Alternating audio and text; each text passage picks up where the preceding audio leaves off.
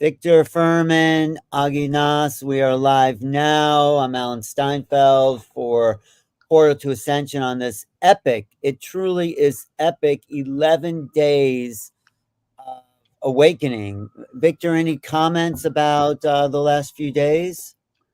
As always, these presentations are wonderful. We have an opportunity to bring to our viewers many different varied opinions and talents and skills and experiences. And I think the word for me is experience, because those of us who are experiencers really enjoy sharing and hearing and having confirmation from others that we've had the same experience.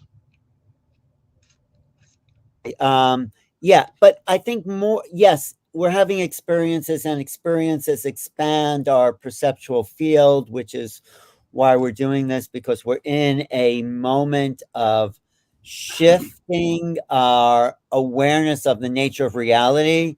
Thanks, Michelle, for being here. Michelle Anderson. You're Michelle Anderson welcome. Thank is you. the heart. I always like to say this about Michelle. She is the heart of our community here. She reminds us of what it's all about. I was just saying that we're doing this 11 days, Michelle, because we're in this evolutionary point of cognizing new realities, and this is a sort of roadmap for the new values, the new perceptions, awarenesses coming online, and we can never forget, of course, the heart. You have anything to say about that, Michelle? Well, I really appreciate that, Alan. It's so sweet of you to say that. And but I really feel that Portal to Ascension models the energies that we're looking forward to in co-creating a whole new paradigm for ourselves. That an old, outdated structure is crumbling right before our eyes, and we're all a part of it. And what Portal to Ascension models is a unity through community experience where we don't let our differences divide us. We celebrate our similarities.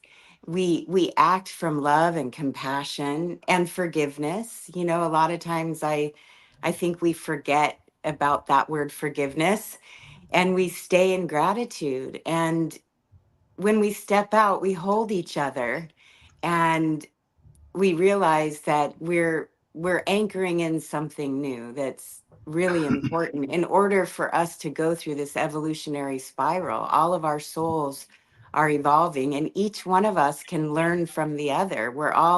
I feel like we're all students and teachers at the same time. Right. And we see that here. You know, yesterday I haven't been on since opening. I haven't been on camera or anything since opening morning a couple days ago, but I've popped in on the YouTube channel, and I saw Anita Morjani yesterday. She gave an amazing talk, and Isha did a great job hosting her. And I think I saw Althea yesterday as well, doing her light language and giving a message. And I'm so glad these are recorded so people can come back and look at different episodes that really impact them. And Mhm. that's really what this is all about, you know. And Yeah. I know that Augie's gonna give a great presentation. And we're just I'm just so grateful to everybody who's here too. A lot of people from all over the world are tuning in. It I just know, I know. Yeah, We are connecting the dots on the planet. And what yeah. you just said about forgiveness and love and uh, opening is the grounding of all the new knowledge that we're adding to people. So yeah, people can have meetings with ETs, or transcend old timelines, but it's all grounded exactly in what you said. And Victor writes some beautiful Oh, poetry about Victor, your poetry leads us through this. This is Thank you. Yes, absolutely. And Alan, I just want to say thank you so much. You say that I'm the heart, but I feel like you really model a merging of heart and mind. Your Oh, mind is so sharp, and your memory for details of, it seems like you know almost every single speaker, and you've been doing this for so many years, and I feel like you're the real model oh, here as well. So thank you so much for what well, you do for Portal to Ascension, oh. joining in and making us a community. Thank you for saying that. I mean, this is my passion. What could be more exciting than finding new ways of perceiving reality or new techniques for awakening consciousness? I mean, what would you rather do? Go to a football game? Not that there's anything wrong with that, but I mean, and that's exciting for people. But for me, it's the unknown, it's the new, it's the possible that we're coming into a new way of understanding the whole nature of reality. And that's never been done in this way before. Of course, there's been paradigm shifts throughout the centuries, but what's happening now, it's something brand new for the human race. That's my feeling. And Yeah, I have you noticed that there's a lot of obstacles we're overcoming and having to jump through y- lately? yes, well, Yeah, I like this morning I woke up. You can see my videos lengthwise because yeah, I have to be on my cell phone because our power went out and we have no power right now. And I'm in Southern California. So I really feel myself coming into so much empathy for what's happening around the world. And we're seeing, a massive fire in Wyoming, and the floods, and the wars and the discord. And I I yeah, I feel like it's so important to mention that because yeah, we need to stay in empathy and compassion and not collapse into it, because we it's really important that we hold the field for anybody that's suffering, and that will help lift the vibration to change the course and to continue our mm, meditations with massive amounts of numbers of people yeah, coming together to vision in the easing of the suffering, and wrapping our love around people that are yeah. in need of extra attention and care. Yeah. Victor, how do you integrate all of this? You're sort of at the forefront of consciousness, yet you have this deep heart of compassion as well. So there's a thing about the new, and then there's the humanity, which is so essential if we're moving to some greater awareness. How do you integrate it? I've had a spiritual calling most of my life. And in the 1990s, that calling led me to an organization called the New Seminary of New York, which was one of the first interfaith seminaries in the world. And what I learned in my studies there is that there is an iteration of the golden rule in virtually every faith and religion. And if people would focus on those basic tenets, love thy neighbor as thyself, do unto others as you'd have them do unto you, everything else falls into place because that's what it's about. We are here to care for our sisters and brothers. We are here to reach out and bring empathy and compassion and love and support to those in need. And when we need, we're also going to have that return to us. It's a Right. very, very simple formula. And it's my firm belief that our world will move forward with these gifts of compassion, empathy, and love. Oh, Wow. And I so think it's so beautiful. important because we're learning that we are a quantum consciousness, that we're all connected, and we're all part of this bigger super organism that connects all our hearts and minds together. I mean, we're learning that. Did we lose Augie? Did we lose him? He popped Yep. out. Let's see if he comes back in shortly because oh, here he Okay, is. Here there. he's back. There There he he is. You're back. is. Okay, Well, wonderful. I'm well, gonna see we if I. should get to him soon. Do you have a? I was going to just look at the schedule today and tell people we have Agi Nas coming up now, and then we have Matthew John, who's a fantastic, very funny. He bases his world on astrology. Then we have Eluna, do you know her? Okay. And No, Dana I don't know Makuchi. Luna, but I know Emilio is hosting for her and Okay. speaking with her. And Dana Makuchi is a world traveler. I've interviewed her a few times. She plants seeds around the planet of consciousness. And Vivianne Chavalt, who's our favorite Arcturian, isn't she? She is. Oh my gosh, her meditations and her messages are right on point. Right. And then Sol Tara coming up after her. Do you know her, Sol Tara? No, I'm emceeing for a bunch of new people I've never met before, and I'm really Okay. excited to meet new people. Well, that's one of the reasons Neil did this because he wanted to get new voices out there. Yeah. Beth Malonis is interesting. Brooklin Raine, I've been researching her. I haven't met her, but I like where she's coming from, a sort of alchemy, breath work, a shamanic background. Very, very interesting. And of course, our old friends JJ and Desiree are on, where I actually interview them. I'm in that video. And then at the end of the day is Paul Wallis, who's a brilliant ancient civilization, modern day historian. Come on, equates what happened with ancient civilizations with what's going on here. I think that's where he'll be tuning in. We have Okay. a lot more speakers today. Yeah. Yeah, Yes. today's a very, very full Alan, day. That's 10 Yes. speakers. Alan, before I interview or get Augie introduced, Yes. I'd like to share a poem if I might. I was going to ask you to share a poem, and then you go right into Augie. Okay. There we go. Okay. Thanks.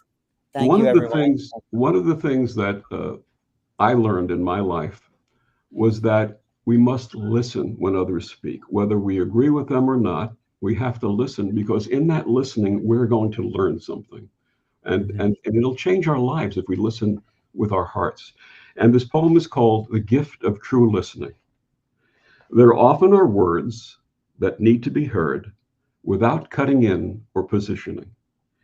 Your heart will be stirred and compassion conferred when you offer the gift of true listening. You'll create sacred space while bestowing great grace, with love all around you glistening. It may be any place that a soul you embrace as you offer the gift of true listening.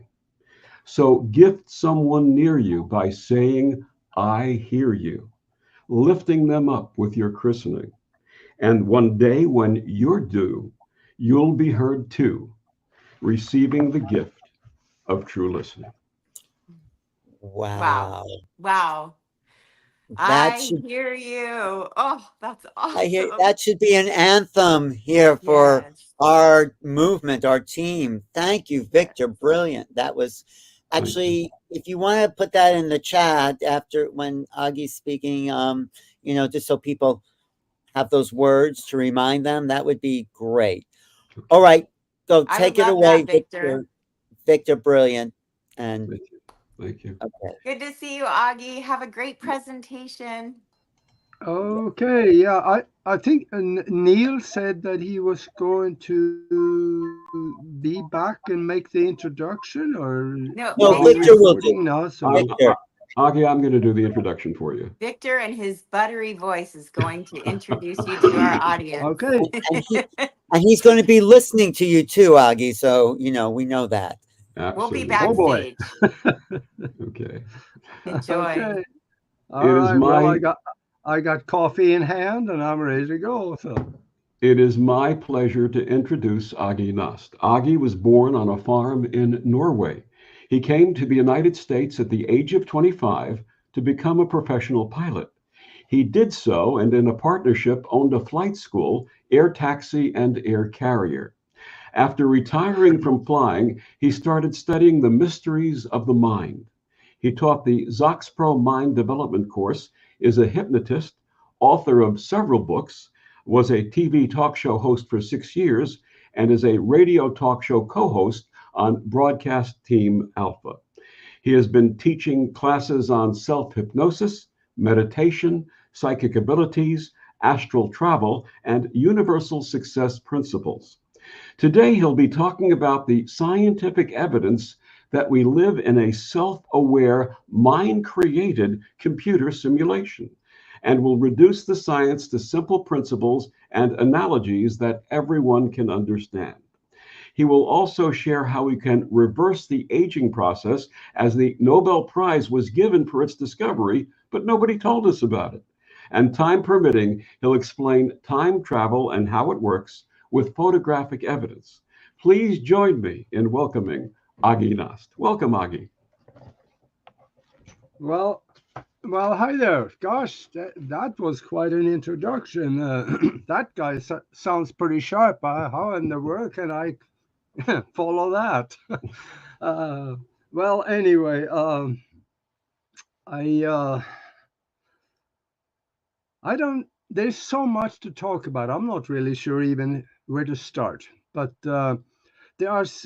Whenever I talk on these things or shows or interviews and stuff, I wanna talk about things that makes people's lives better. And it seems like sometimes we talk about some of the same things all the time, but it's okay because there are new people coming into our sphere of influence all the time, and they need to hear it. And then again, the ones that has heard us talk before, they need to hear it again also, because ask any salesman, they tell you that they hardly ever make a sale unless they ask for the order 3 times. And chances are that there are things we talk about that we need to hear 3 times before it sinks in and we understand it. So when we have heard things before, just open up the mind and absorb it again, because it is coming at us for a reason. And remember also, we create in our reality every day. We recreate some of the things that we have done in the past, hopefully the good things, and then we create new things. And we solidify the presence, and by the way we think, we act, and we do, and we create mental images in our mind, we create the future. Boy, that's scary, isn't it? Some of the stuff we think about, whew, we create the future. And when we understand that, we should really be a little careful with what we allow to dwell in our mind the most, and what we think about, what we say, what we do, what we tell other people, without not necessarily being totally 100% sure of it is being correct. I have found myself telling stuff that I later on found out that wasn't the whole story. So we need to be a little careful. And when we're thinking about the fact that we are creating the future every day, I'm going to ask you a question. Are you ready? What would you do? What would you start tomorrow morning if you knew you could not fail?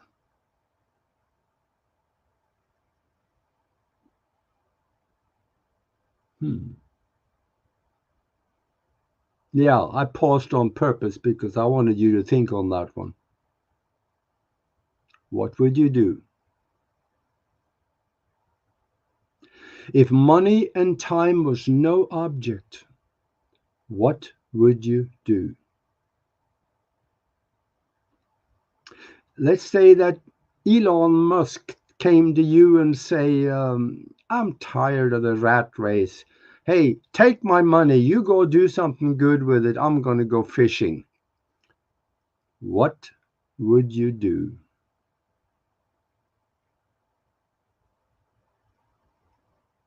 Yeah, that is something that we can think about.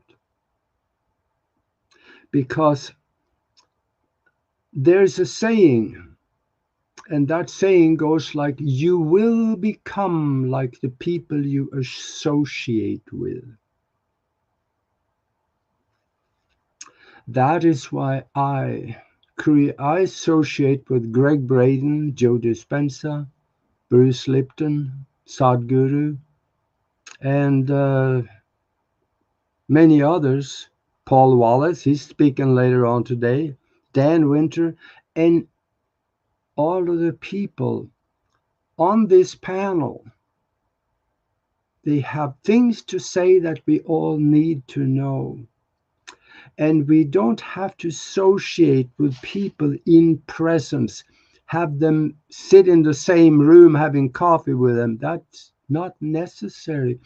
We can watch their videos, we can read their books, read their speeches, and absorb what they talk about.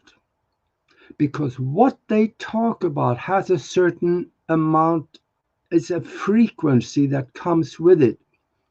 There is an awareness that is being absorbed by us, and it helps raise our vibration closer and closer to their level. That is why we need to listen to things like that every day,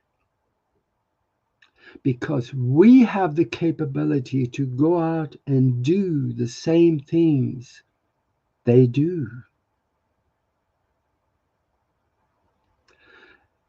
Maybe we feel like there were times when I felt like, yeah, that would be great. It would be nice to do things like that, but I didn't feel like I was quite ready or capable. Yes, we are. All it takes is a little more dedication, study, association, and action. And that is one of the things that we do in the mastermind that Nori Love and I put together, and we do on Sundays and Monday night and Wednesday night. We created this mastermind so everybody being part of it can accelerate the process of acceleration into a higher state of consciousness that will bring us into a fifth dimensional existence when that time comes, because we will be ready for it. We will not be left behind like many will be. That doesn't have the vibrational frequency in their body and mind and spirit to be able to handle the higher vibration. What we do in the mastermind, we do incredible things. Let me first give you there's a definition for it. That is, when two or more minds are united in harmony, they create a third mind that has the potential mind power of the two or more of them multiplied by each other. Now, when you get a whole bunch of people together and we join minds and we focus on, let's say, one specific thing, that is powerful. Let's say that if 1,000 people get together, concentrate on one thing with emotion, intention, vivid, colorful images, with gratitude for already having it now,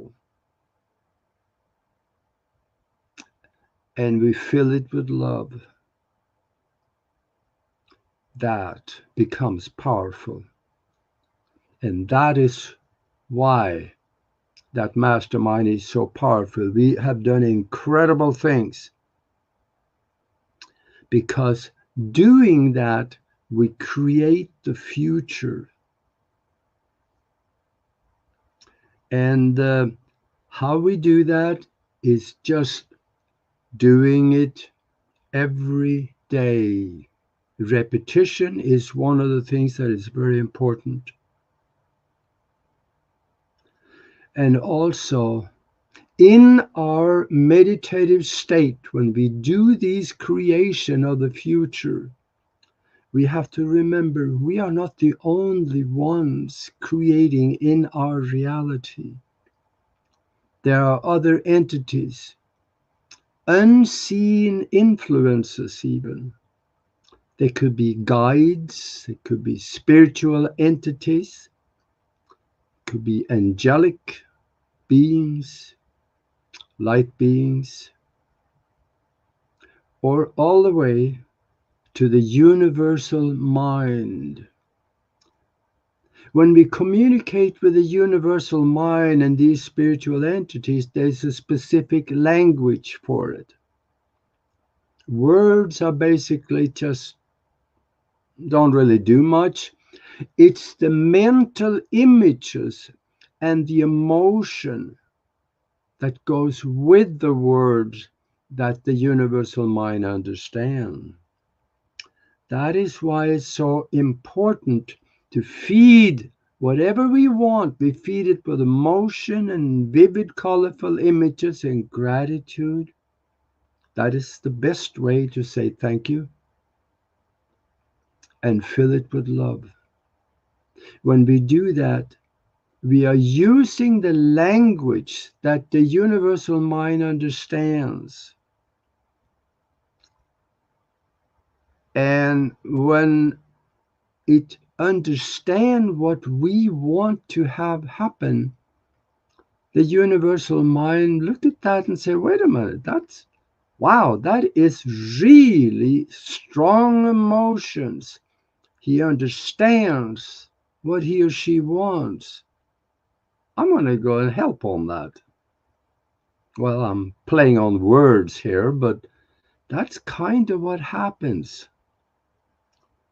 And in order to go about doing this, you have to know what you want. That is very important. A lot of people, they just go through every day and they say, oh, well, whatever happens, happens. Yeah, I'll guarantee you it will happen. And it is one of those things that you may not like. You have to develop a vision of what you want to happen and dwell on it every day. And I know this turns into more like a motivational talk, but some of us kind of needs that. Because I also, by doing this, I also talk to myself. I need it. And many of the people listening here, they needs it. So one way that we are doing this mastermind, we are taking specific things that people in the panel or the group needs or wants. That could be health. We have done amazing things with health. So an example, one lady, she was basically on her deathbed in the hospital.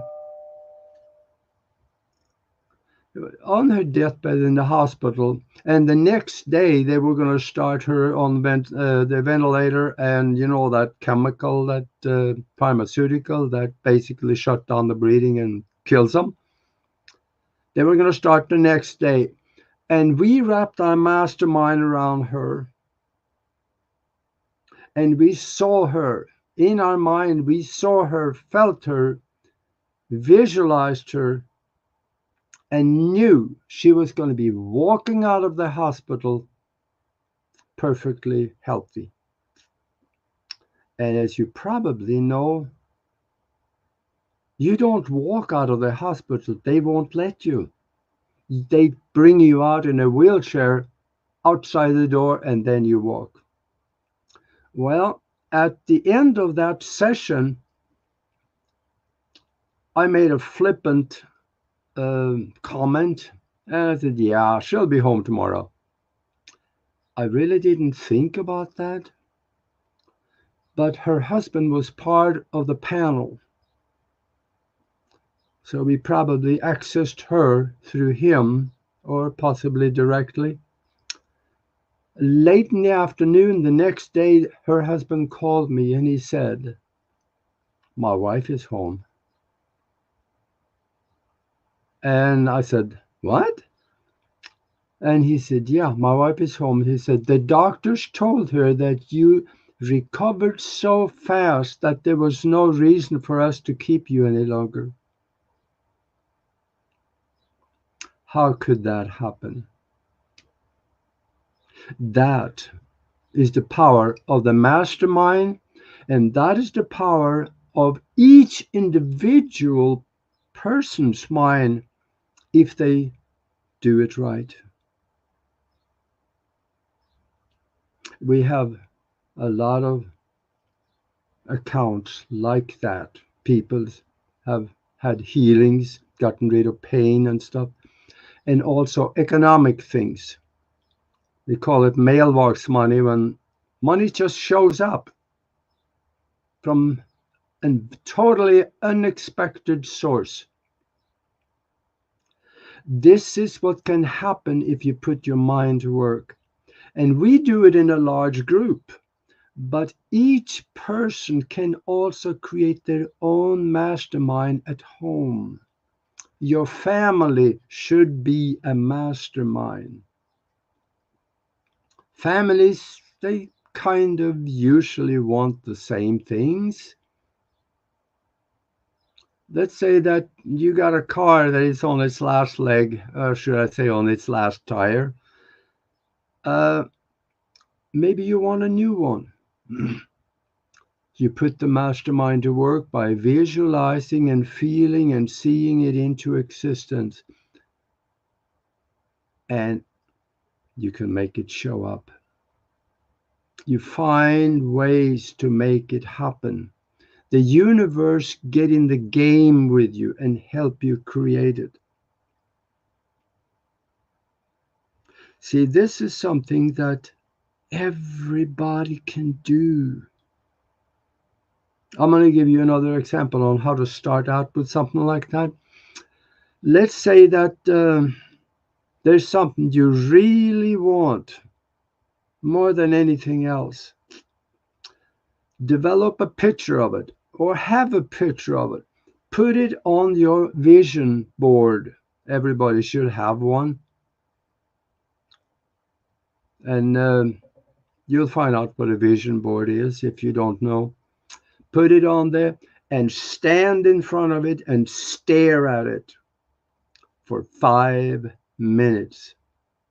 See yourself with it, in it, doing it, being it. Feel it, love it. Live it. You can take that mental image, put it in the future, let's say towards a birthday party, a New Year's party, because you have developed that image of it and the feeling. And you feel the gratitude for already having it and you love it into existence. Place it in the future. Do this every day. Stare at that thing and go back and forth to that mental image you placed in the future at that New Year's party. See yourself standing around New Year's Eve, toasting with friends, toasting the success of what you created. You live it before you have. You live it in your mind before you have to live it in the physical. This is something that the super successful people of the world, this is what they do. Why shouldn't we do it? And as an example, a theoretical physicist, they come up with new ideas that they go and make scientific experiments on the basis of. Let's say you have a blackboard in front of you, 12 foot tall and 20 foot wide. Some of these blackboards that the theoretical physicists use look like that, full of equations. And they have one little section. They sit there and stare at it for hours. They don't see the equation. They see the concepts that is represented by the equation. And they interact with other concepts on the board, and they try to figure out and see how do they interact. What would happen with this one if others support it? Can it create something that is the truth that we can rely on? We do the same thing. We create it in our mind, and we reach out for help in the universal mind and in other minds around us. And we bring it in to our existence. And there are spiritual entities around us. Sometimes all it takes is to ask for their help. We can bring them into the mastermind, a family mastermind. We can envision an angelic being being part of this family mastermind. We do that all the time with the mastermind that we're doing. And that's why it is so successful. Because these are angelic or spiritual or light beings that have unlimited creative capability in the physical with us. All we have to do is to ask. But it is very important that we do ask. Because when they have permission, they can come in and do their work that overlays all the things that we feel we are capable of. And I wrote a book that explains exactly how to do that: spiritual science, higher conscious thinking, and how to access the universal consciousness. This book will teach you how to use your mind in ways you normally would think would be impossible. And it can be simple. I didn't say easy, I said simple. It isn't easy because it may be a little bit of effort on your part, like maybe practice a few things, but it can be simple.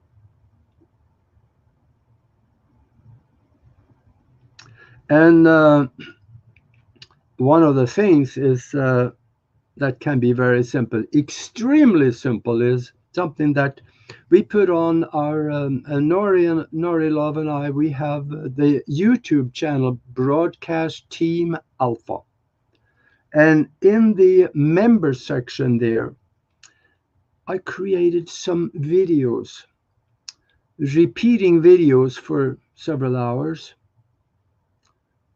that will help you to reprogram your subconscious mind for success, for good health, getting rid of bad habits, install new habits, and other things. And you can, when you go to sleep, turn it on a computer and lower the volume so that you can barely hear it. But your subconscious mind hears it. And you run it while you sleep. It'll help you reprogram the subconscious mind while you sleep.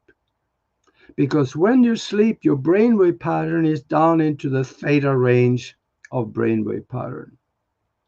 And that is similar to the brainwave patterns you develop under hypnosis.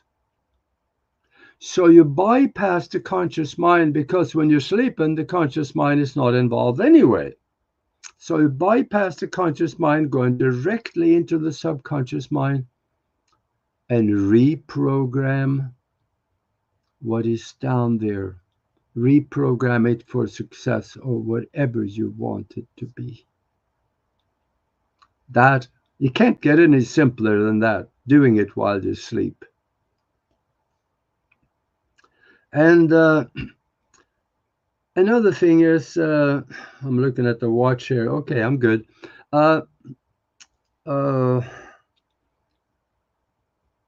Why does this work? It's because the hardware in our computer, our brain, both in the head, the cranium, and the heart. Yes, there's a brain in the heart too. A brain with about 40 to 60,000 neurons that is responsible for most emotion. And that brain is hardwired to the brain in the cranium. So the reason this works is because we live in a mind-created universe. A universe that is in holographic form, created by the mind. That is why what we create in our mind, we will have showing up in our reality around us. So now there are scientific experiments, repeatable scientific experiments that prove this is true. It's not just a double slit experiment. There's a plethora of other experiments like the Helmut Schmidt experiment over in Germany.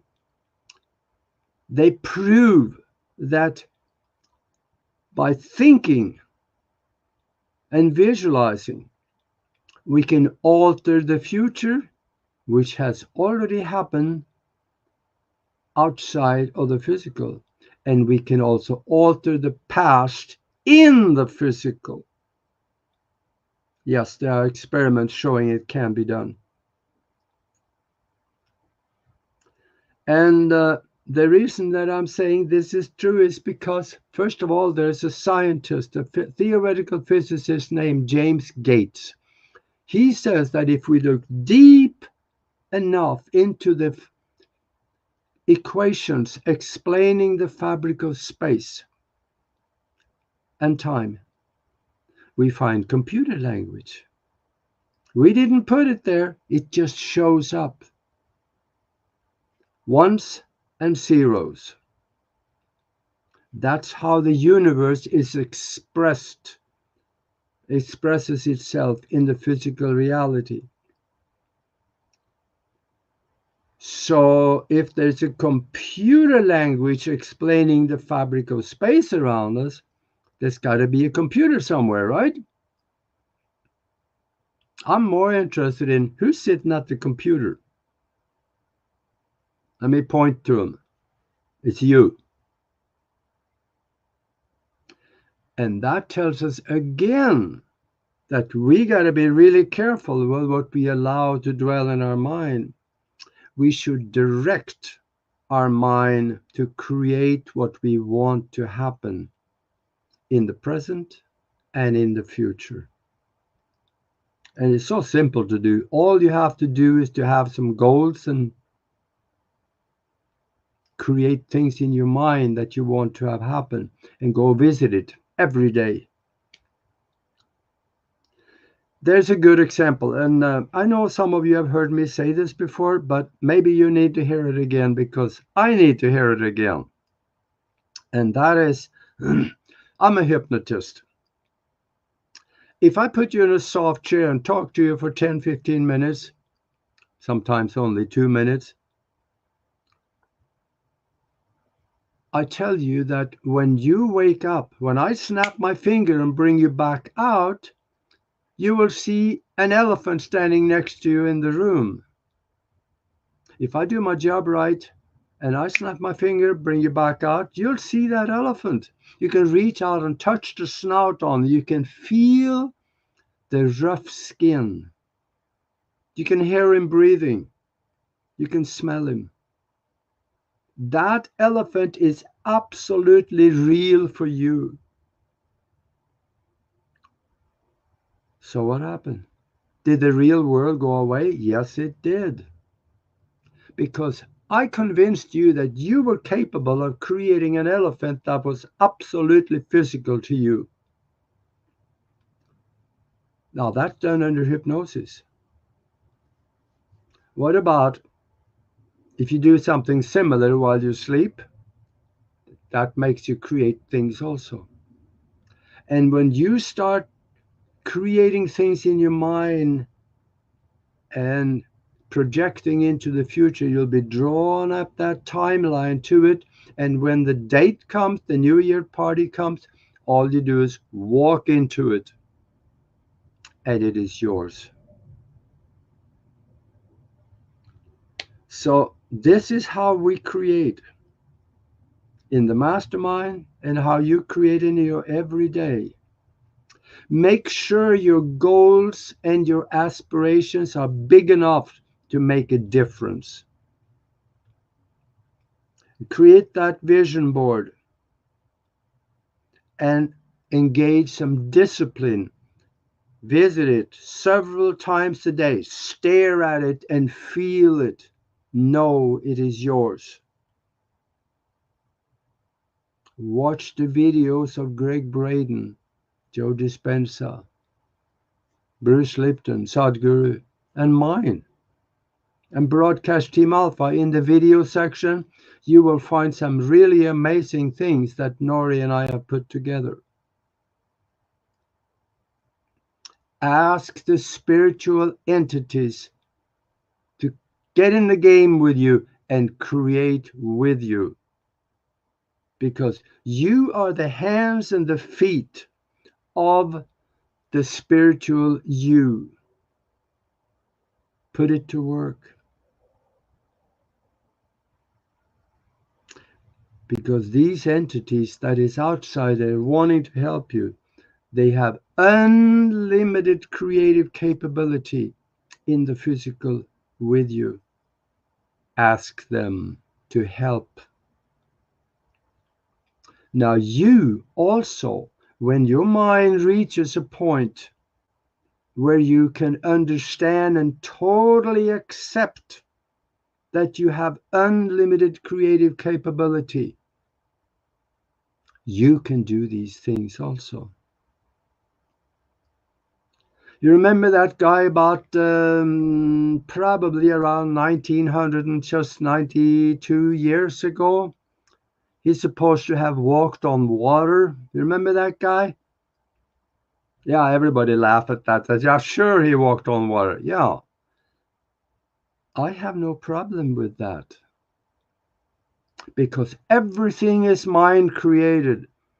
His mind, after he came back from India, his mind was strong enough to alter reality so he could walk on that water.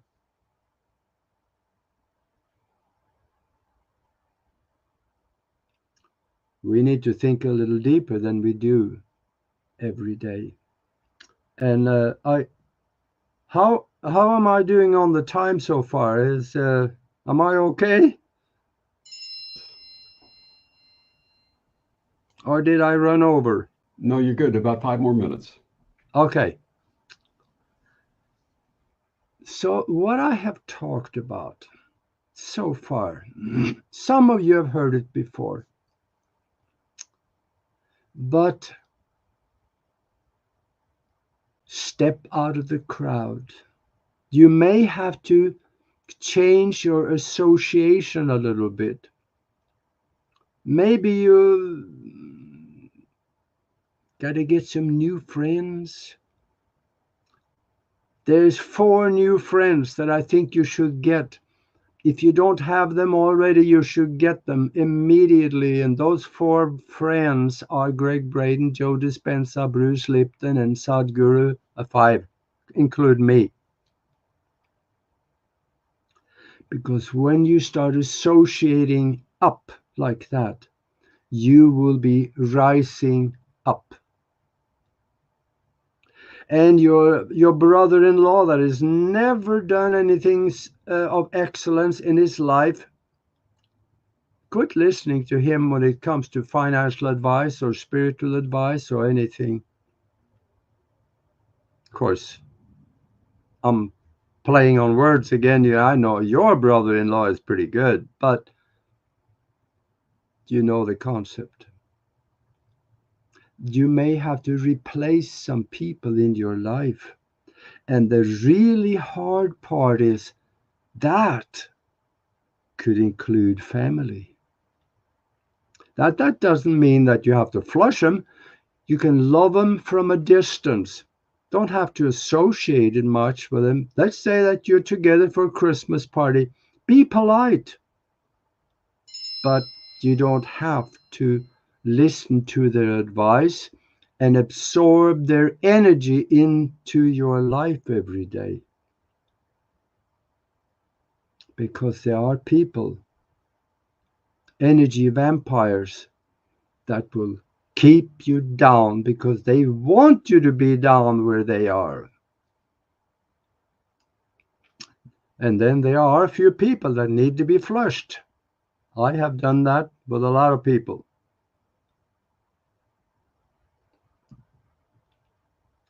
But we still can be polite and love them at a distance. We need to know what we want. And we need to spend some time on that. What would you start tomorrow morning if you knew you could not fail? What was that one dream that was so big it scared you? And you looked at it and said, wow, man, that would be nice to do.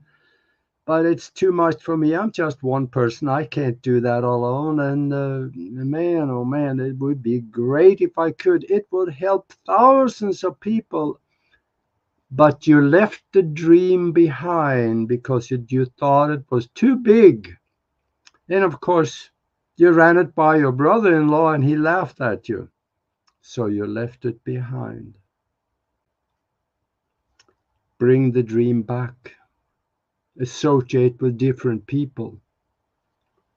And when it comes to money, there's another book, Universal Success Principles and How Billionaires Think. Get in touch with me and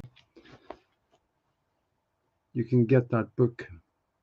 That will explain how you work the economic side of things. There are some brilliant ideas in there that I got. I'm on first name.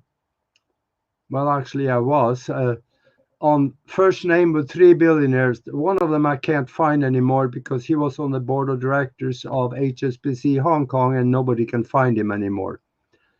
So think about that.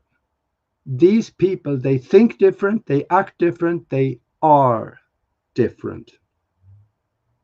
You'll find how they think and what they do in that book. It also engages some of the things that I talked about here. How to create in the mind before it becomes physical. I sat in the living room of a billionaire in the Midwest and he said, I don't do anything before I first work it out in detail in my mind. And then I hand it over to capable people. We should do the same. we should think in three-dimensional chess. That's a concept. Two-dimensional chess is hard enough. I used to do that. I was good at it. But three-dimensional chess, that means that you work the lower board and you don't know what is up on top yet before you get there.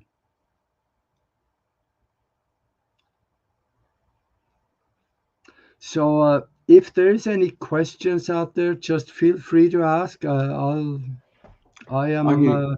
Please share with our viewers where they can find out more about you and your work. Say again? Yes, please share with our viewers where they can find out more about you and your work. Okay. First of all, I would say watch our videos on YouTube. We are on 44 different platforms, so you'll find us probably pretty much anywhere. But YouTube is the only place where we actually are monitoring the chat room, and that's where you can ask questions and get answers. That's a good place. Broadcast Team Alpha on YouTube. And also we have a website called broadcastteamalpha.com where we have where the shows are there, but there's also something there in the picture gallery.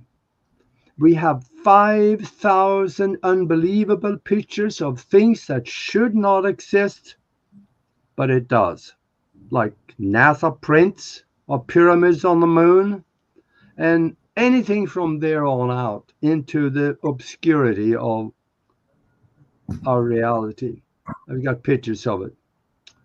And some of them I took myself, and also for those of you that want to have a look, this is a novelty for you. Some of you that want to have a look, go into Broadcast Team Alpha on YouTube and scroll down. There's something there on 2 subjects: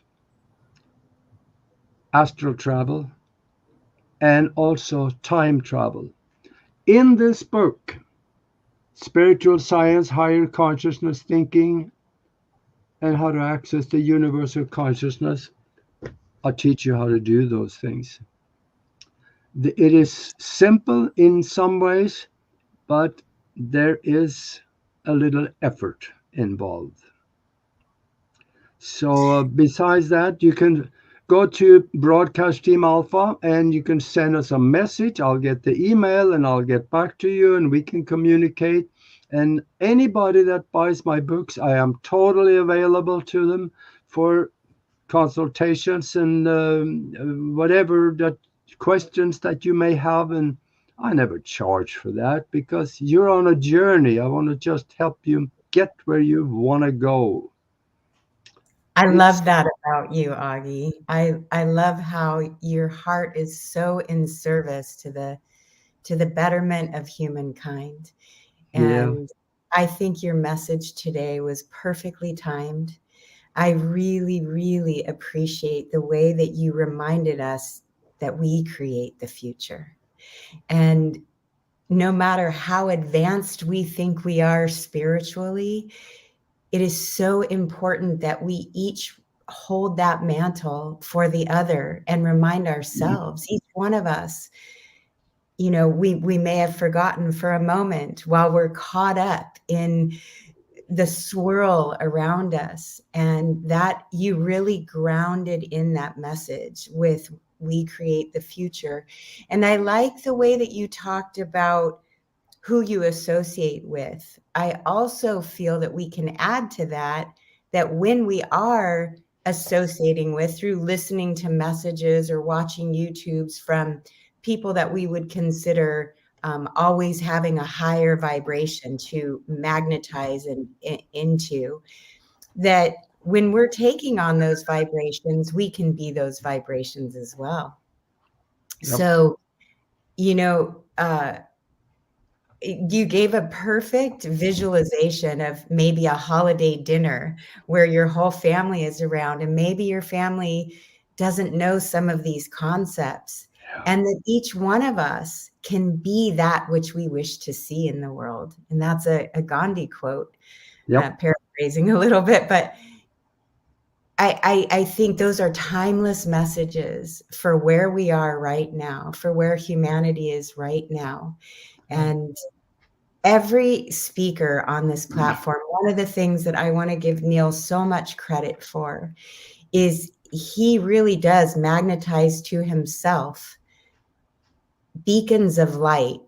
All of us that are on this platform, I feel have a goal in mind. And that goal is to help us all remember who we truly are at our core, and to never lose that connection, never lose that connection, and to surround ourselves with benevolent beings who are emanating those waves of light when times feel like they're getting dark, that we can be that light and be that light for others. And you express that so beautifully. You really brought a lot of messages forward that I think many of us here appreciated hearing. So thank you for delivering it with grace and beauty, as you always do, Augie. Thank you for showing up and being you.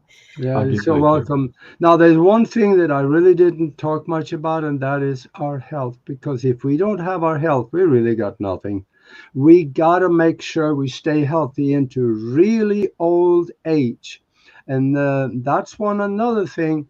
There is on Broadcasting Alpha on YouTube, I got a video talking about how to reverse the aging process. In here, I explain how to do it.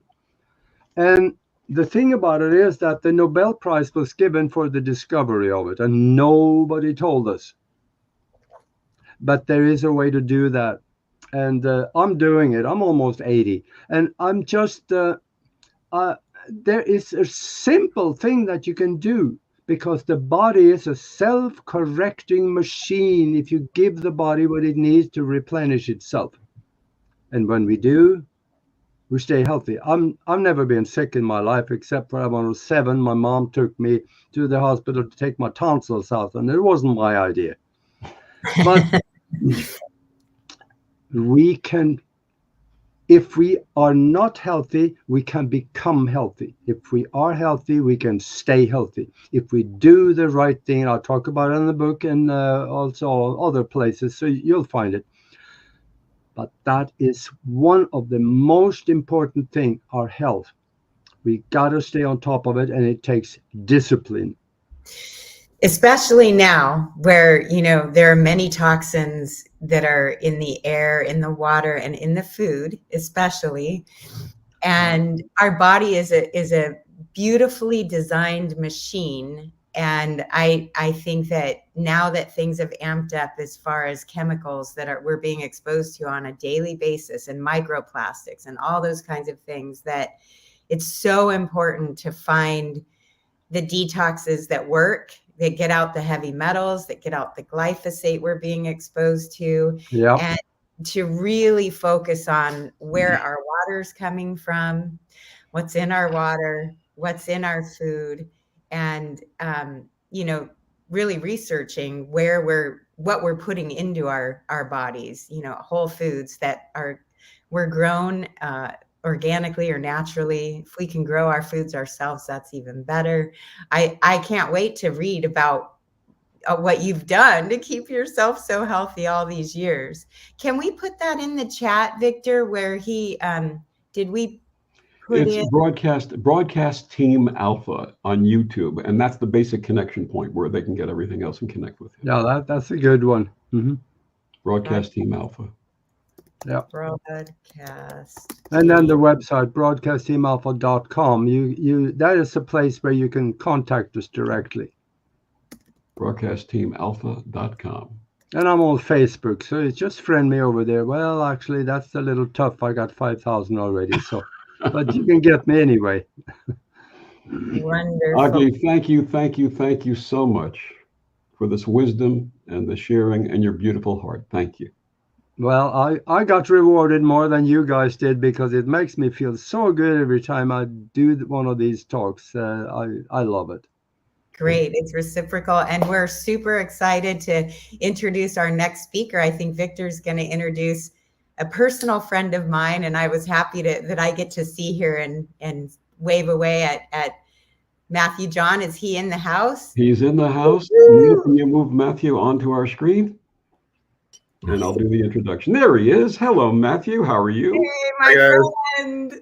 Hello. Matthew, I'm going to do your introduction right now. Matthew John is an internationally recognized spiritual teacher, intuitive, psychic medium, trance channeler, intuitive astrologer, starseed guide, energy healer, medical intuitive, speaker and spiritual life coach, mentor, working with angels, archangels, ascended masters, and galactics. He's a gifted intuitive wisdom channeler, trance channel, and a transmitter of healing frequencies. Matthew's been on a 14+ year awakening journey. His powerful and effective teachings and healings are a product of many intense awakening experiences, deeply human ordeals, and tens of thousands of hours of study. He receives clear guidance from his guides, which he shares with his followers and clients from around the world. He specializes in helping others to heal their childhood and past life traumas, reading people's life plans from a soul perspective, as well as serving as an activator and a mentor for starseeds and those who are looking to accelerate their spiritual development. As a Syrian, Blue Avian, Orion, and Andromedan starseed. Any other, Matthew? Any other planets there? Any other star systems in there? Actually, no. As far as I know, that's it. Syrian, Andromeda, Avian, Orion. Matthew is intimately familiar with the mission of starseeds on Earth. He guides clients and followers to connect with their starseed origins and find their divine service for work on Earth.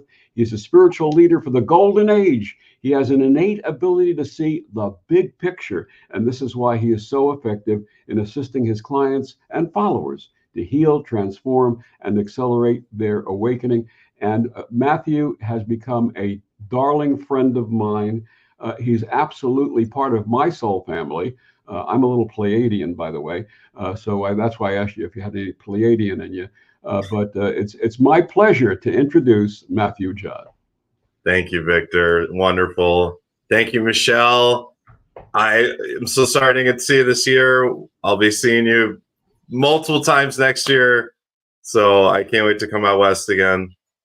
You're muted, but Sorry about that. Well, I'll see you. I know I'm going to see you soon, and I can't wait to give you a hug and hear what you have to share. And we'll hear your presentation now. I'm going to turn my camera off and listen, but much love, Matthew. Thank you. Much love. And Matthew and I share another spiritual quality. We both love good jokes. So Matthew, it's all yours. Take it away. Thank you so much, Victor. Amazing intro. I wish I could, hire you full time to just like kind of knock on my door every morning and give me kind of a hype up for the day. What a voice. Can you imagine if you had that voice every day to get you going, get you motivated? That's why he's called Victor the Voice Furman, one of the great voices of our time, one of the great poets of our time as well. Victor, I love your poetry, and I loved interviewing you for my show, The Stars Align. And for anyone that wants to check out my show, go to my YouTube channel, Matthew John Spiritual Teacher, and you can check out, it's actually the last episode was episode 8 with Victor the Voice Furman, and episode 9 will be coming out very soon. So thank you, everyone. Thank you, Neil. Thank you, Portal to Ascension, for having me on today. Today is a very special day. Every day, of course, that we wake up on this planet is a special day, but we could say that today is a more special day than usual. If we look at the astrology of today, there's a very significant event occurring. We have Pluto, the outermost planet, but the most powerful planet in astrology, making a station phase literally today. Pluto has stationed at 29 degrees and 38 minutes of Capricorn. Now, some of you may be saying, Capricorn, wait, I thought Pluto was in Aquarius, right? It was, and it has retrograded back into Capricorn for the final time for the next 3 centuries, friends, the next 3 centuries. this is it. So Pluto is stationed today.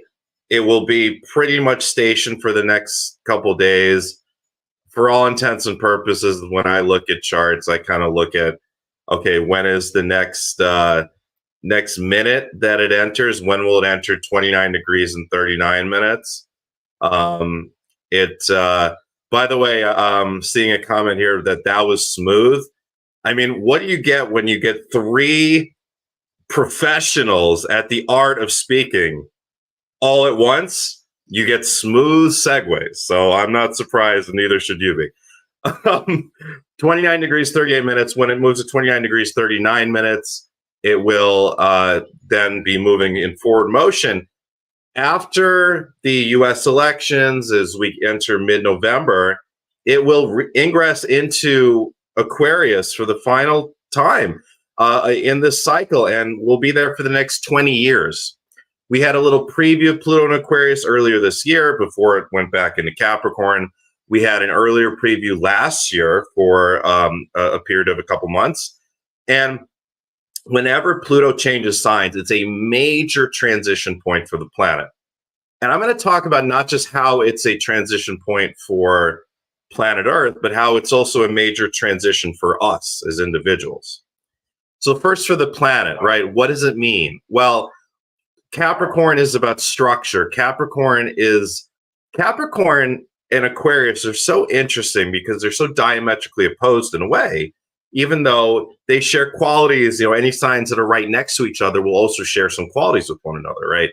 But Capricorn being about structure, being ruled by Saturn, right? Capricorn is in charge of a top-down structure. And the way that our society, not just here in the United States or Canada, but all Western societies and really all governments on this planet, how are they structured? They're structured in a top-down matter of rule, where you have different levels of influence, right? And as you go up a chain of influence, and every step above has more influence and usually more information as well than the steps below. And this top-down structure is, if we root it back to the most recent cycle that our solar system and our planet, when it was in the photon belt, and the photon belt is this area of increased light that we enter into at specific points in our solar system's cycle, and we can divide it really into 26,000 year cycles. And we are at that 0 point, if you will. We are at that culmination point, both the beginning and the end of the old cycle and the beginning of a new 26,000 year cycle. That's really what was meant by the end of the Mayan calendar in 2012, was that it was the end of this 26,000 year cycle and the beginning of a brand new cycle. And really, we could, it's hard to say when exactly is the delineation point of that 26,000 year cycle. One could say it was as early as the harmonic convergence of 1987. One could say that it hasn't even happened yet, right? Same for, when is that delineation point between the planetary age of Pisces and the planetary age of Aquarius? Remember, when we talk about planetary ages, it's retrograde. And same, was it 1987? Was it 2000? Was it 2012? Was it 2020? Is it 2024? Is it 2043? Is it 2140? Regardless, we're in this about 200-year kind of segue. We're in this 200-year bridge between the ages and between the end of a cycle and the beginning of a new cycle.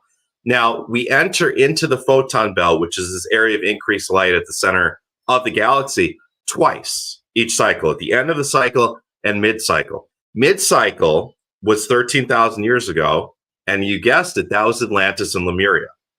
So this top-down structure that we've been used to, as far as the way that governments operate on this planet, not just governments, think about the way corporations operate, think about the way public schools operate. Almost all organizations operate with this top-down structure, which is Capricornian and Saturnian in nature. Where does that root from in our modern era? It roots from Atlantis. So it's an Atlantean structure, and there's nothing wrong with it per se. and it's not something that will just never happen again in the new earth. It's just something that will become less relevant as we transition. And when I say will, I don't mean in the next year. I don't even mean in the next 5 years or even in the next 10 or 15 years. This is a very long-term process, this evolutionary process and the ascension process of planet Earth. However, we will get to a point eventually when we are really living in the new Earth, and that Capricornian, Saturnian top-down structure has in general transformed into a concentric circular structure, if you will, which is Aquarian in nature. You think about Aquarius is the water bearer, sometimes traditionally has been portrayed, depicted as a man pouring water, and sometimes as a woman pouring water. But if you think about the image of the water bearer pouring water, right? The water bearer is both taking water and pouring it. And remember, Aquarius is an air sign. Aquarius is about communication. But there is that connection with the depiction, the glyph of the water bearer and water. And think about what happens when you have an undisturbed pool of water or an undisturbed lake, and you take some water and pour it, right? You create concentric circles. And that's the Aquarian ideal of how society is structured. Concentric circles of influence, okay? How will that eventually, and again, this is way in the future, but eventually, how will that kind of look and feel? Well, let's take, our country, I'm in the US for example, right? We have the underlying, in a way, it's kind of interesting. We already have the underlying structure of that because you have town governments, you have city governments, you have county governments, state governments, and then the federal government, right? So in that sense, like that feature of the Aquarian ideal of the way I see it and the way the ETs tell me about it, right?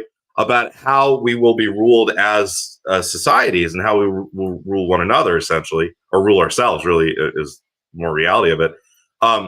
It's the seedlings have been there for forever during this Capricornian time, but it's just a transition from that the locality and the local rule that is in this pyramidal structure to councils that are simply councils of equals. This is how the Pleiadians manage their societies. This is how we manage our societies, those of us that were in Lemuria. Councils of people of equal power and influence, right? Now, Pluto right now, as I said, is stationed.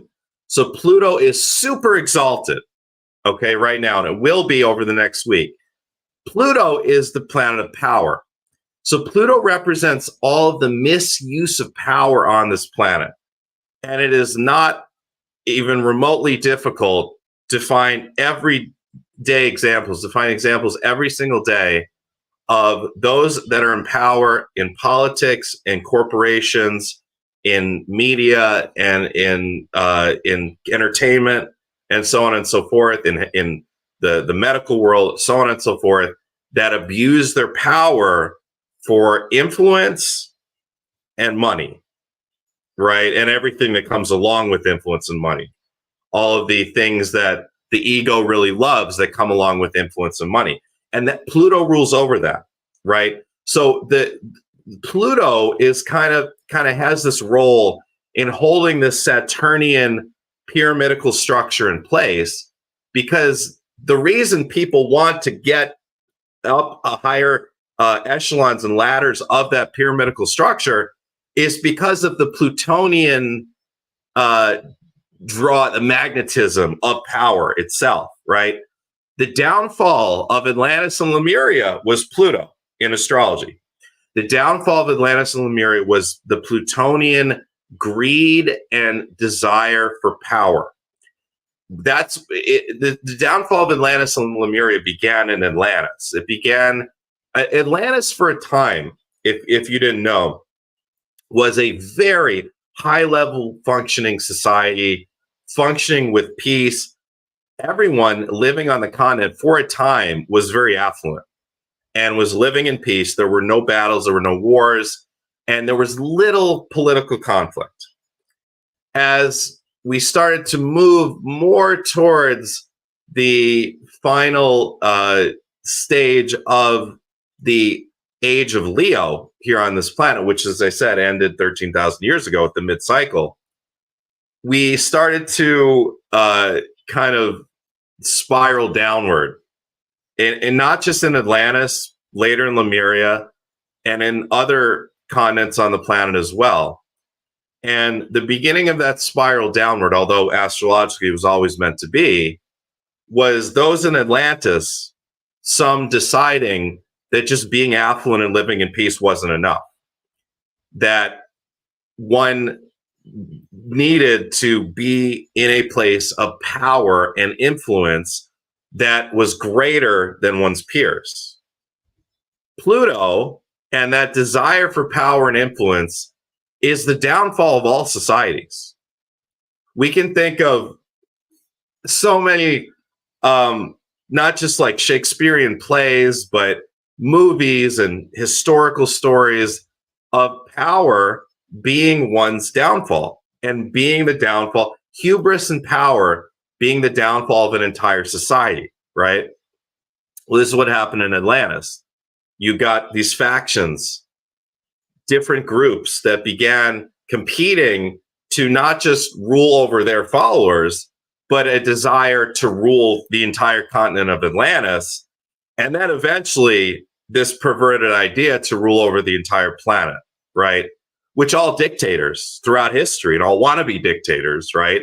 This is ultimately what's in their psychopathic, narcissistic minds, is they want to rule over the entire planet. And that's exactly what happened in Atlantis. And then you have these big groups with big ideals and big egos at the top, right? All of a sudden saying, no, I'm going to elbow out every other group. And then eventually you have war, right? And the war began between these factions. It was a civil war in Atlantis. That's how the destruction of the planet began. And eventually it extended out to Lemuria, because these groups decided, well, while we're at it, right? Like so many examples in history, you know, a country invades another country and they say, well, while we're at it, while our military is doing what it's doing and we're sacrificing all our young people, let's invade another country as well, right? That's been a danger with a particular country over the past couple of years, hasn't it been? You know, luckily it really hasn't happened. And okay, that's what happened with Atlantis. And Atlantis said, all right, well, we're going to also invade Lemuria, right? And the Lemurians had little power to fight back because they had not been adequately prepared for that. Only at the end did they start to train, their citizens in military expeditions. Before that, and I say us because I was in Lemuria and so many of you were in Lemuria. So many of you were in Lemuria and Atlantis, right? But in Lemuria, for almost the entire length of that civilization, we were peaceful people. We wanted nothing to do with politics. We wanted nothing to do with war. The way that we ruled our society in Lemuria, we had different states, like we do in the United States, like you do provinces in Canada, right? We had different states, but it was this rule, this Aquarian rule of concentric circles, right? You would have a small council of usually 6 to 8 that would be in charge of a local community of maybe 100 people. And when I say in charge, it wasn't like they were making rules. They were listening to the concerns of all the people of the community. What do the farmers need more of? What do the children need more of? What do the animals need more of, right? How can we live with zero waste? How can we live without causing any unnecessary strife amongst ourselves? Anytime there would be some sort of major, issue, some sort of major point of consternation between, one family and another, it would be brought to the council, and the council would sit down with both families, would bring in experts, would bring in the spiritual leaders of the community, someone like myself, to mediate. And through that, everything was done through discourse, listening, and mediation. How much does your government actually listen to you? Right? You laugh. Almost zero, right? But we will get there. And the way we get there, by the way, during this bridge period of Pluto and Aquarius, is we have to demand what we want. And that part of this bridge of Pluto and Aquarius is the massive and intense proliferation of technology. If you think, right, I joke because I always like to stay a bit behind in technology. That's just who I am. I have an iPhone 8, okay? It's small, it fits in my pocket. It doesn't emit that much EMF radiation compared to the new ones. I'm fine with it, okay? But I will say last night I was down at the lake trying to take photos of the Aurora Borealis, and my iPhone 8 is absolutely no match to the new iPhone 14s or 15s or whatever. So yes, they do work better, but for now I'm content with my little old iPhone 8. But if you think technology has gotten advanced, right, and if you think technology has taken over our lives, wait 5 years, wait 10 years, wait 20 years. Okay, we have not even touched where we're going. There is a principle of technological evolution that is logarithmic, actually, right? And we are at that inflection point right now. We're just about to shoot up logarithmically, okay? So as a part of that, yeah, not just the iPhones and the Androids, but technology in general will be more a part of who we are. It will be uncommon for someone to not, just I'd say probably 5 years from now, it will be uncommon if you don't have, whatever the new iteration of the Apple Watch is, right? Which interfaces with your body. And eventually it'll get to a point of telepathic interface with the Apple Watch or with whatever you're using, right? And it'll begin with verbal, and then it'll become telepathic, and will become more integrated with technology. And a lot of us will reject that. I might be one of those that rejects that. It'll be akin to like 5 years from now. And I'd love to come back to this 5 years, see if I was right. But 5 years from now, not having like some sort of device that you're wearing on you will be akin to, not just me with my little iPhone 8, but like a flip phone. You know what I mean? Like if I was still walking around with a T-Mobile flip phone with 3 minutes after 9, right? And then who knows where it goes from there, even, right? Eventually, a lot of people will actually clamor for and want to have actual devices in them, like in their skin and not just on them, that will interface with, eventually, of course, people will be able to pay with something that's within them, microchip or whatever. They'll be able to manage all of their things. And then eventually they'll be able to actually create a holographic screen using one of these devices. That's where it's all going. And no one's on, if you don't want it, you don't want it. I don't want it. I don't want to go that far. This is about as far as I need to go. The iPhone 8, I'm good, right? But most of Western society will go in that direction.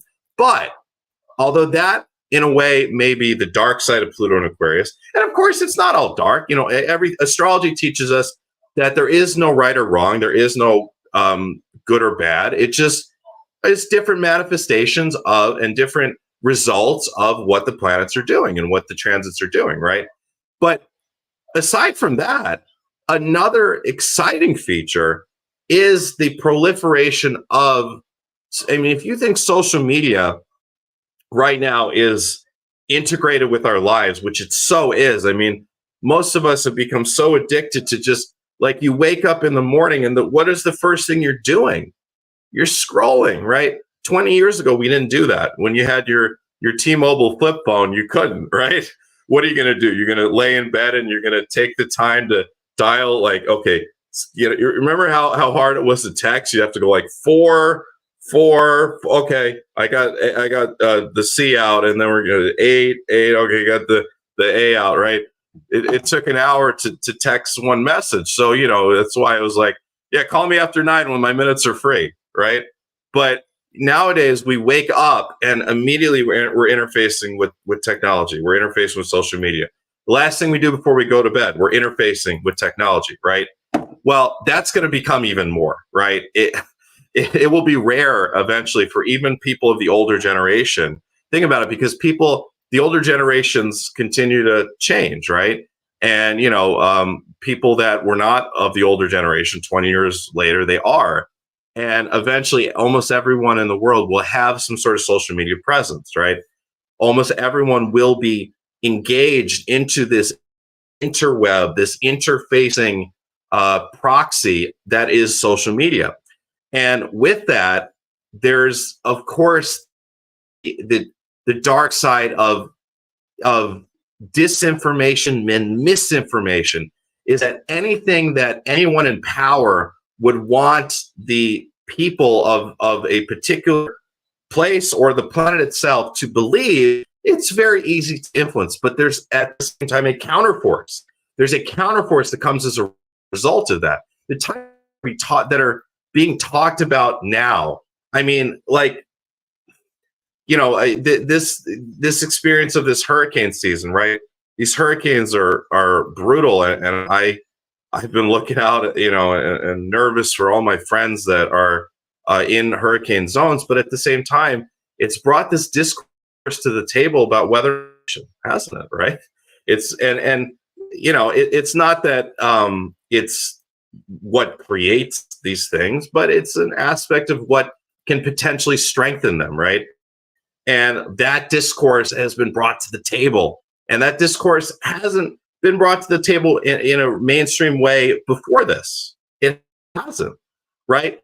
It's an example of how the counterforce of this Pluto and Aquarius social media proliferation that is just going to will allow this counterforce of the people themselves being able to actually understand the types of things going on in the world that have been hidden from them. Not weather modification, but I'm talking about alien influences, right? Why have we been, for the most part, gaslit by governments over the past century about the existence of extraterrestrials, right? Why? Well, because there's something there we need to know, isn't there, right? So everything that has been hidden, Pluto is about truth. Pluto is about truth. So this Pluto and Aquarius age is going to be about that truth all finally coming up to the surface, and it comes through the vehicle of the internet and social media as this counterforce. And at the same time, you will see the tech companies and the social media companies clamp down harder and harder and harder with censorship. And this is what astrology teaches us about the opposing forces. Neither is good or bad. It just is. It just is the experience that it's meant to be. So it's an exciting time. And today, tomorrow, you can just look around your virtual world. I mean, I don't think it's any mistake that Neil, our wonderful founder, right, has created this, scheduled this summit to be happening right now with Pluto stationing, right? Because this is it's the doorway, it's the preview. The preview. That's the word I was looking for, right? When you go to see a movie, and the sneak previews, right? It's a sneak preview of what we're going to be experiencing as a planet for the next 20 years. And it's very, very exciting. Now, on a personal level, Pluto is associated with karma, okay? Pluto and Saturn are the two planets that are most associated with karma. Saturn is going to be in charge of the stuff that happened in past lives that is it was either so traumatic, or on the other side, it was so triumphant. It was so exuberant, and it was such an experience of accomplishment that remains in your energy field throughout subsequent lifetimes, right? If you think about, if you look back at the history of your life, right? What do you remember? And I'm serious. What do you remember? Like, just as just that question alone, what do you remember about your life right now?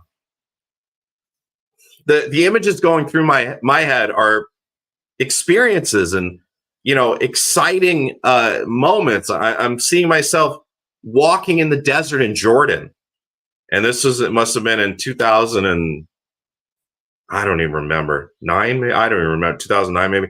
I think it was that year, walking in the desert in Jordan, all alone, right? Walking up to going and hiking up a mountain, and underneath the mountain there's a woman, and she's living all alone.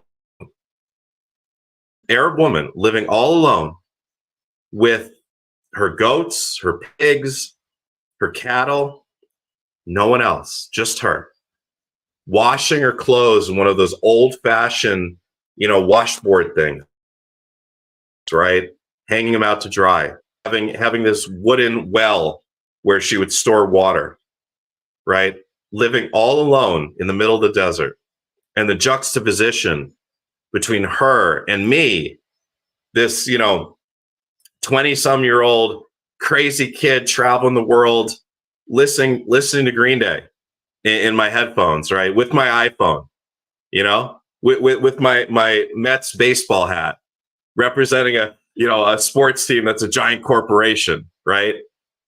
And there I am with all my corporate stuff, face to face with this woman who's living in the old world and has never been indoctrinated by the new world, right? And we're like at the end of that cycle of there still being, there was a story that came out recently about an Amazonian tribe in Brazil that got Elon Musk's Starlink. And the tribe had never before been, had access to the internet. And immediately all the young kids started just, looking at porn, right? Of course, not kids, but, the teenage boys and the 20-some boys. And, they immediately got on Facebook. They immediately got on Instagram, right? They immediately started watching violent YouTube videos that they'd never seen before. And, R-rated movies. And the elders you can read about this, and the elders of the tribe became immediately very concerned about the influence of this Starlink. And they put rules into place for the village that, they could only use internet during a certain period during the daytime, right? Because of the type of influence they were seeing and have on their village. And they were noticing that it would separate people. They would no longer, spend time with each other as they normally did. They noticed that it started to make, the boys more violent as well, right? And it's just fascinating. We're at the end of that period of this planet where there's still untouched people. There still will be for a little bit longer, but because of Elon Musk's Starlink, actually, we're at the end of that, right? And it's just like when you think back about the memories of your life, you remember the really significant things. You don't remember the mundane things. And Pluto is in charge. Pluto and Saturn. I was saying Saturn. Saturn is in charge of those things within you that are so poignant, that are so powerful, good or bad, carried over from other lifetimes, that they're still with you in your energy field in this lifetime, and you will re-experience them in some way in this life. Pluto is in charge of the deepest wounds, and especially wounds around power. And I want you to ask yourself, what is my relationship with power in this life? What is my relationship with power? Part of the ascension process, especially for those like myself, who has Pluto really powerfully in my chart. I'm very Plutonian in nature if you look at my chart. Especially for those of you with really poignant, powerful Pluto and Scorpionic placements. What is your relationship with power? And a lot of you, if you look deep within, it's, I have fully stemmed my power. And a lot of you, if you look within, it's, I'm terrified of power. I feel like power deep down in my subconscious, my unconscious, is going to be like that mural in the Denver airport, where it's the Nazi looking guy with a boot about to step on, you know, a child's head. That's a very Plutonic mural if you've ever seen that at DIA.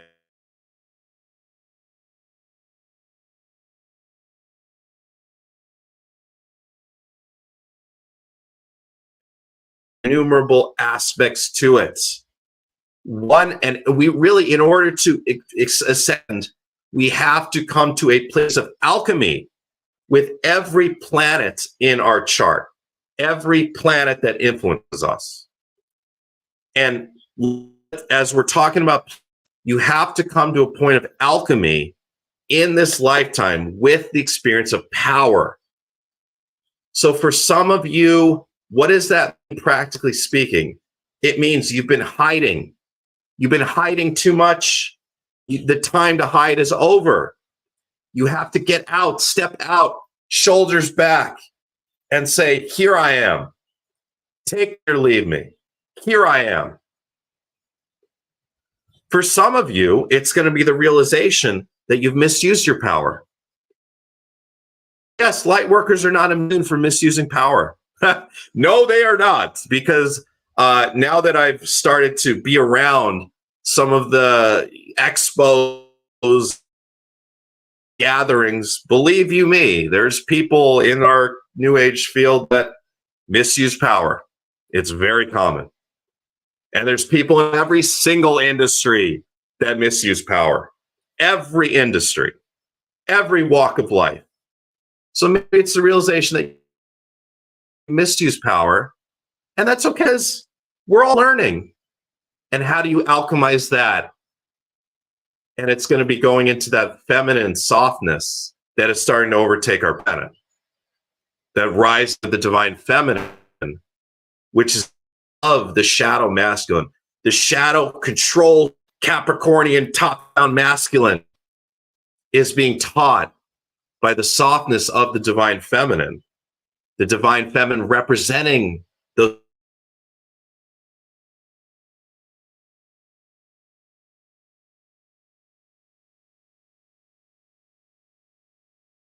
And for some of you, it will be the realization that you are powerful, and it's okay. It's okay to be special in a messed up world. It's okay to have special powers in an asleep world. It's okay to be a leader of light, of evolution in a world that wants to stay. So I will just want to really leave you with that today, that this experience of Pluto is reminding us of our relationship with power. And maybe there's some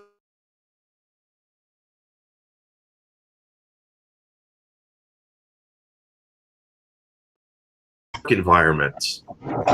Maybe there's something in your personal world that you need to address to truly step into that power for yourself. And I hear a rustling, and I know that's Victor. And hello, sir. That's rustling, but you have a few more minutes. Go ahead. Please keep going. You have about 5 more minutes. No, I think we're just about there. I want to actually bring you in. I'd prefer to actually bring you in. Well, thank you. I actually didn't even plan on going. I didn't know where I was going to go today. I just kind of rolled up and said, let's see what comes through. And that was the discourse that I feel I needed to bring through today was about discussion around Pluto and power. But where are you with that? What are your... Well, let me ask you a question. As you know, as we've shared before with my sun sign, my sun is in Capricorn. My moon is in Aquarius, and I have Cancer rising. But with my sun in Capricorn and Pluto entering Capricorn, how is that going to affect me? Well, we have to remember that Pluto is an extremely slow-moving planet, okay? So anyone, go ahead and you can pull up your natal chart, okay? And you can look at how any transiting planet, what the influence is on your chart by looking at, okay, so Pluto is right in that final degree of Capricorn, and it will be entering Aquarius soon. Where does that fall in your chart? So because Pluto is so slow moving, we only really see major transiting Pluto every decade, really. That's when it'll move, about a half of a sign. But when we have experiences like we are having right now, Pluto is exalted because it's stationed. It's going to exalt all of our personal Plutos, especially those of us that have Pluto, like myself. It's conjunct on Venus, for opposite, conjunct, or square a significant planet like your sun, moon, or your ascendant, or it's on your ascendant or your descendant, right? It's going to really, really, really hit you. But it's, I looking at it as a collective experience, it's examining that question around power. And also, by the way, it's not just about power, it's about sexuality as well. It's about, what are your desires in that arena, fulfilling that with your partner, right? Are you feeling that you brought that out of yourself and become as free and comfortable with that, right? Are you desiring partnership? Are you desiring to separate from partnership? That's a huge question right now. Do you know how many people I've talked to over the last couple of weeks that are going through breakups? It's mind-boggling. It's absolutely mind-boggling, right?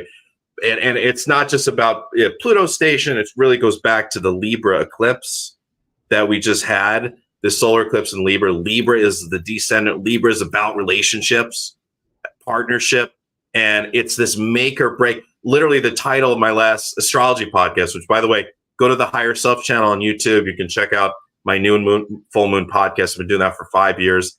And it's a make or break point for partnerships where the soul contract, and the soul contract being ruled by Saturn, the soul contract is saying, okay, we've reached this inflection point and we are ready to go in different directions. Over the next couple months, it's going to happen if it hasn't happened already. And for those partnerships, what's written in the soul contract is a long-term relationship. This period, whatever comes up, whatever truth has to be spoken, right? Whatever truth has to be discussed in the context of the relationship will serve to strengthen and solidify.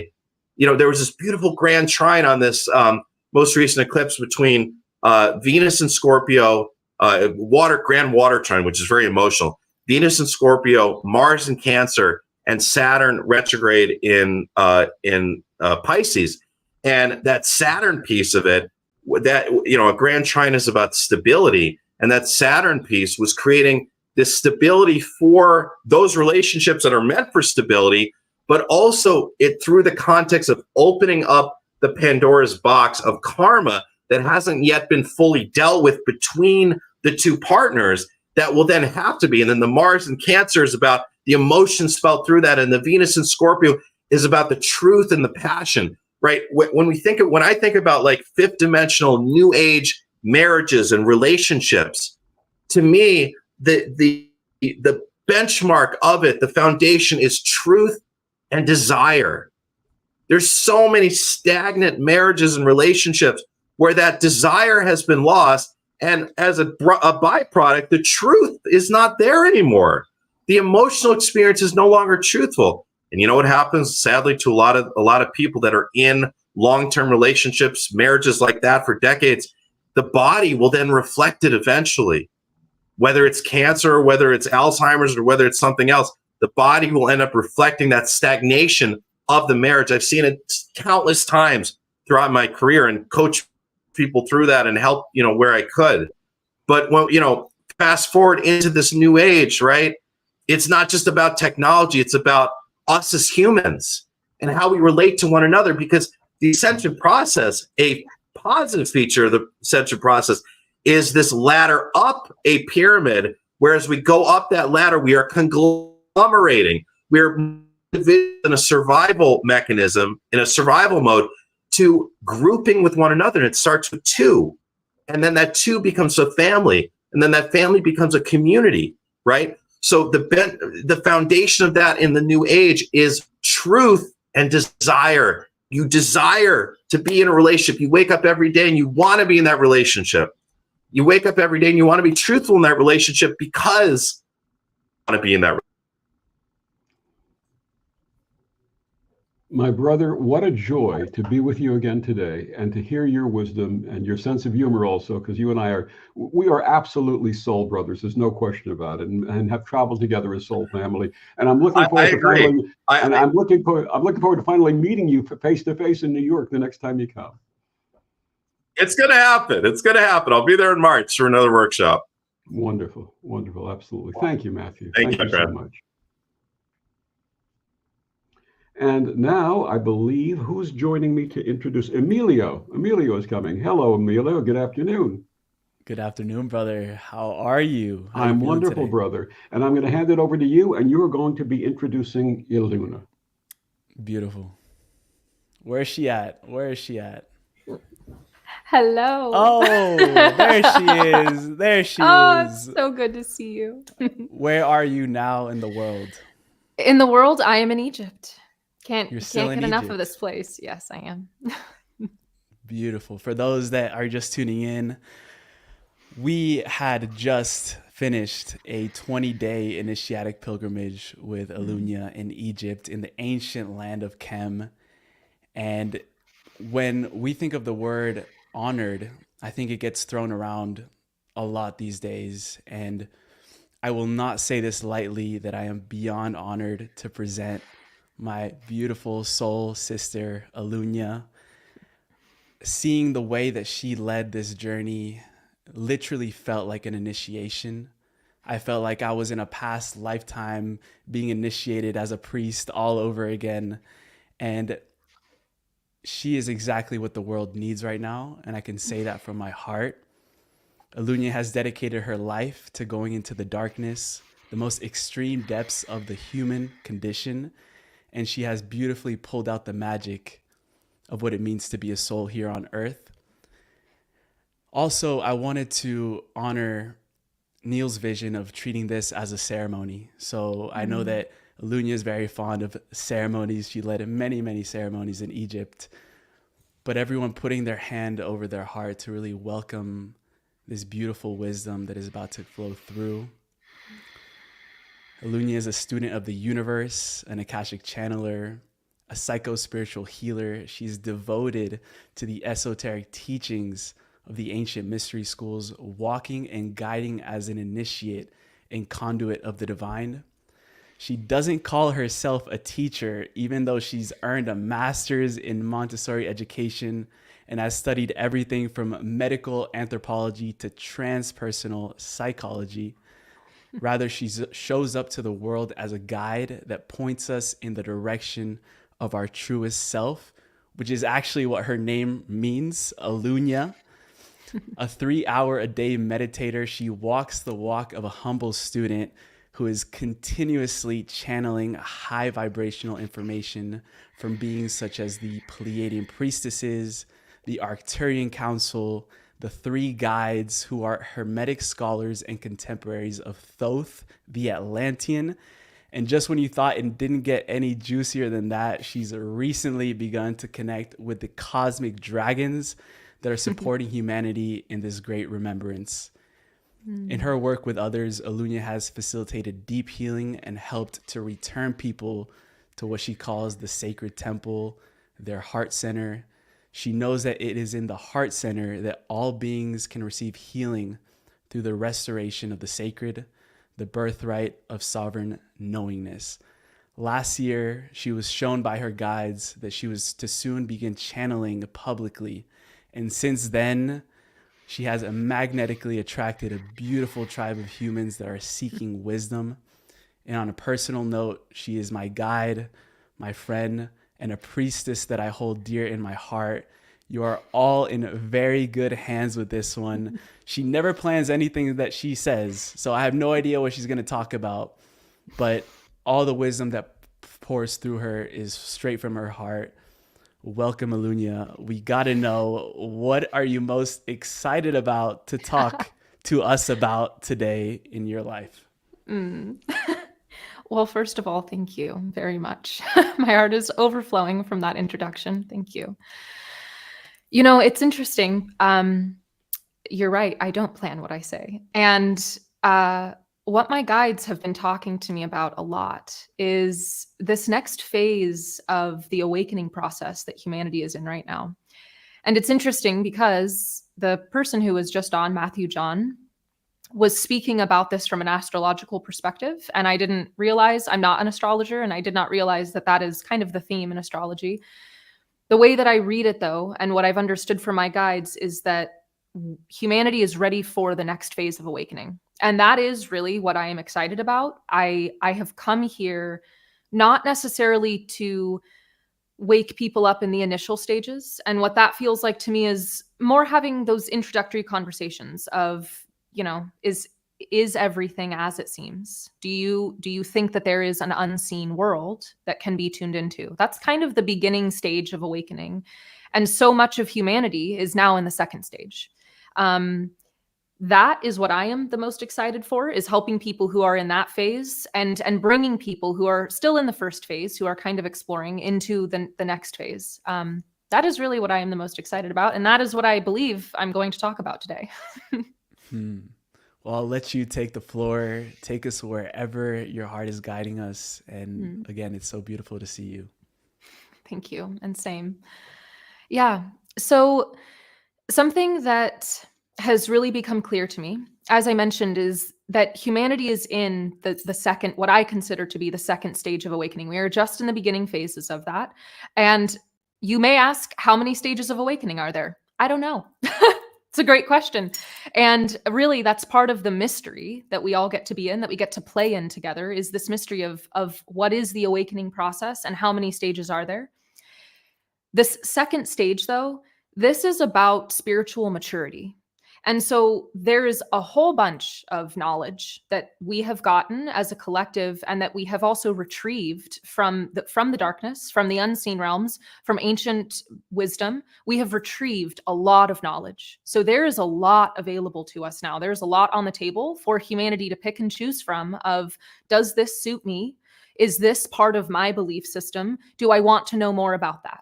There's a lot available to us. And sometimes it can be very easy to be overwhelmed. It can be so overwhelming to see everything that is available, to hear so many different voices, to hear so many different paths that you could walk down. How do you know what is right for you? How do you know what you want to keep on your spiritual esoteric plate, and what do you want to discard? That is part of the process of liberating yourself, because you are choosing to say, this is right for me, and this is not right for me. It's not about making someone else wrong. It's not about saying that that type of wisdom is simply untrue. It just means that it's untrue for you. And with that amount of knowledge available, there is a responsibility that comes. Something that I have said for decades. I don't know when I started saying this. I was quite young. I was somewhere as a teenager. Responsibility follows awareness. So the more aware someone is, the more aware you are, the greater your responsibility is to follow through with whatever you have become aware of. And that's part of the reason why it can be very overwhelming. And it's also part of the reason why this esoteric knowledge, it used to be kept and kind of secured and hidden away for people who would not be overwhelmed. That time in humanity, that's a bit slower. We're kind of past that now. So we're in a place where we don't have the space and time necessarily to spend years and years or even lifetimes moving through a certain type of teaching, a certain school of wisdom, a certain esoteric concept. There are monks who spend a lifetime just contemplating one concept. What is truth? What is wisdom? What is the path of beauty? That is something that you could spend lifetimes contemplating. We are in a place right now, though, the second stage, where we are taking all that we have learned and applying it in the way that suits us, not in the way that someone else has told us it is meant to be or that it should be. We're not anymore listening to this is spiritual, that's not spiritual. That is an outdated idea. And I will just say it's actually quite immature. That's an immature way of thinking that there is only one path for all of humanity to walk. There is one path for me, and there is another path for you. And as was so beautifully introduced, I do not consider myself to be a teacher. I consider myself to be a guide for others. I am a teacher for myself, and I have other teachers that assist me both in the physical and non-physical. But I am not anything to claim that I am a teacher. I cannot teach you something new. You are able to show what you know, and I am able to show what I know. And through that, there is a mutual remembering that can happen. That is this phase of humanity, is being open to remembering things together, not to giving our power away to one person or to one idea or to one path of wisdom.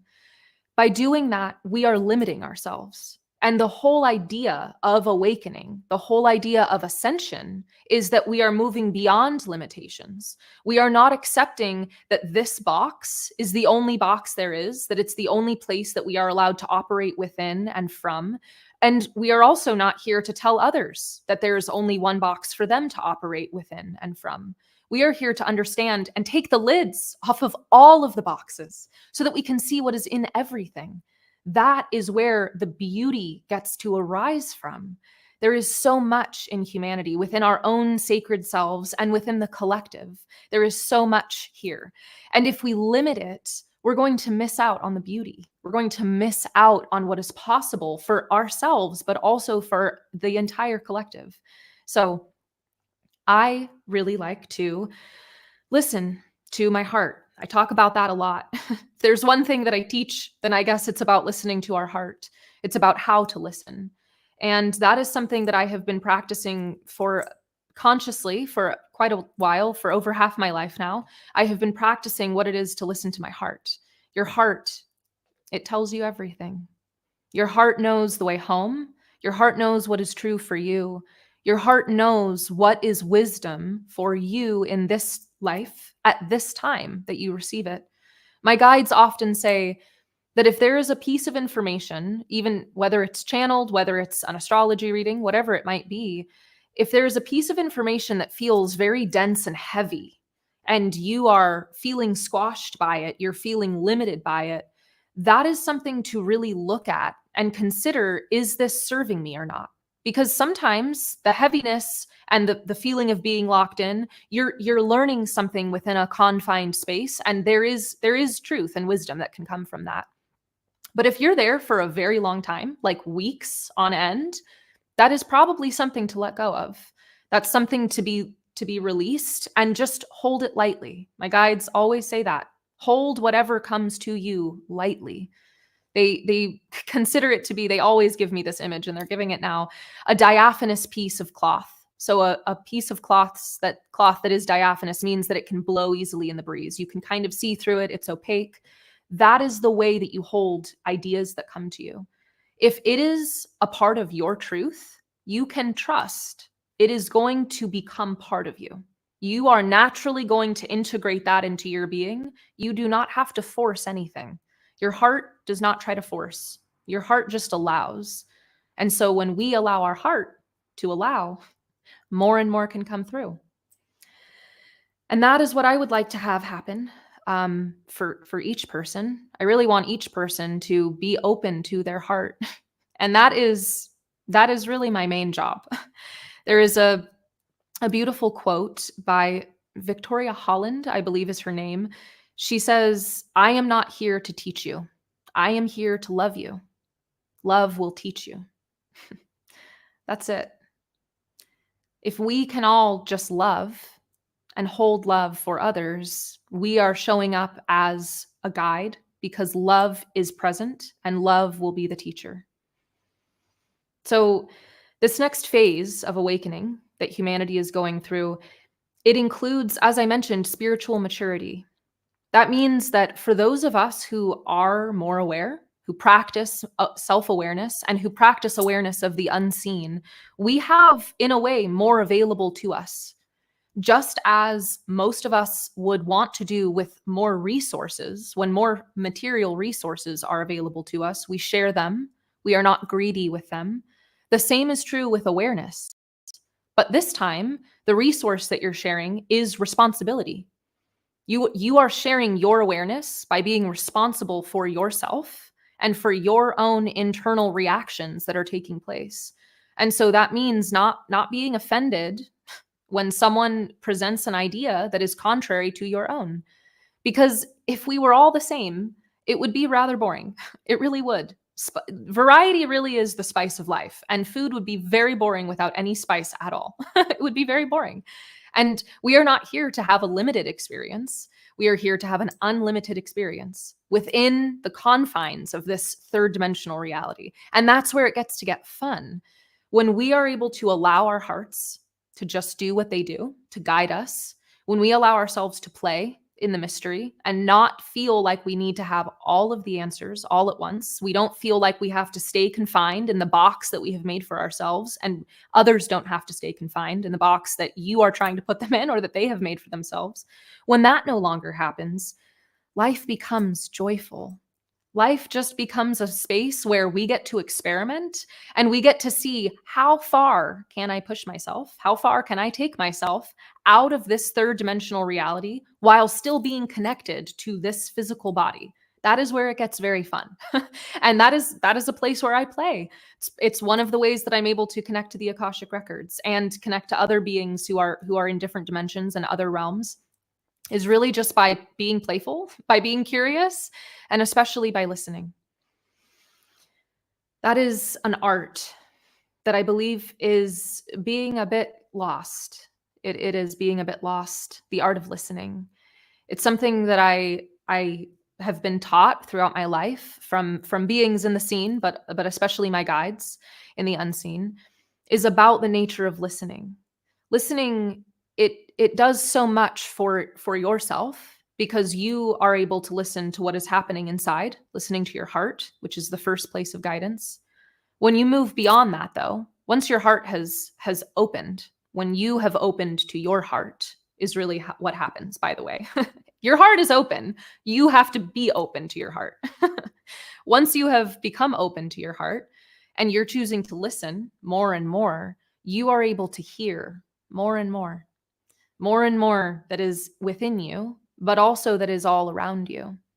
That's the way that we attune ourselves to the things that are in the subtle, to the energies that surround us, and to the energies that want to come in and come through us, like when people channel. By each of us choosing to listen more deeply, we give others the space to open up themselves and to explore what it means to be themselves. That is what we are trying to do, is just to become more of ourself. Many people have an idea in this community, I will say, that awakening is like a switch that you flip on and then you're awakened. And that's not my understanding of it. That's not at all how it works. The earth tells us what our process is like. The earth is our first mother and our first teacher, if we want to use that word. The earth moves slowly. The earth moves through processes. There are things that can happen spontaneously, like an eruption or a hurricane forming or an earthquake. Those things can happen rather rapidly, but it still is a process that has led to that eruption or that earthquake, etc. We are in the same place. The earth, the collective, is moving through a time where the process is rather speedy. It's speeding up more and more, as I know we all know. And in order to be fully prepared and equipped for that, we must be calm and listening to what is happening around us. If we are totally shut down or closed into the box that we have made for ourselves, then we're not able to hear what's really going on. That lack of listening means that you are limiting yourself. You're also going to end up limiting others unconsciously and unintentionally, but that is a side effect of that. And that means that we're going to miss this next stage of awakening that we're in. We're going to miss the energies that are available to us because we're really just repeating the same things that have been happening on this planet for a long time, which is getting locked into one idea and saying that this is the only story, this is the only truth that can come from this. That's limiting. That means that we're missing out on what is actually available to us at this time. And as so many have been talking about, and as Emilio mentioned in the beginning, this dragon energy that has been coming onto this planet more and more is rapidly incoming at a very concentrated rate. My guides explained just recently that the dragon energy is an evolution of our physiologically of our spinal column, of our nervous system, and of the part of the brain that we call the reptilian part of the brain, which is evolutionarily, it's the lowest, it's the oldest part of the brain. And we call it the reptilian brain because it is the part of the brain that reacts. It is the instinctual part of the brain. It's where the fight, flight, freeze, that whole function is located. And it makes us react kind of animalistically. So we stop thinking, we stop using our prefrontal cortex, the main part of our brain that is the newest in evolution and the most advanced part of our brain, where we process emotions. We stop using that when the reptilian brain is functioning. So this dragon energy that is incoming is physiologically, it is changing our nervous system, and physically, it is evolving our reptilian brain. So instead of a Kundalini awakening being a serpent moving through your spine, it is now a dragon moving through your spine. So again, second stage of awakening. It was Kundalini awakening at first. Now it is it's still a Kundalini awakening, but it's dragon energy instead of a serpent. So you can see the evolution is even there. That's part of the reason why I will come back to responsibility follows awareness. If we are more evolved, if we have more power available to us, which we do, and we will continue to have more and more, with this new phase of awakening that we are in, we have an even greater responsibility with how we are using our energy, where we are giving our energy, and how we are supporting our own selves. We cannot only live from a place of, I'm just going to give it all away and I'm going to only live for someone else. I'm going to only serve and I'm not going to think about myself. We all are well aware of the importance of self-care. Doesn't mean we practice it all the time, but we're aware of how necessary it is. It's not a luxury for self-care. It's a necessity. And if we are aware of that, then we have a responsibility to uphold that, because that means that we are able to show others the same thing. We are able to uphold a certain level and a certain vibration, if you will, because of how we are taking care of ourselves. That is one of the reasons why I do meditate for quite a long time during the day. And it's spread throughout the day that I do that, but I can't imagine living any other way. I wouldn't be able to show up in the same way if I did not give myself that space and time. And it, to me, does not feel like a luxury. It is a privilege to live in a country and to be located in other countries in which I am safe enough to meditate. I will say that. That is a privilege. It is a necessity, though, for the type of work that I am doing and also to just be available for the collective. It is a necessity to meditate. So again, this knowledge that I mentioned that is all over the table of humanity now, all of us, I will say, know how important meditation is, and very few of us implement that. That's the first question that I get asked so often. How do I connect to my guides? And then I say, do you meditate? That's always what I say, because it's the first step. It's the first part of being able to listen, is just tuning into your own self. And then after you tune into yourself and after you have kind of quieted the things that are in there, you get beyond yourself. And once you get beyond yourself, then you are available to everything that is around you. So this responsibility is, again, increasing because of this change in evolution physiologically.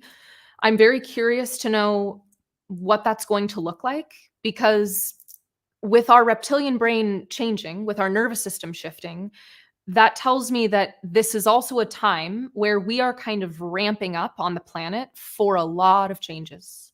And I feel like most of us are pretty attuned to that we are really at the start of this wave rising. We're still upcoming on it, but it is a rising wave.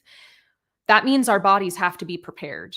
And that's part of the reason why this dragon energy is coming through so strongly right now, because the dragons and the energy of dragons are attempting to assist us with this next phase that we are moving into. And that means no longer pretending that we don't know the things that we know. And that means no longer hiding for the sake of thinking that you need to play small, that someone else has a better answer than you, that someone else says something better than you do. We're past that. We are learning ourselves as sovereign beings who are here on behalf of the collective and on behalf of ourselves. We are part of the collective. And so that is who we are showing up for first and foremost. And then we are able to show up for the entire collective. We must move into that space. I will say we must. It is a space that we must move into in order to actually support when we do reach the top of that wave, the crest. We are going to need to be fully prepared. That's just a fact. And that is why I believe my guides have been talking to me about this so much now. They have really been mentioning what it is to be liberated. If we are part of this ascension, we must be able to be liberated from everything that we have believed to be true about ourselves, that we have thought are the only ways of being. And that's what I was mentioning with confining ourselves into these boxes and putting other people into boxes. And that includes, in this community, I will say, that also includes putting certain spiritual beings, other dimensional beings into certain boxes as well. That is still limiting, because if we believe those beings to only be in one box and you don't want to identify with that box, then now you've limited yourself from understanding what is available to you there, because they're still a part of you. Even if you don't want to have anything to do with them, you are a part of Source, as am I, as are they, which means there is something to learn from them. There is a part of you that is being expressed there. So not limiting ourselves and not pushing something away simply because we have been told that's not spiritual, or that's not the way that that's supposed to sound. You're not supposed to look that way if you're meditating, or whatever it is. Those all have to be let go of. Those are limitations. And the first step is it's so fundamental. It's so fundamental to us as humans. It is letting go of the human stories. The stories that our mind tell us about who we are and what we're able to do, what we're not allowed to do. The story of your family, of your blood family, the story of the culture that you are raised in, the story of the religion that you were raised in, all of those things, those slowly, in your own time, have to be released. And the way to do that is just to start questioning them, to be genuinely curious about why do I hold that? What is actually there for me? Because there is definitely a lot for you there. There is medicine, there is healing, there is wisdom, because that's why you're in it. But to confine ourselves to that means that we are unconsciously or not going to confine others in other ways. And that's the second stage of awakening, spiritual maturity. No longer confining ourselves, which therefore will have an effect on others around us, not confining others to be in a certain box. So my guides, a few of my guides, the 3 guides specifically, who are, as Emilio mentioned, they are contemporaries of Thoth. So they came through earlier this year, and it's amazing actually to say that, because it feels like they've been with me forever, which they probably have in some way. But they came through consciously earlier this year, and they talk a lot about alchemy. That is really a primary focus of theirs, as well as Hermetic teachings and Hermetic wisdom. And what that really means, they pull from all kinds of what we would call religions or spiritual ideas that are all around the world, because Hermeticism is kind of a foundation. There's a little bit of Hermeticism all over the place that you can find, which is quite beautiful to me. And they use that to paint a very large picture for all of humanity, and to show me the tapestry that humanity is a part of, and kind of where we are in that tapestry, what threads are being woven at this time. is really what they like to focus on. And so they have let me know that what they would like to talk to us about is liberation, because that is where we are. Awakening is one stage, and then there's liberation. that is where we are. And they are saying right now, liberation is a process, and it's also something that you choose every day. And they're saying also that it's awakening is actually something that you choose every day. So they have mentioned this to me before, and thank you for reminding me. Awakening is a choice that we make every day, and sometimes in every moment of every day or every hour. We're choosing to wake up again. When we choose to wake up, for example, when I wake up, there's a certain set of things that I do, and then I meditate. And sometimes just because I have meditated doesn't mean that during the day, if a challenge arises or a challenging emotion comes up within me, I might forget myself. I might forget the awakening. I might forget about liberation and start to put myself in a confined box, which disempowers me. And if I am disempowered, I am going to unconsciously and unintentionally disempower the people around me. So it is a choice to awaken. It's not a switch that is flipped. It's not one thing that happens, one event that takes place. There might be a catalyst in your life that you can remember now, that you can say, that was the moment that I woke up, that my eyes opened. Beautiful. Keep opening your eyes again and again, because it is very easy to close them. The world around us wants us to close our eyes. And it is painful. I know it is painful to keep our eyes open sometimes, to see what's happening in the world around us and to keep our eyes open, to not fall back into the idea of that's why those people are evil.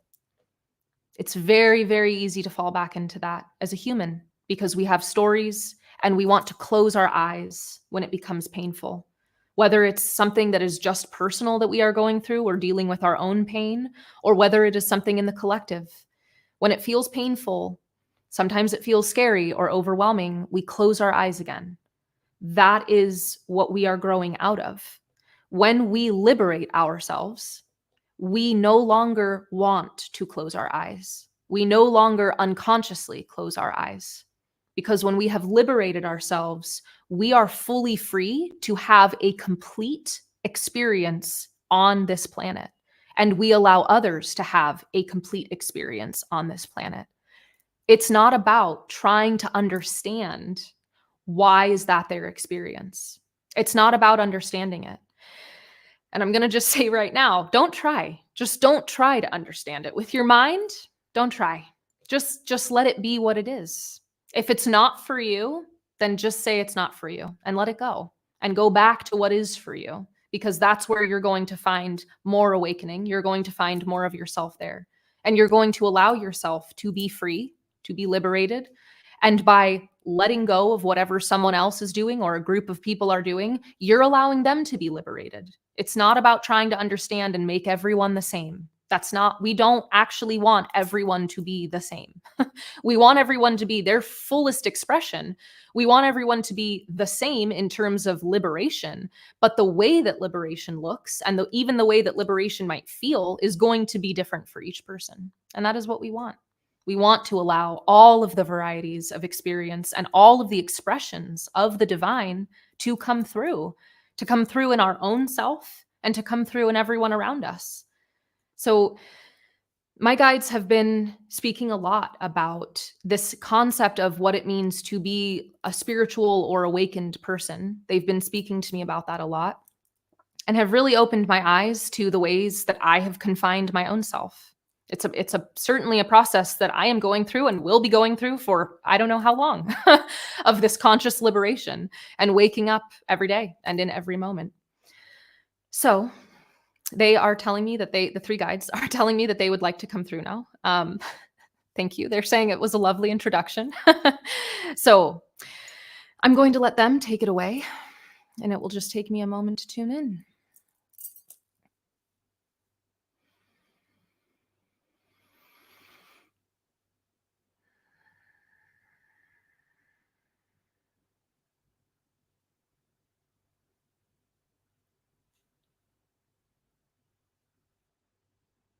We are here on behalf of the liberation for all. This means allowing all to express the all. You do not know the all. You cannot know the all. The all is unknowable. This is the part of the mystery that you are to allow. You are meant to not know the all. The way that you are meant to know the all is through the expression and the experience of knowing others around you and knowing yourself. Who is the all within you? How does the all express itself through you? How does the all move you? How do you move through the all? How do you allow others to be in the all, to express and experience the all? These are questions that can be contemplated for some time, not easily answered right away. Some of them, yes, some of them take longer. You, as a collective, are learning what it means to embrace and accept everyone around you as part of you. How do you embrace all within yourself? Do you embrace all feelings, all experiences? Do you allow every part of you to show itself, even if only to you? Do you allow yourself to be a mirror and a window for others to see themselves in and through? This is how you allow more and more to move through you. This is how you see more and more around you. We are here to uplift consciousness, uplift to a state of being able to see from a higher perspective. We speak often about the pendulum swing, moving back and forth. The pendulum brings you from one experience in life to another, sometimes high, sometimes low. Your heart brings you from one experience or feeling to another, sometimes high, sometimes low. Uplifting your consciousness, awakening to a higher perspective, means that you have chosen to be in the middle of this pendulum, seeing it from above. This is a space that is always accessible. To remove your human self from the experience, to remove the human feelings and drama from what is before you, seeing it from outside eyes, the eyes of the observer. This is still a part of humanity that is being taught at this time. This is still a lesson that is coming through for most. Even this one has struggles and attempts to see things from a higher perspective and does not always succeed. There is much to be learned in this arena, for the human experience is all-encompassing.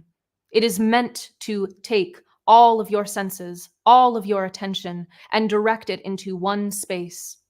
This is why when you choose to direct your senses and all of your attention to a different space, to a space away from the human self, you are able to see more beyond the human self. Do you see? Do you see how you can see more?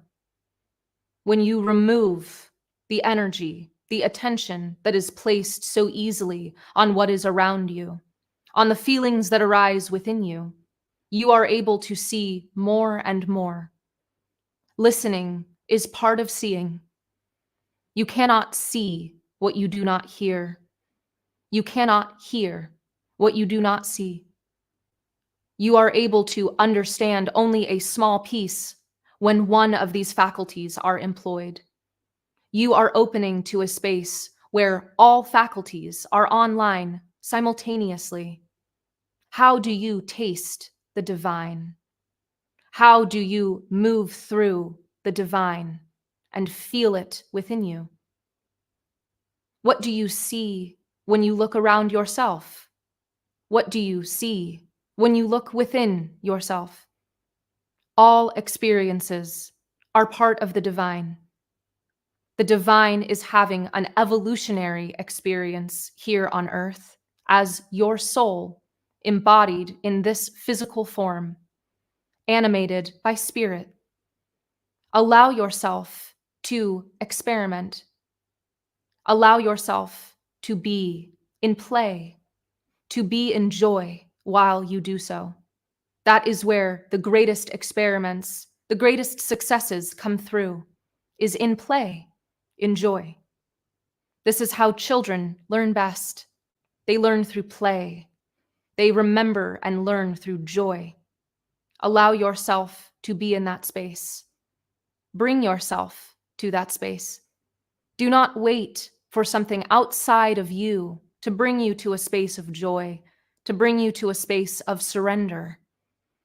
Bring it in yourself. Empower yourself by choosing how your experience will look, by choosing what you will experience today, in this moment. This is reclaiming your power, your choice here on earth of the experience that you will have. No longer a victim to the throes of the pendulum swing.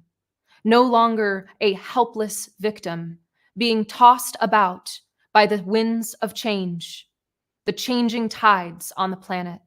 Instead, you are above this. Instead, you are choosing how you move over this wave. You are choosing how you sail with this wind.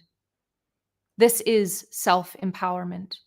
This is choosing to reclaim your own sovereign choices here on earth. That is the expression of the divine. Sovereign choice. For you to honor yourself as sovereign means that you honor others as sovereign too. You allow them their own sovereignty by allowing them to be free in their expression, by allowing them to move the way that they need to move. This does not mean that you accept what is happening from them in your field. It does not mean that you allow yourself to be beaten down or taken advantage of by another.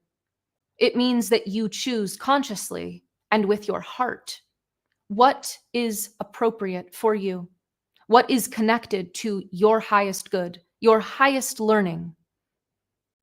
This is your highest good. Your highest good is your highest learning. Can you accept that? Can you open to that? That each moment, your highest good is your highest learning. How could you move through challenging experiences differently? By having this perspective, that it is your highest good, because it is your highest learning in this moment. This is a way of understanding both healing and growing. Your highest learning means that it is also medicine for you. If you are healing, then you are learning. If you are learning, you are healing. Healing past wounds from yourself. Healing past wounds in your ancestral line. Healing wounds within the collective. By learning a new way. By learning what is right for you. What is in alignment with your heart. This is your highest good. This means it is your highest self, your highest timeline. Understanding this brings you to a new point of awareness, and, as has been said, a new point of responsibility. Can you allow others their highest learning, even when you see where it is leading them? Sometimes we watch children do something that is going to result in them getting somewhat hurt, and it must be allowed in order for them to learn.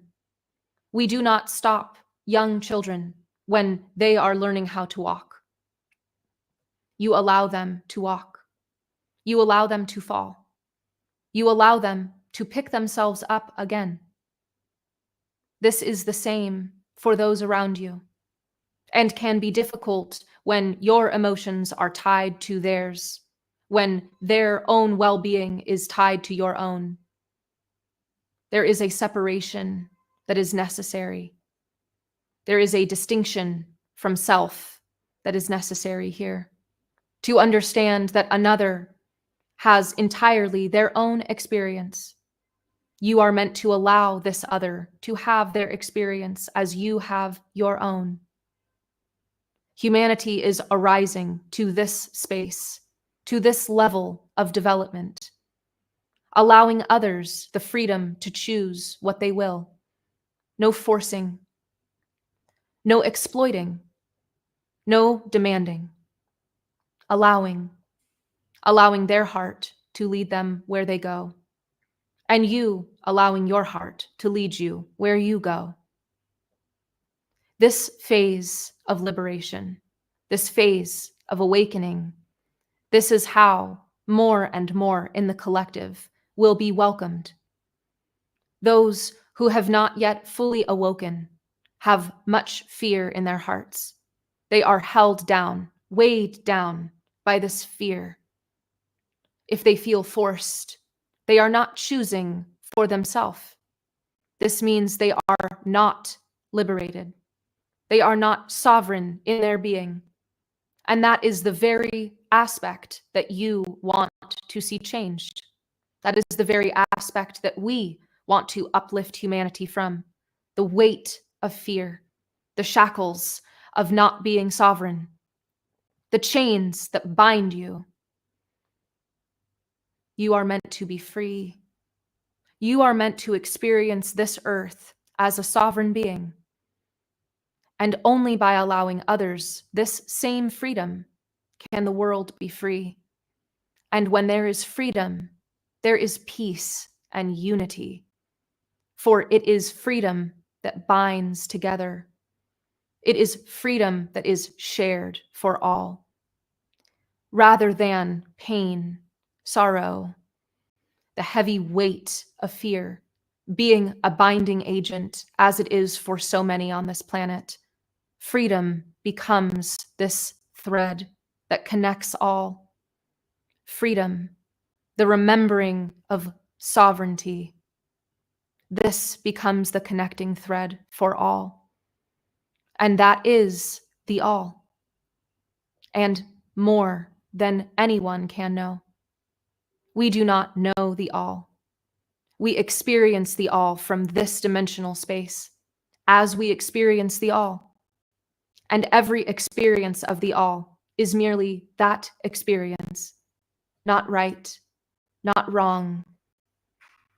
It is simply the experience. So will you allow yourself the experience?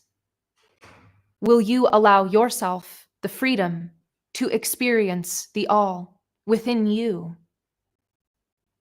The many shades, the many colors, the many experiences, the varieties of form, of emotion, of rising above, everything in your life, part of your story, part of the all. Will you allow it to be your teacher? Will you allow it to be your medicine? Will you allow others the same?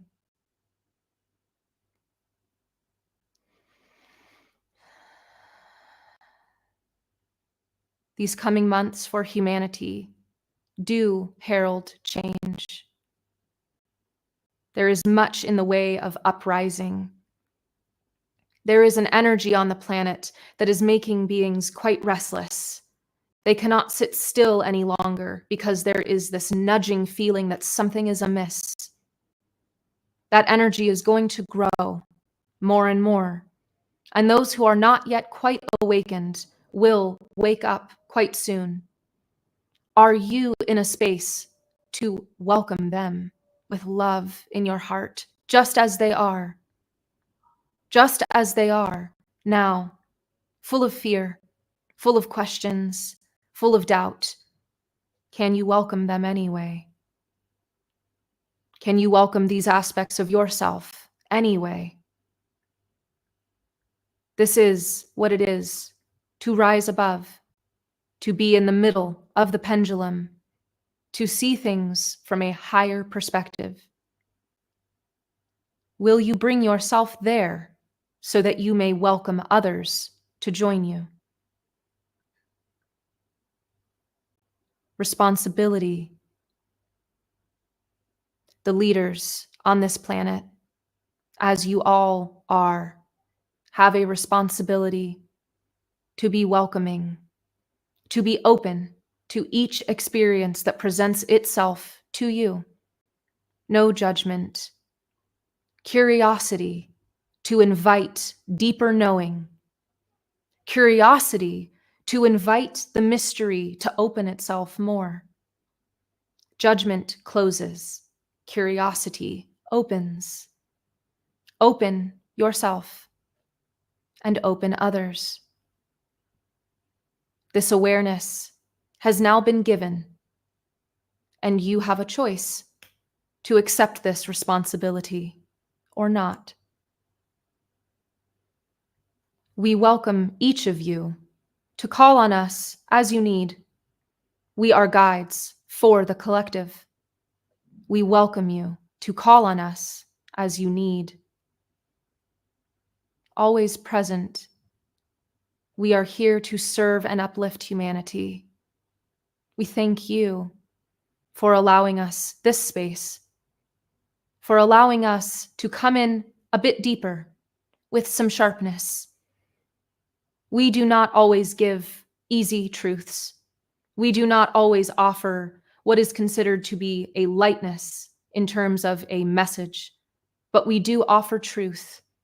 And that is our purpose, to offer our truth, and only as an offering, something to be taken or left behind as it suits you.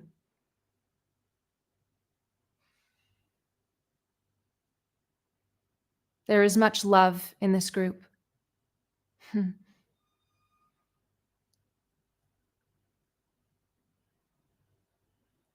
We would like to honor the resilience and the courage of each of you for choosing to continue at this time with these changing waters sweeping the planet through energy, through social uprising. We honor you for your courage. Remember your heart. It is where your fire is kept.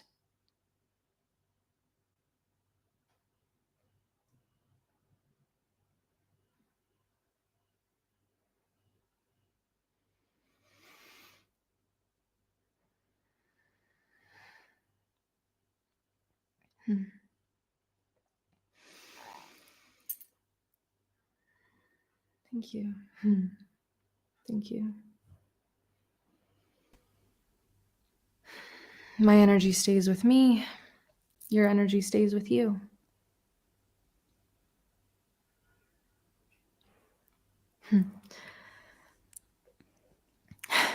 Back where we started. Welcome back. Thank you.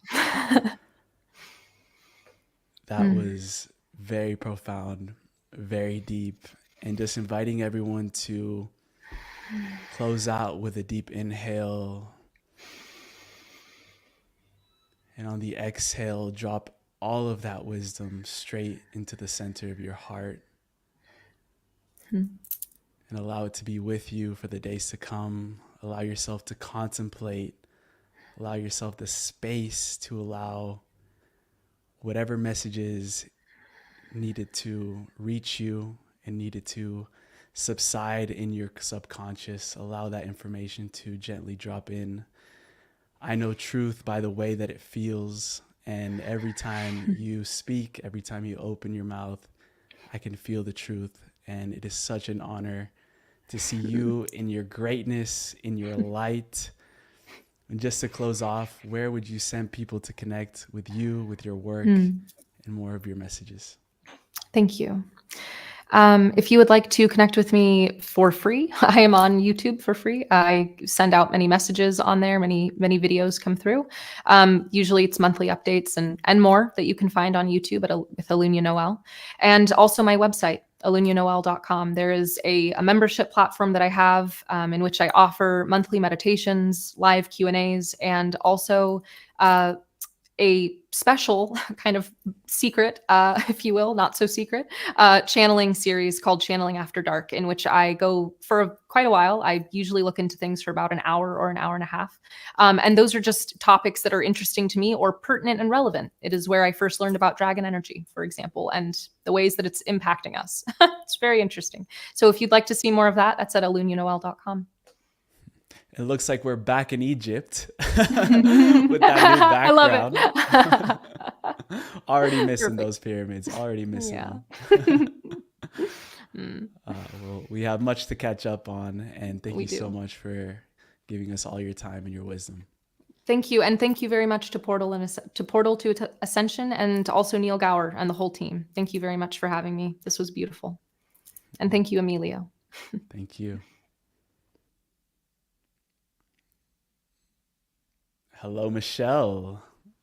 Oh my gosh, Emilio, that was incredible. And I want to thank you. This is my first chance of getting to see you and learn about you as well. And Ilunya, I had never experienced her before or experienced you. And again, I am in awe of how Neil attracts these high vibrational, beautiful, loving, wise beings to this Portal to Ascension platform. And the way that your love and your respect and your experience of Ilunya, the way that you introed her and even your outro was beyond. So I thank you so much, Emilio, and I look forward to seeing you more working with the Portal to Ascension platform, and same with Ilunya. I was texting all of my friends, get on right now, you want to hear this one, you know?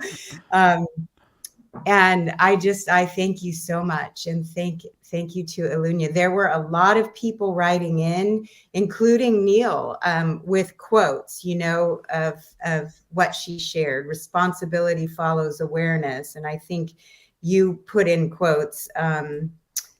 Your heart knows the way home. You know, in the chat. So thank you to every single one of you in the chat for chatting in, and your comments are so inspiring and uplifting. And I see that we're really feeling what this ceremony is all about. And during these times, you know, Matthew John was talking about the astrology of right now and why Neil's timing is impeccable for the speakers that he's curated and what we're doing collectively to advance our evolutionary process during these great alignments that we're experiencing. So really, really happy. Thank you very, very much. And I'm happy to introduce the next speaker as well. I've never met Dana before, but I just ordered her book on Amazon. So I think Dana is in the house. Is she in the house? Let's bring her in. Hello. Yeah. Hello. Hi, Dana. Hello. Hi, Michelle. Hi, Emilio. Really good to finally meet you and to learn about you through this platform, Portal to Ascension. Emilio, I think you join me in sharing, both of you, sharing that what Neil is doing with Portal to Ascension and giving us these 11 days with 77 speakers and 11 MCs, what he's doing is really showing us the way forward in a business model that embraces donations. You know, he's offering this for free. It takes a lot of energy and resources for what he's doing to offer these 11 days with these really finely curated speakers. And so we want to just give everyone the opportunity and understanding that this is a by donation conference that we're all having access to. So this is celebrating 16 years of Portal to Ascension events, online and in person. And I hope Neil will put the link to the donation link to Portal to Ascension in the chat, so people there it is, PayPal me/Portal to Ascension. So if anyone's feeling inspired by everything they're hearing, learning, and most importantly, feeling and receiving, from these. What are we on? Are we on day 4? Day 4 of 11. So thank you to all of you for joining us. And did you hear what I said, Dana, that I had just ordered your book? Yes. Well, thank you. I'm honored. Thank you. Yeah, I can't. I'll get it on Sunday. I'm really excited. It'll probably make good holiday presents for some of my friends that are listening right now. Which book did you order? Which one? Three Muses. Oh, the Third Muse. Okay. The Yes. Third Muse. Is that what it is? The Third Yes. Muse. I hope you enjoy it. I appreciate it. I'm sure I will. So I know we're running a little bit behind. So how about if I go ahead and read your bio and give everyone a peek into who you are? And Dana, do we say your name is Dana Micucci? Exactly. That's perfect. You got it right. Dana Micucci is an award-winning author, speaker, healer, and mentor. Dana's latest book, this is the one that I just purchased, the novel, The Third Muse, is a metaphysical time travel mystery that celebrates the divine feminine wisdom of the Magdalene order and the healing power of love. Her spiritual travel memoir, Sojourns of the Soul, one woman's journey around the world and into her truth, a gold winner in the Nautilus Book Awards, was inspired by her travels to many of the world's most sacred sites. Both books offer a heart-centered message for our time, and it looks like I will be ordering the second book. But I was so quick to order your first book that I read about. I'm going to order the second one. Dana has also enjoyed a decades-long career as a widely published journalist, writing about culture, travel, and spirituality for the New York Times, International Herald Tribune, Chicago Tribune, Spirituality and Health, and many other well-known publications. A dynamic speaker and teacher and practitioner of ancient mystery school wisdom, she conducts transformational talks, workshops, and retreats, sacred journeys worldwide. She also has a private healing and mentoring practice rooted in her extensive shamanic training. Dana's work carries a multidimensional healing vibration that ignites deep shifts in consciousness, expanded awareness, and recognition of your soul's purpose. With grounded clarity and compassion, she assists you in accelerating a fearless journey towards wholeness, joy, and fulfillment. Based in Taos, New Mexico, after many years in New York City, she continues to travel widely in sacred service as an ambassador of the New Earth consciousness. And it is my honor to meet you here today and to celebrate our time together. And I'm going to listen to every morsel that you have to share. I'll be waiting in the background. Thank you so much, Michelle. Your joy is infectious. Thank you. Thank you. Okay, have a great talk. Thank you so much. Thank you. Hello, everybody. It is an honor to be back on another Portal to Ascension conference. Today, I would like to speak about truth and healing, which may be a good follow-up to the last talk. And I did hear that truth came up. And why did I choose this subject? Well, truth is light and truth is healing. Now, we all know we've been through some very dark times, especially recently, but for a long time as humanity. And we cannot heal collectively without full disclosure of the truth. So we need to align with the truth. And by truth, I mean truth with a capital T, which is the truth of God, of spirit, not my version of the truth or your version of the truth or individual versions, the keyword versions of the truth, which are really just opinions. Truth with a capital T is of God, okay, of spirit. And must align with that truth, as I said, to really fulfill what God's Spirit is asking of us without knowing the hows or the whys. So it has never been more important to embody the truth. I talk a lot about divine embodiment in my work, which is really anchoring into these ascension vehicles to be grounded here on earth so we can be of service most effectively. So to embody the truth during these turbulent times when tyranny has gained an unacceptable hold on every level of our society, undermining our basic human rights, our freedom, and our personal sovereignty.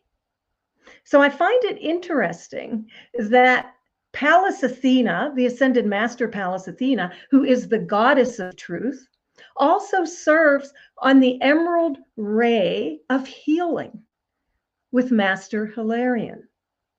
So since we have invoked Pallas Athena, now an ascended master, there is an ancient Greek word called parrhesia. It's spelled Parrhesia, parrhesia. And so what this word means is to speak everything, to speak freely, candidly, boldly. So it not only refers to freedom of speech, but an obligation to speak the truth with a capital T, even at personal risk for the common good, speaking the truth for the common good.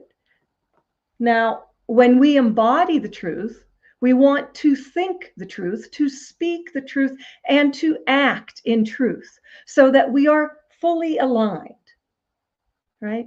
This helps us to accelerate our ascension, which is moving into higher dimensions of consciousness. And so there is a French philosopher called Paul Michel Foucault, who wrote a book called Fearless Speech.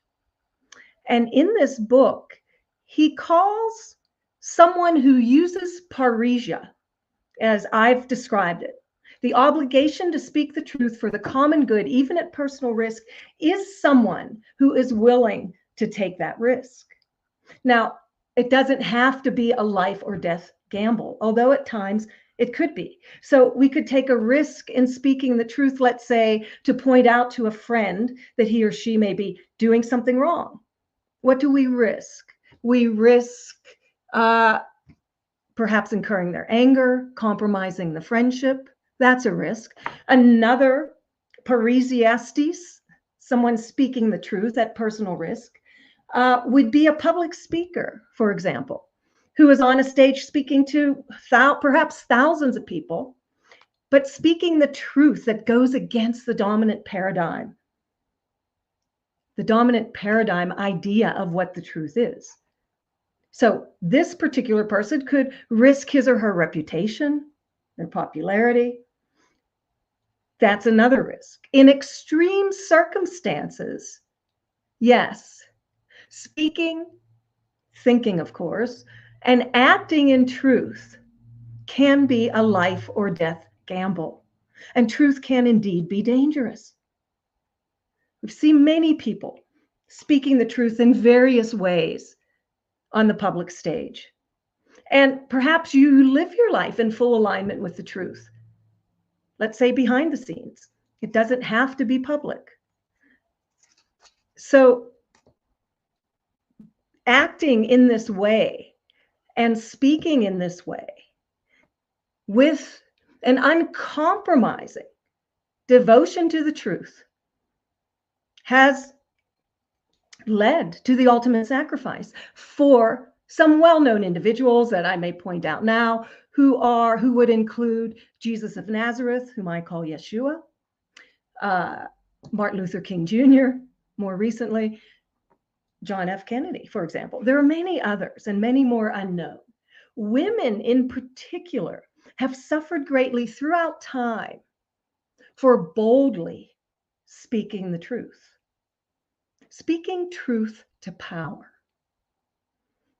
One such example is Mary Magdalene, who has suffered so unfairly and untruthfully from being labeled as a prostitute all these years later, right? This incredibly gifted woman, the legacy of Mary Magdalene and all of her divine love, divine power, divine wisdom, and truth, is being redeemed with the return of a divine feminine consciousness, as we are seeing and feeling now on earth. And this divine feminine consciousness is helping to repair distorted masculine power structures and to heal what has been broken. So it's coming around, the acceptance of Mary Magdalene as a truth bringer.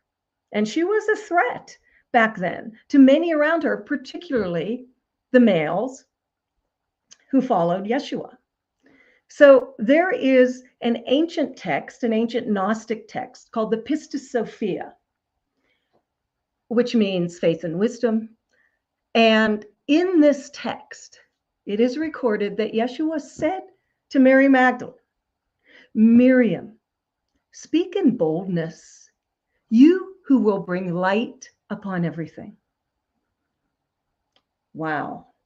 So as her divine masculine counterpart and mystical equal, he encouraged her to stand fully in her truth, which is power, which is the light, which is healing. So let us not be afraid to do the same. You know, the truth, however big or small, is the truth, however seemingly big or small. And it is not determined by what people think of it. So when we adhere to the truth in everything that we do, it helps us to become more impeccable in all of our endeavors. Okay? The truth, like love, has no hierarchy. Right? Either we speak and act and think in truth, which brings unity, or we do not, which creates suffering, creates more separation through fear and judgment.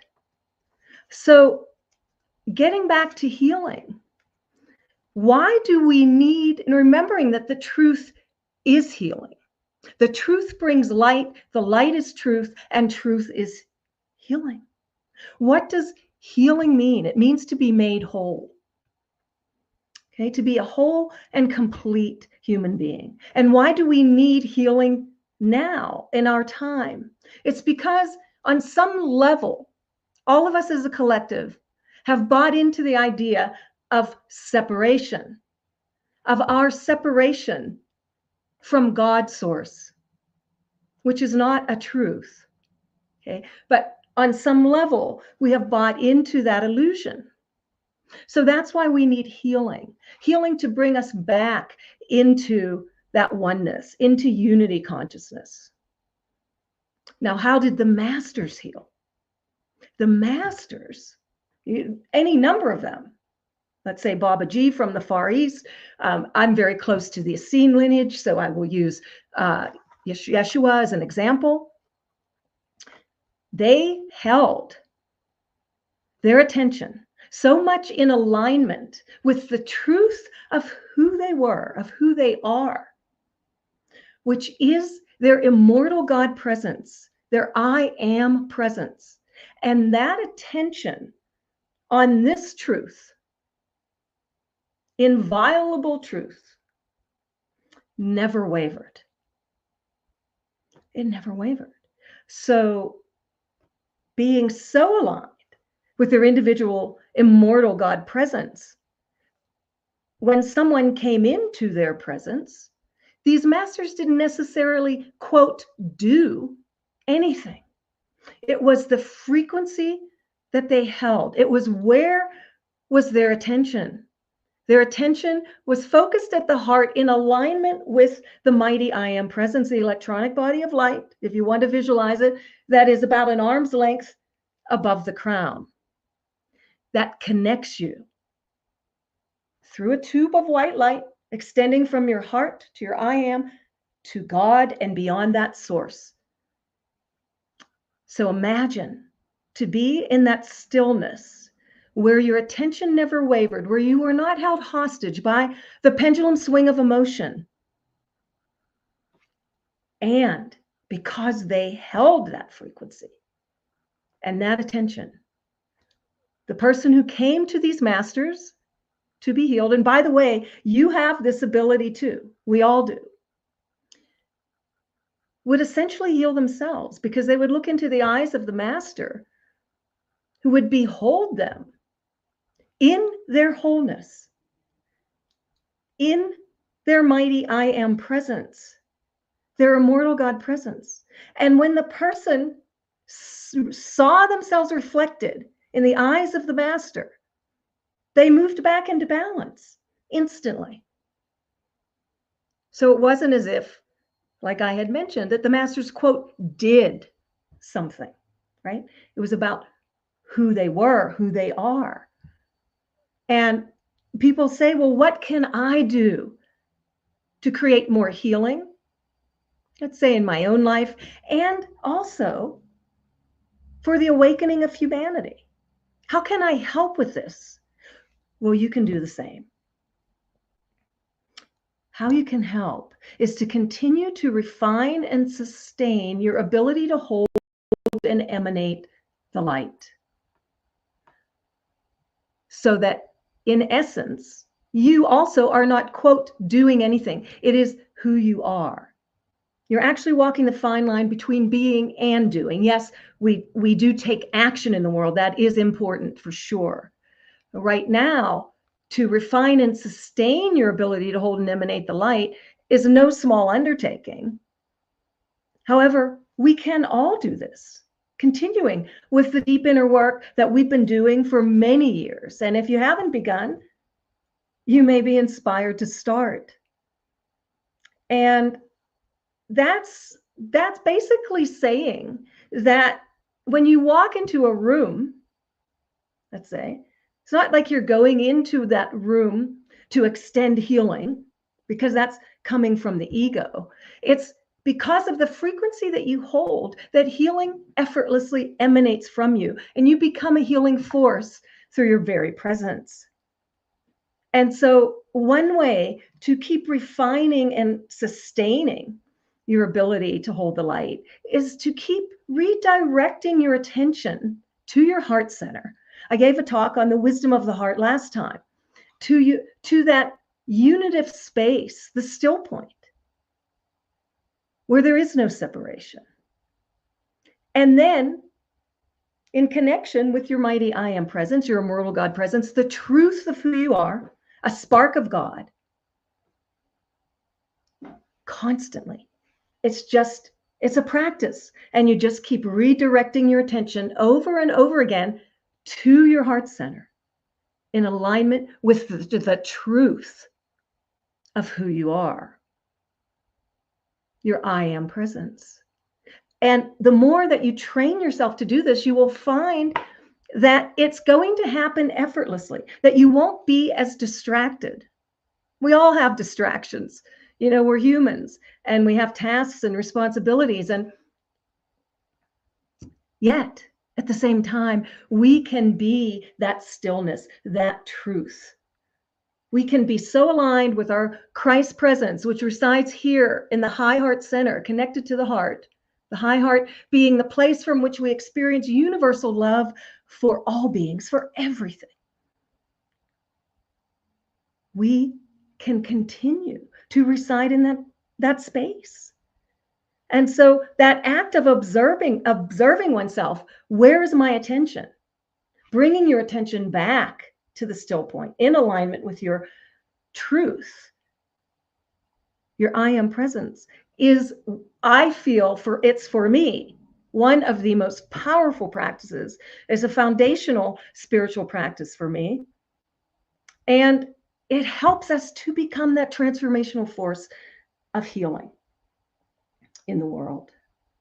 So I'd like to give you some practices to realign with your truth. And then I would like to do a meditation that will extend throughout the planet.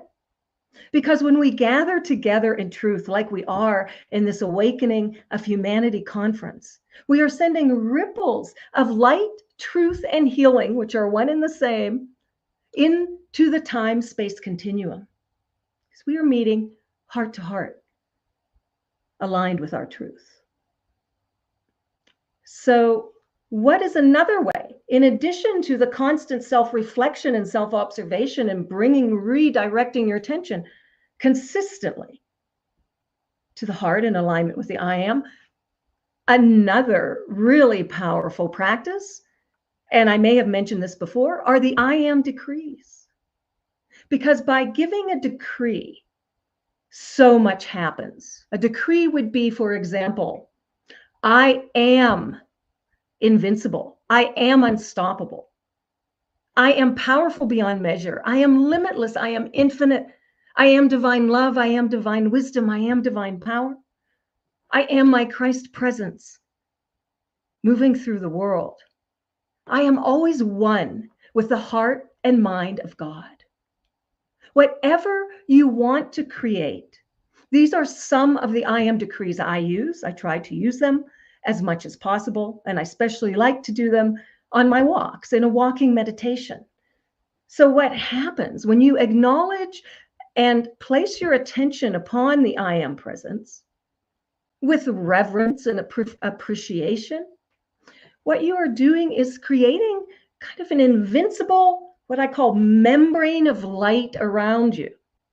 You're actually speeding up the motion of the protons and electrons in your atoms, the electrons around the atoms. And that's what it means to raise your frequency. I mean, there is a physiological effect when you speak and act as your I am presence, which is simply acknowledging that it is God who is working through everything that you do, through every word, every breath, every prayer, every footfall. It is your God presence that is making it possible. And this, of course, helps you to realign with the truth. This helps you to hold and emanate more light, to be of service in that way. So, right, it all begins with us. And then that healing, that truth and light radiates to the collective. Those I am decrees also create a figure eight, kind of a figure eight force of energy, an energy field that extends out horizontally and vertically as well to your I am presence. So the more and more that you can realign with your truth, the I am presence, the more you will speed up your desired outcomes, which we call manifestations. I like the word magnetization, which is more of a divine feminine way of creating. The more that you will be able to heal yourself and others. Again, not coming from the ego, but simply because of the frequency that you are holding. Okay, so another example, this comes from the Mayan tradition. I know that people are heavy-hearted now. We've witnessed so much, and so much that has frankly shocked us, and that has really, I feel, expanded the heart center to such a degree that, I mean, we feel such compassion for our brothers and sisters who are suffering and struggling around the world. There's always been suffering and struggle. It's really in our faces, okay? So that heavy-heartedness, we can try, and this will work, to relieve that, to become lighter of heart, because ultimately we want to access and be in our joy as much as possible. I know that sounds like a challenge right now. However, this is really important because joy is the highest frequency we can hold. And this is what the world is so direly lacking. So if you can be that one person in your joy in the grocery store or walking down the street or in school or whatever, can you imagine how healing that will be?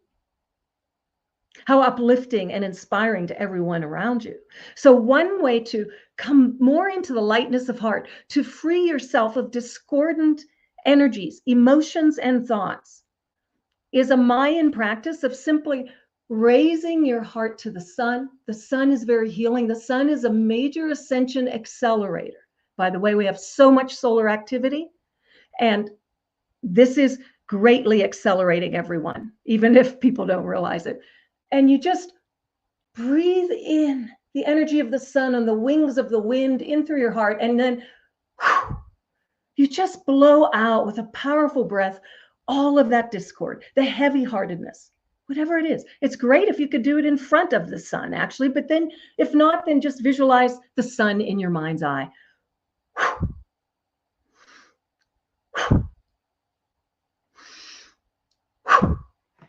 And you will find in a very short time that you will feel lighter. You will be in that lightness of heart. The greatest things are accomplished with a light heart. And you will immediately clear, okay, any of that heaviness. So I gave you some powerful practices. The human voice, as Edgar Cayce predicted a long time ago, he's the great mystic and prophet, as you know, he said that the human voice would become one of the greatest healing instruments of the future. So I gave you some of the I am decrees. Of course, it's infinite. You create your own, whatever you want to magnetize or manifest. The words of God are very powerful. You know, Gandhi said that the constant repetition of saying Rama, Rama, Rama, Rama, Rama, which means the God-man, God-woman, God-man,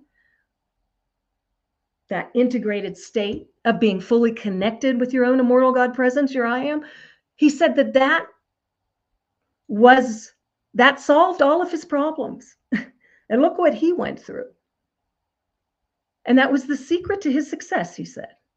So there's some other words of God. Now that's from the Hindu tradition. We also have Om, which is the sound of the universe. You know, we say Om and sometimes we're not even aware of what we're saying. Om realigns you with the movement of the universe. We have Om Mani Padme Hum, which is hail to the jewel in the lotus, the jewel of compassion in the heart. We have El Shaddai, so beautiful, God Almighty, from the Hebrew tradition. We have Ayer, Asher, Ayer, I am that I am. I am presence, be present now. I am the mighty, I am a light of God. I am that I am.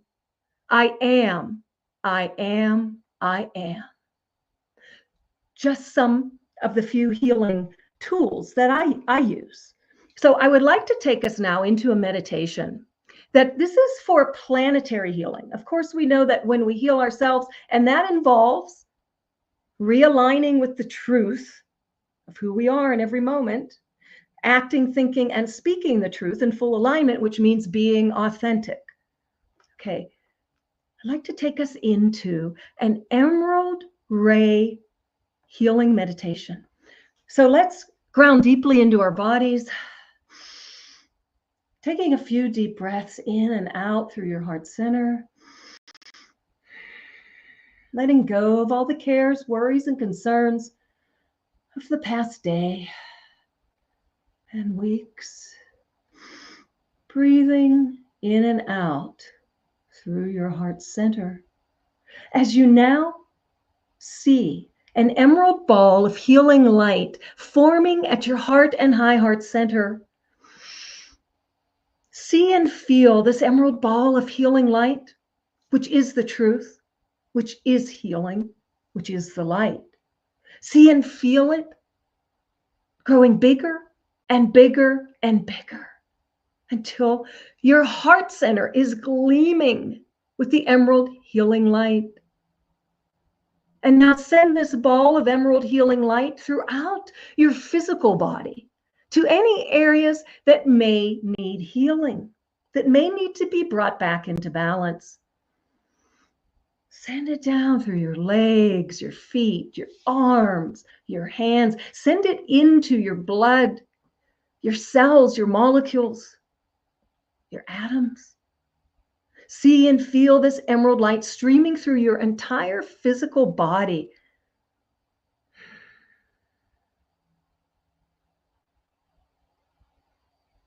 And now, extend the emerald healing light to your subtle bodies, enveloping your physical body, your mental, your emotional, your causal or spiritual bodies.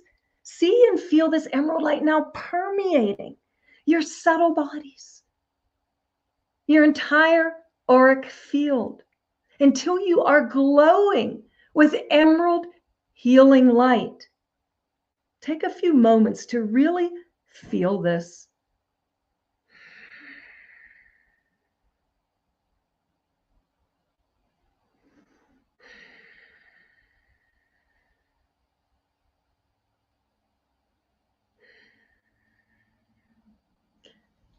And now, transmit the emerald healing light from your heart center like a laser beam to your loved ones, to people you know, especially those who may need extra healing at this moment. See and feel this beam, this laser beam light of emerald light now, moving in to their physical bodies, their subtle bodies, their heart centers, to your pets, anyone especially who needs extra healing now. Take a few moments to do this.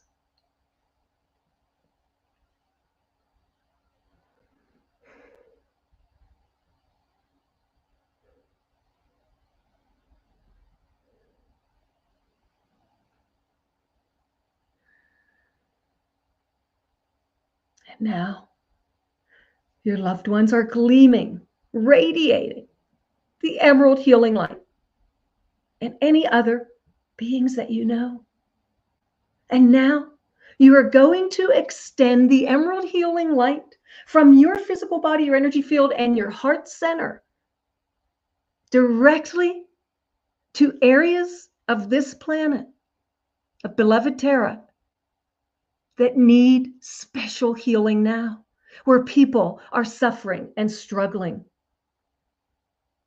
You now see and feel this ray of emerald light moving into the Middle East to all of the people there who may be suffering at this point, into Gaza, into Israel, into Syria, into Lebanon, throughout the entire Middle East. The emerald ray of healing light is permeating the land, the ley lines, all of the beings living therein. See and feel this now.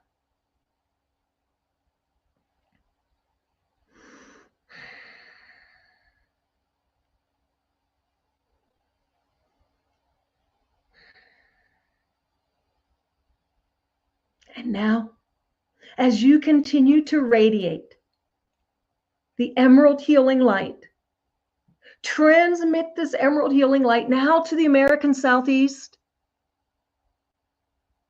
to North Carolina, Florida, Tennessee, South Carolina, Georgia, all of those states that were hit by unimaginable damage from the hurricanes.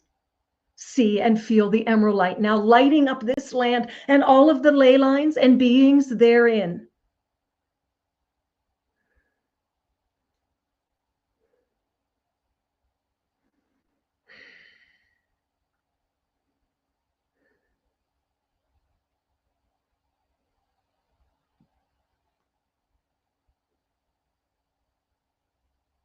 And now,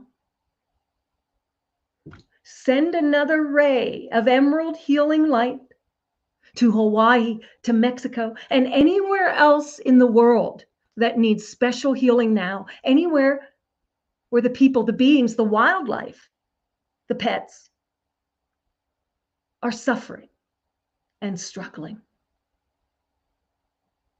Transmit the emerald ray of healing light to these areas and these beings now.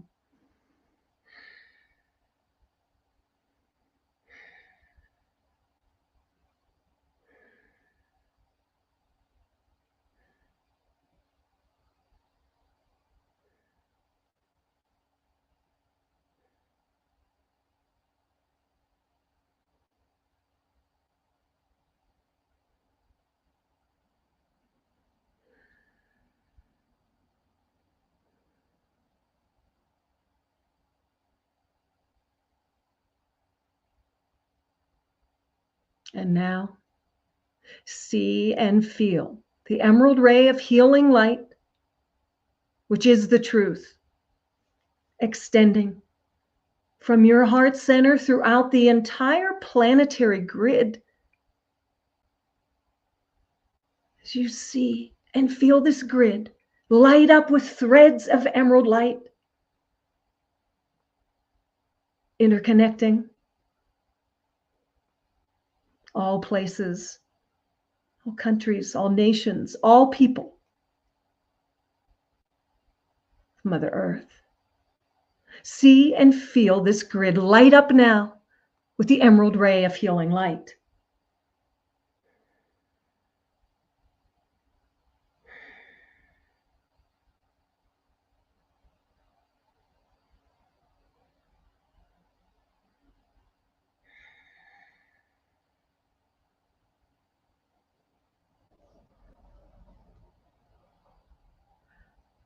And now, as you, your loved ones, all beings on the planet, and Earth itself, radiating, illuminated with this emerald healing light, you give thanks for your ability to be of service in this way, for your ability to be the truth, to be the light, to be the healing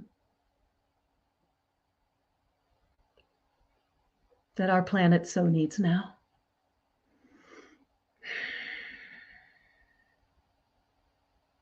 And you say, I surrender to spirit. I surrender to the light. I am light. I am light. I am light. I am that I am. I am. I am. I am. And so it is. Ananasha, Ananasha, Ananasha.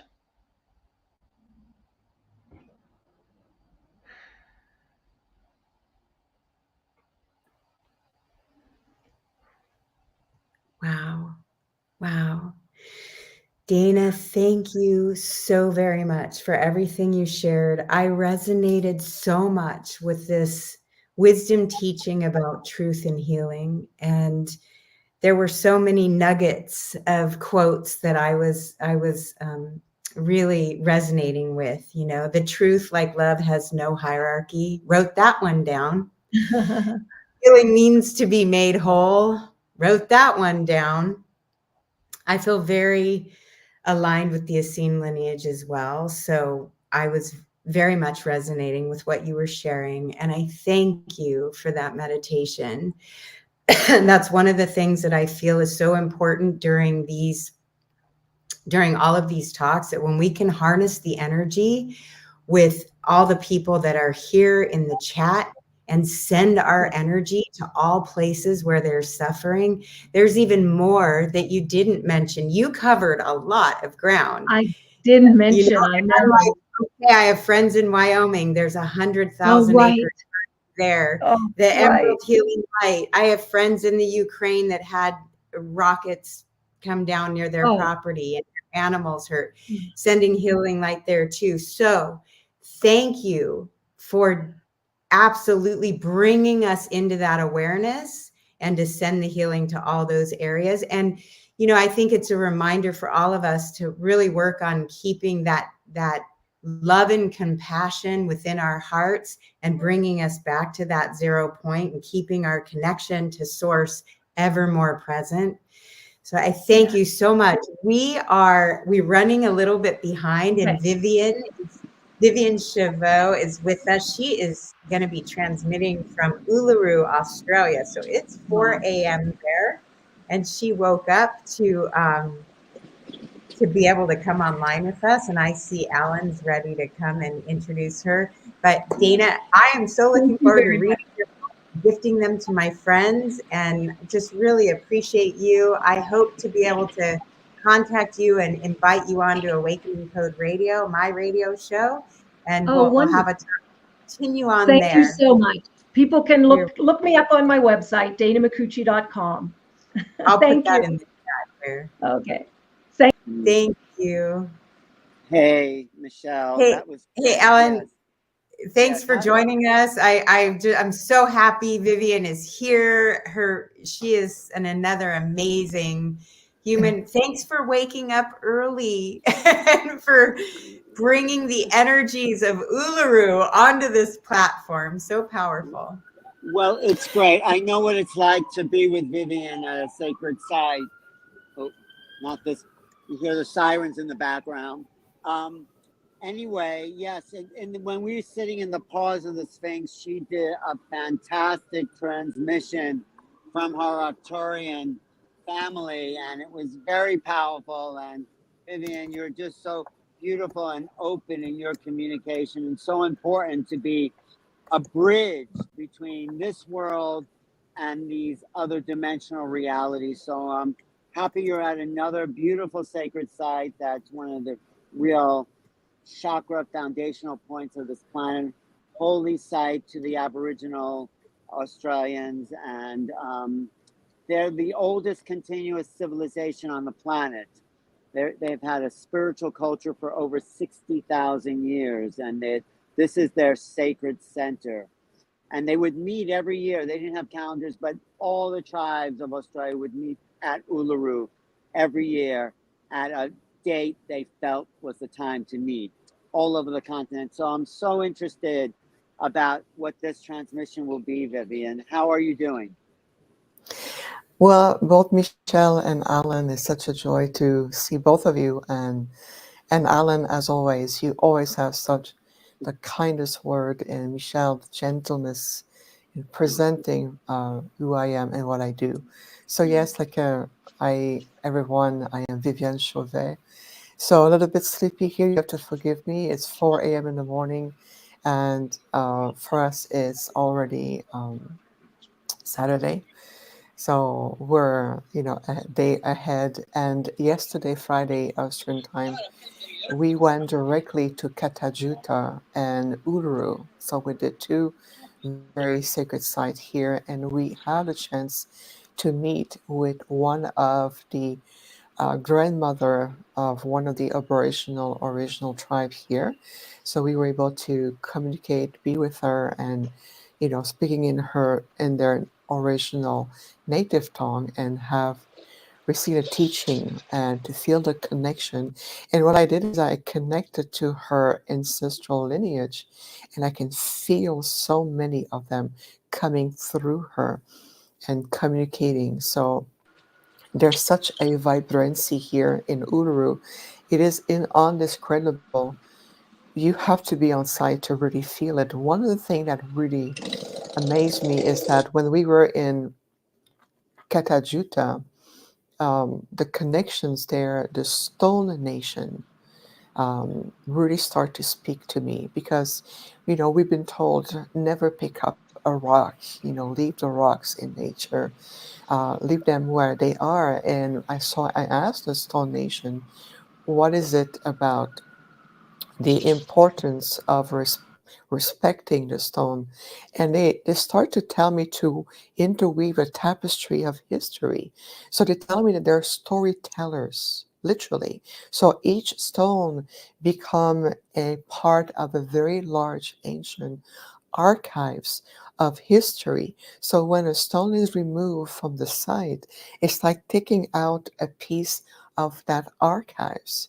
And some of them, like you mentioned, Alan, they're so ancient, and they will take you even in the time of the prehistoric time where the earth was forming, and they will tell you tales and memories that they contain. So just walking on the stone, you can feel the vibration, even the contact from the sole of your feet, even to your walking shoes. You can still feel the vibration which activate ancient memories encoded right in your lineage, and even the body ley line. So just some background quickly about myself for those who may not be familiar with me is that I am an Arcturian being.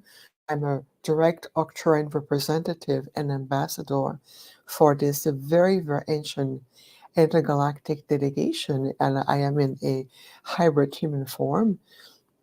And what it means is that my body, my vessel, as a conduit, was constructed to hold the genetic of my Arcturian self with just a connection of the earth. So whenever I travel to sacred site, which we did last year with Alan and Neil, by the way, too, we, like the Sphinx, when I connect right away, I am being acknowledged and recognized by the guardians or the wisdom keepers or even the energy of that site as an Arcturian being. So they greet me. So right here in Uluru, when we move into a secret space, well, before we enter, we had several guardians who reached out to me telepathically and said, "We recognize you, Arcturian ambassador." And I said, on behalf of a group of emissaries of light, which means everyone in our group, we come and present ourselves and our light. So one of the things to remember is how you present yourself.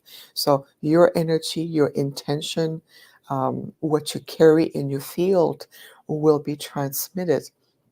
And so the guardians will either grant us permission to enter or not.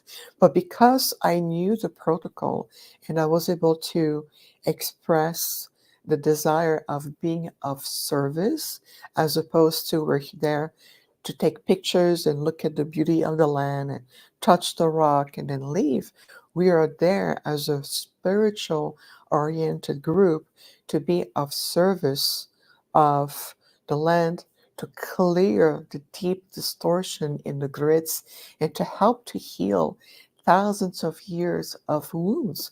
So when we introduce ourselves, our signature was enough to open multiple gateways. And 3 times I heard the guardian said, "You may enter." So when we were granted permission, then we can move forward into the park or move forward into the walk and really establish a very strong connection. And we were there just for us less than 24 hours ago. And I'm still carrying the frequency. I am still physically carrying the energy in my body. And the exchange that has been going on has been phenomenal. In fact, I saw at some point a portal, a solar portal. So you can see there was the sun and there was this huge interdimensional ring around the sun, and this bluish ray of light came through the sun and touched the ground to, connect with me and bring in the next level of light codes. And one of the things that we've done so far, because there's going to be more work done, obviously, but so far what we have done is to repair the distortion and the misalignment in the grids here in Uluru, and right above those very sacred sites, Katajuta and Uluru, and there was a distortion in the field, like almost like a tear in the space-time continuum, and we were there to repair that, to realign the grids.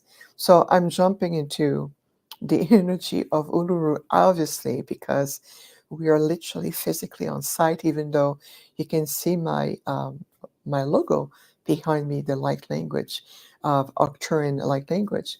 It's more eloquent to see hotel curtains. So being physically here, it really brings that energy. So I'm going to invite everyone right now.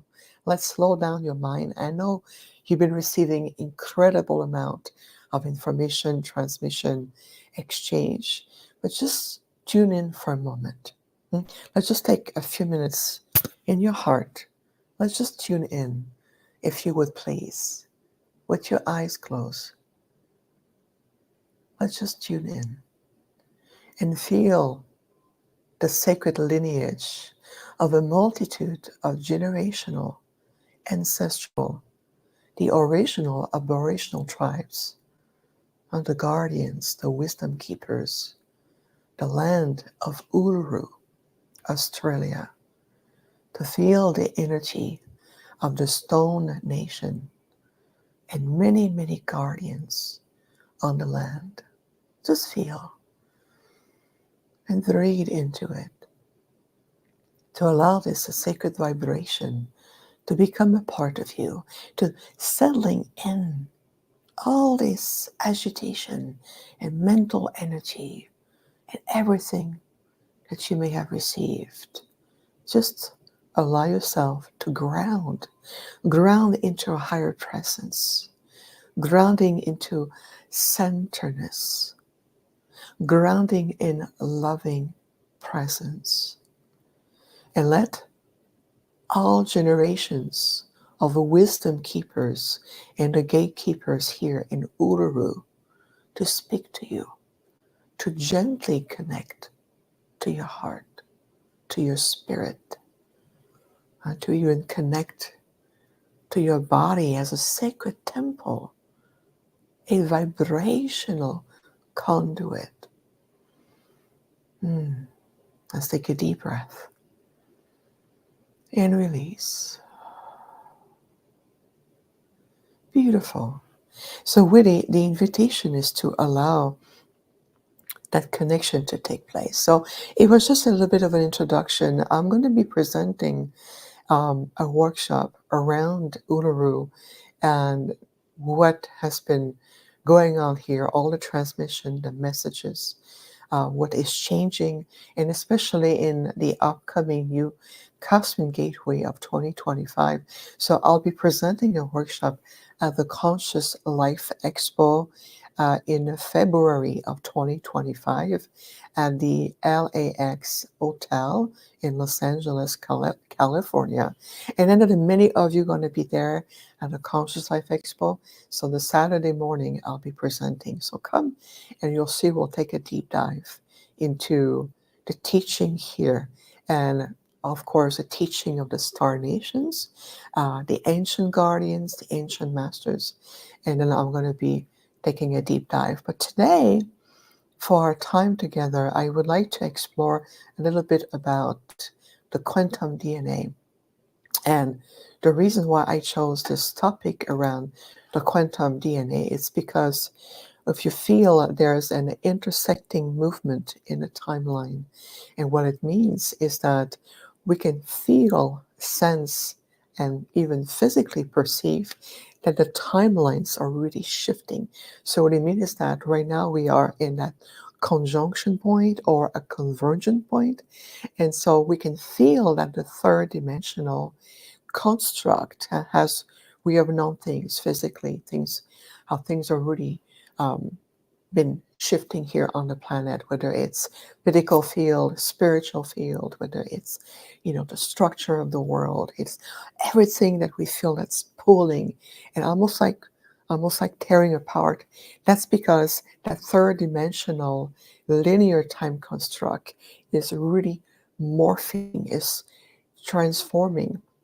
And this underlying energy of a higher fifth dimensional, more unified ascension energy is really wants to take on. And you can tell we are almost like at movement of changes on the planet.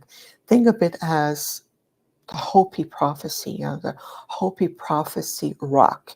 For those of you who may have been on the land, I personally have been to the Hopi reservation in Arizona, and I have seen the Hopi rock prophecy, and it really talks about the shift in the timeline when Creator is overseeing the changes. Those who are very much more mental, more still engaged in that third dimensional construct, that timeline is moving away for those of us who are spiritually and consciously more in alignment to our movement awareness, and that timeline is shifting.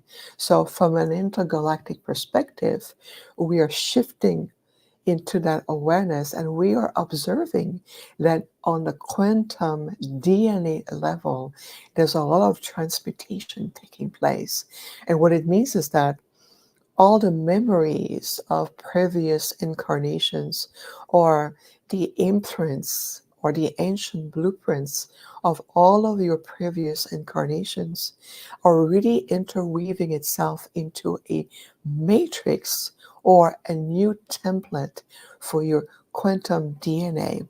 And it's really activating more and more ancient memories. For example, when we were in Uluru yesterday, Australian time zone, at some point we enter a cavity, like almost like a cave that was formed inside of Uluru. And right away through my DNA template, I start to remembering the purpose of that particular cave or that cavity and how it was constructed. So it was really amazing to see how much the remembrance really much more in terms of coming through, and how much I was really reactivating an aspect on my quantum DNA template, and those memory allow me to read the frequencies encoded in that particular place. So it's becoming more and more available to all of us. And what it means is that we're starting to get more in sacred alignment with Gaia, or Mother Gaia energetic field, or what the Arcturian talks about, Gaia sentient field. The sentient field of the planet is influencing every life, animals, the trees, human beings, deep into the ocean, the whales nation, the dolphins. It really shifts the energy of everything on the planet. So we're starting to become much more in sync with the conscious morphogenetic field of Gaia, and then Gaia is also shifting her alignment not only with the solar system but on a galactic core level. So we're starting to move out of these outdated third dimensional linear time construct of realities, and we're moving back into a more universal holographic universe. And I know those are the terms that we hear a lot from spiritual teachers like myself and others, but it really is an experience. And I'm going to invite everyone right now to really step out of your third dimensional logic mind and allowing this ancient knowingness that coexists, cohabit within you, whether it's in your DNA template, and it's also encoded even in your DNA codons. It is part of your body memory field, and it's really allowing you to tap deeper into this empathic energy or empathic responses of your heart intelligence field. We know that the heart is the biggest brain of our being rather than the logic mind.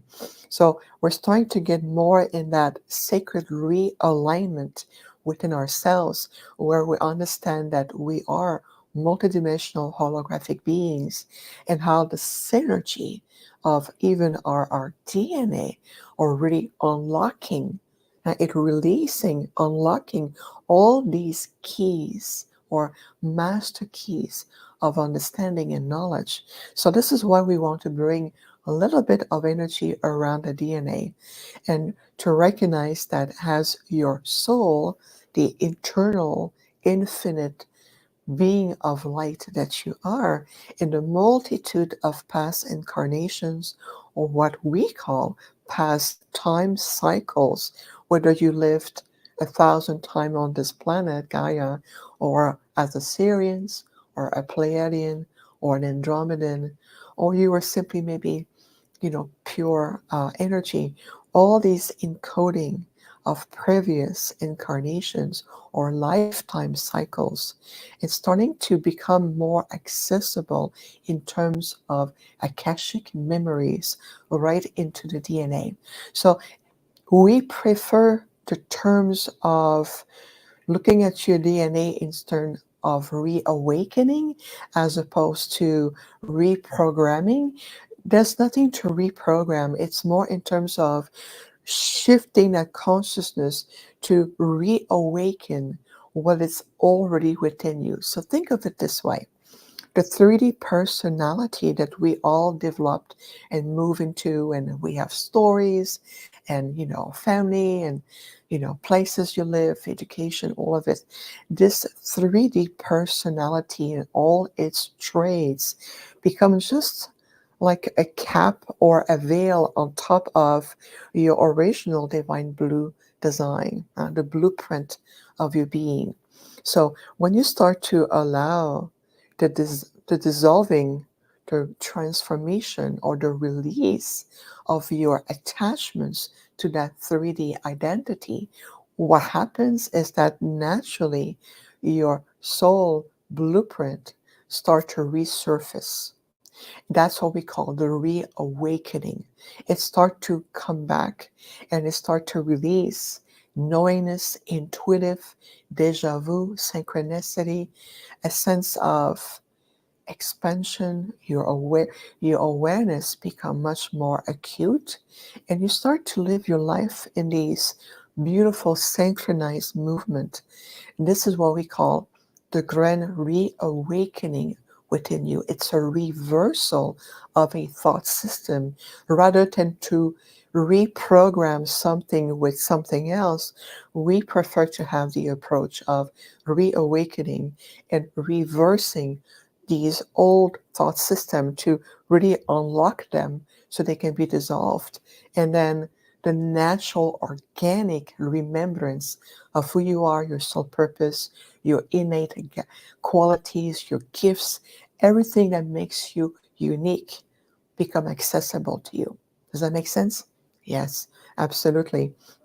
So this is why all of these ancient memories are the same ways within your DNA template, and the consciousness of your DNA start to speak a language that you become more and more aware of.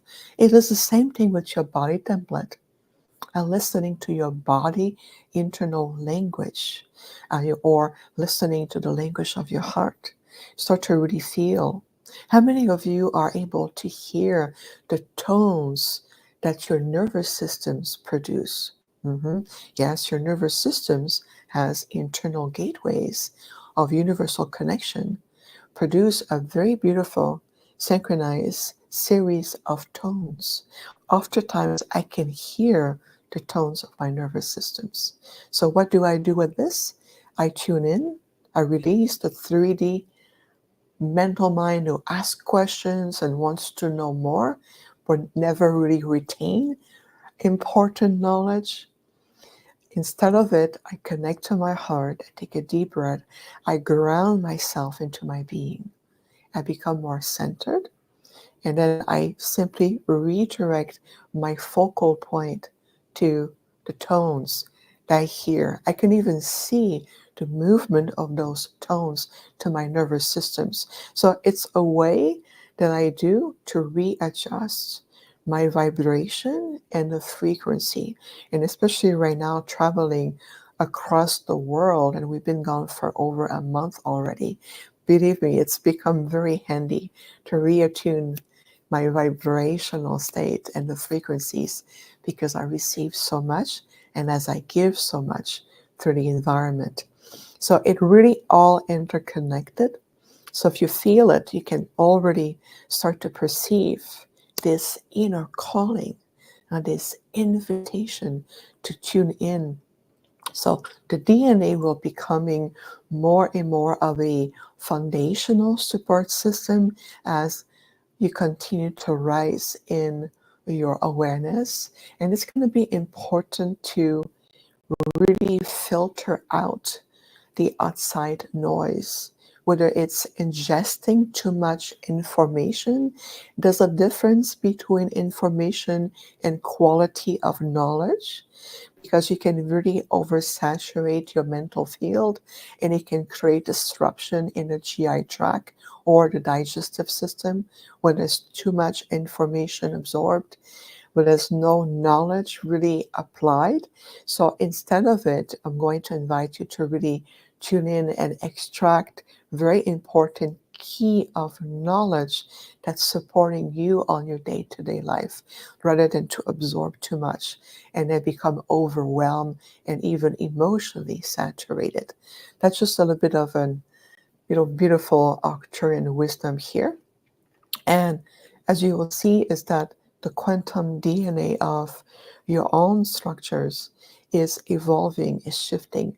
So to the point where your DNA is evolving in connection to your consciousness, and the two aspects will create a beautiful natural convergence into your own lifetime or your life timeline. What it means is that makes a difference between, from a spiritual perspective, am I still too engaged into approaching spirituality from a third dimensional mental logic mind, or am I engaged into my soul evolution? So it really is about gaining more light and allowing your soul evolution to shift and evolve. So it's the same thing with your DNA.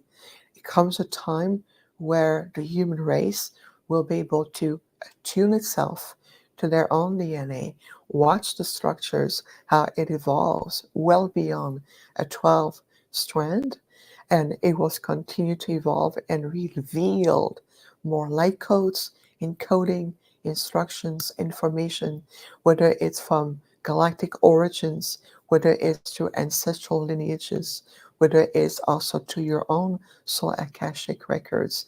And can you imagine for a moment tapping into this infinite library of encoded knowledge, wisdom, and being able to say, okay, I'm going to keep those keys and I'm going to tune out the keys that no longer serve me, and being able to consciously in complete alignment to do this. So this is part of the next level of natural and organic evolution we are perceiving coming through the planet, in spite of all the chaotic energy right now. I know there's a lot of chaos, a lot of pushback, there's a lot of movement, conflict. But what we do is that we can feel that out of chaos, there's a new structure, a beautiful divine design that is coming through. So I'm going to invite you right now to take a deep breath and release. And ask, from a fifth dimensional perspective, I ask this divine design for Mother Gaia to reveal itself to me. Let's repeat that again. Just feel in your heart. From a fifth dimensional perspective, I ask that the divine design for Mother Gaia be revealed to me now. And just pay attention, breathe, observe, and let your entire body intelligence, all of your senses, all of your intuitive centers, to show you, to reveal to you. And whether it's you feel, you know, a sensation in your body, perhaps an image that comes to you, a thought form, a sensation, an energy in your heart, whichever form of energetic language comes to you, it is appropriate. Just allow these energetic form of languages to communicate with you. Too often times in my practice, people ask me, I want to see, I want my third eye to be open. So what we always say is, utilize your most powerful intuitive centers. Do you feel more? Do you know to your body? Do you have a sense of presence? If that is how you communicate and receive messages, and let these channels communicate with you first. Let them be the receptors, and then invite your other senses, like your clairvoyance or clairaudience, to come on without forcing anything. Utilize what feels already aligned the most with you, and from there you can evolve. Invite more senses as you are getting ready emotionally and consciously to be open. So utilize your strength and your natural ability. And so by doing that, it really opens up so much. So when I create workshop or I on a sacred site and I conduct spiritual tours, after time people will ask me, how do you know what you know? How come you receive so many messages and you feel so much?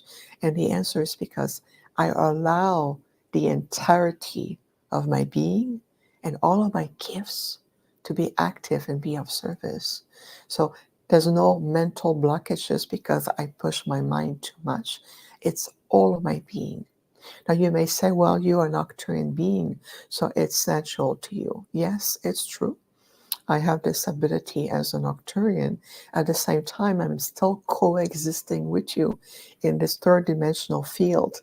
And so I can feel the pushback, the restriction, the dark light polarity, and all of these experiences of polarization and dualistic energies. Nonetheless, it changes nothing to who I am. And what I just say right now, it's important, and the invocation of your I am presence. So in spite of what is happening in this third dimensional world, it changes nothing to the profound nature of who you are.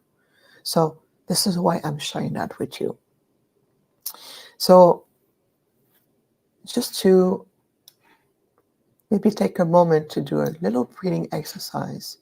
I've presented a beautiful energy here called the golden light of the sun. And I'm going to let the energy to come in right now. Again, I'm so sorry. It's 4:30 in the morning for me here in Australia, so my body is still waking up. So let's do an exercise called the golden solar light. It's a deep breathing exercise just to let the golden light of the great central sun to enter your field and illuminate your being. So if you please just close your eyes for a moment. And let's take a deep breath.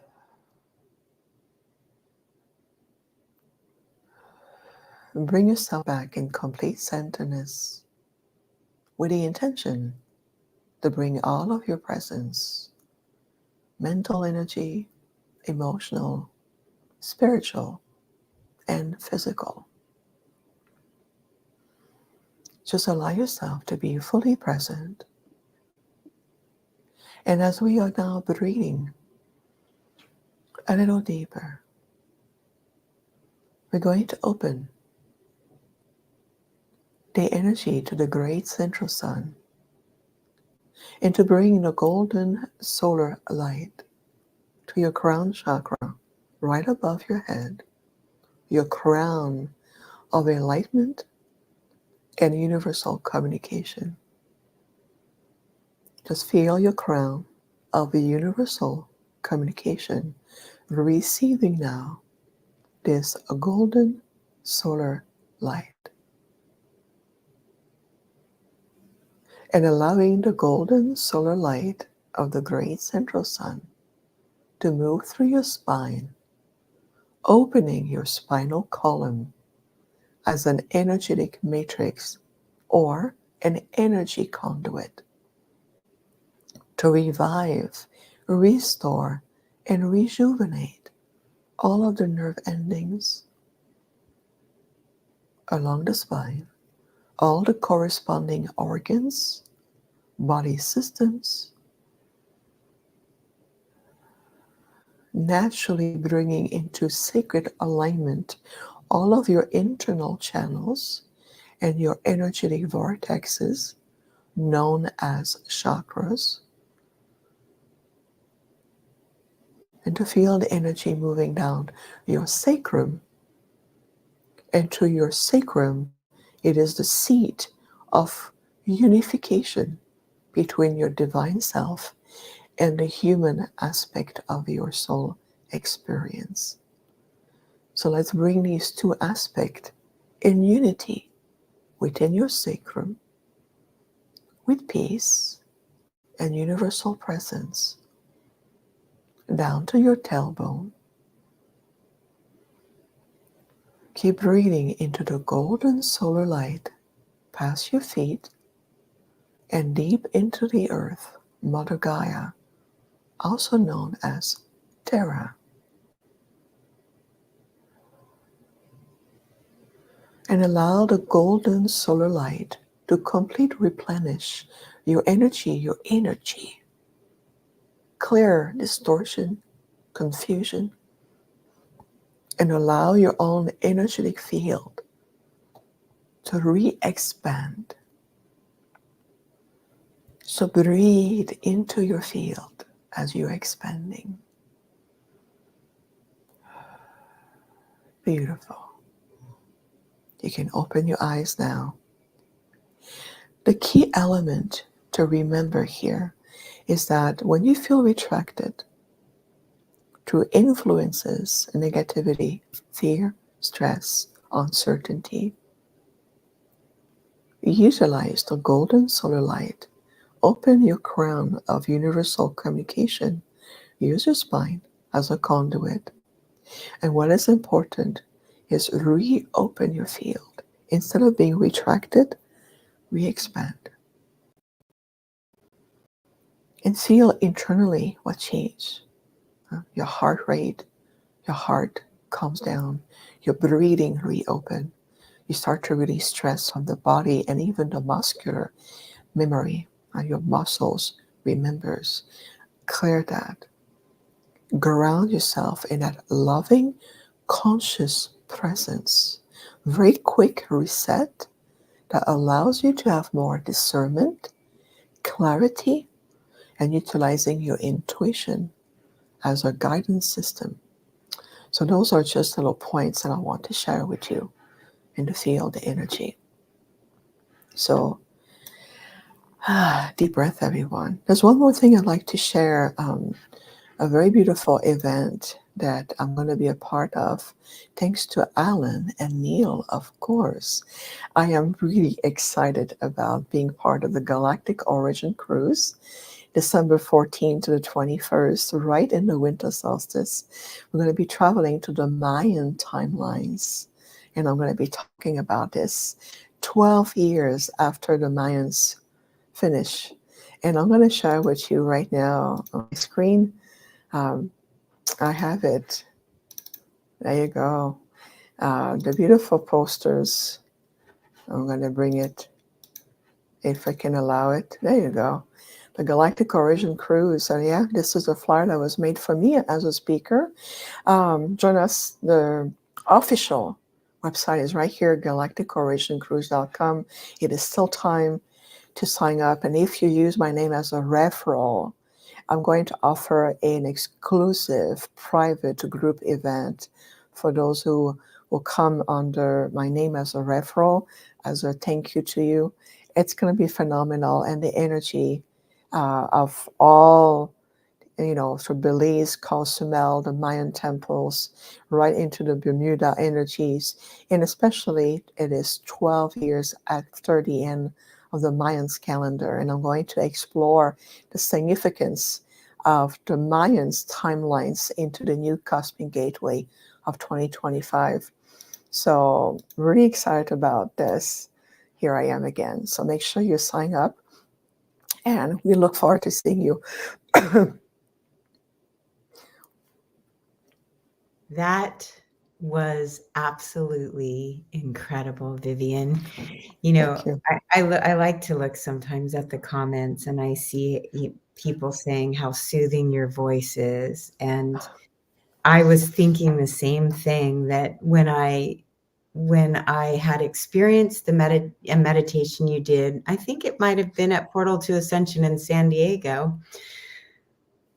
I could feel a very significant vibration in your voice that really led me back to what you were doing with the golden solar light meditation. And what an incredible tool for all of us to access right now. Thank you for bringing that to us. Thank you for reminding us that the stones are storytellers and that the stones don't want to be removed, and that they're archives, and that there's ancient memories encoded in each one of those stones. I needed that reminder, and just really feeling the energies of Uluru that you brought through. I think it's all so perfectly and divinely timed for right now. So Vivianne, you know, I love you so very much. And Neil has invited me to be on the Galactic Cruise. I didn't give a yes because of stuff that was going on with my family, but boy, you sure make me want to jump on that boat. I want to be there with all of you. But really, really appreciate you sharing about the timelines converging and what we can do to be stewards for our own evolutionary process. You really brought us back into that powerful reminder of our own alignment and our responsibility to be good stewards of our own body temples and for the evolution of Mother Gaia and ourselves during these times. And as always, I love you so very much. I really, really appreciate everything that you bring, Vivianne. And I hope you get a little more sleep before you get on with your day there in Australia. Oh, thank you so much. I love you, Michelle. Big hug to you. Neil, Alan, big hug to you. I cannot wait to see you all. And thank you, everyone, for your kindness watching this epic event online. Thank you for all of your wonderful, wonderful comments. And I know that my website will be there too. I do have an online community. I offer teachings, membership. I am the founder of the Universal Arcturian online community. We're growing. We have people from all over the world. Get on that cruise. Come see us. And again, Neil, and Alan, I want to personally thank you for bringing us, my delegation and I today. Michelle, you are shining your light. Always a joy and a privilege to be with you. I'm going to go get some rest because I have a group waiting for me in a few hours and doing more work here in Uluru. But it's absolutely the energy. And even though my physical form is still a bit sleepy, I know the message was conveyed from our heart. You absolutely brought it through, as you always do. That is my experience, that when I'm in your presence, I really, really feel your delegation. I feel your passion and your purpose and your mission on earth. And thank you for sharing your love, your light, your wisdom. We really appreciate it. And this has been an epic day. I'm really impressed with every speaker we've had. And thank you for continuing on. So we are going to bring on our next speaker. This has been so uplifting for me that I get to meet new people. And Sol, I'm super excited because I've never experienced you before. And, you know, one of the things that I want to share with our audience is that if you haven't sensed into Neil's intuitiveness with how he plans these conferences, and he's very intentional about who introduces which speaker. And I never, clamor to say, I want to introduce this person or that person. I let Neil use his, and I appreciate that Neil uses his heart. And so when I read your bio, I felt very aligned with you, and I definitely can't wait to hear your presentation. We want to get to it. So I'm going to thank you for being here. I'll read your bio and we'll get right into your sharing your screen. So I'm honored to present that Sol Tara was born into a family of mediums in Bolivia. As a kid, Sol would see and feel spirits. This terrified her because she didn't know what was happening since she didn't have a teacher at the time. Out of fear, Soul closed her third eye and intuitive abilities, and this left her feeling disconnected throughout most of her life. For years, Soul turned to traditional therapy, drugs, and alcohol, but they didn't solve her problems. And after hitting rock bottom, she made the decision to heal herself. This healing quest took Soul to over 30 countries to learn from talented masters from across the world. After discovering the healing power of alchemy, Soul finally found the root cause of her trauma. Alchemy changed her life. Soul shares the power of alchemy, mediumship, and meditation to connect people with their unlimited power in her monthly full moon ritual and meditation, and in the Golden Age Alchemy Academy. Thank you so much, Soul, for being here. We really appreciate your presence, and we look forward to hearing all that you're going to share with us today. Thank you, Michelle. Thanks for having me. Can you hear me okay? Yep, we can hear you. Awesome. Yeah, thank you for having me. Thank you for the introduction. And thank you, Neil, for putting this together. And thank you to all of you showing up today. It's definitely no accident that we're all choosing to meet up today. If you are not familiar with astrology, today is the last time that Pluto is going direct in Capricorn. So the last time this happened was 200 years ago during the Haitian Revolution, the French Revolution, the American Revolution.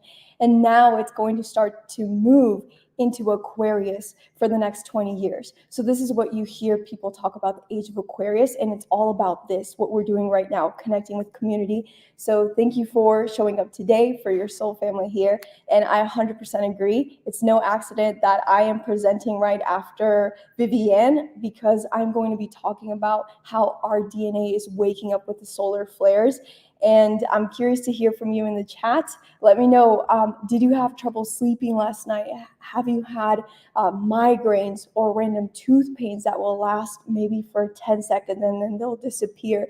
Are you getting any ear ringing? And these are all of the ascension symptoms that we're experiencing during this evolution of consciousness. That's not just a spiritual thing, it's actually a biological thing. So I'm excited to dive into that deeper so you can understand what's actually happening to your physical body. There's a reason why you're getting these migraines. There's a reason why you're getting all these ear ringings. So thank you, Michelle. And can we put up my presentation, please? Okay, awesome. Thank you. So right now, we are moving through this evolution of consciousness.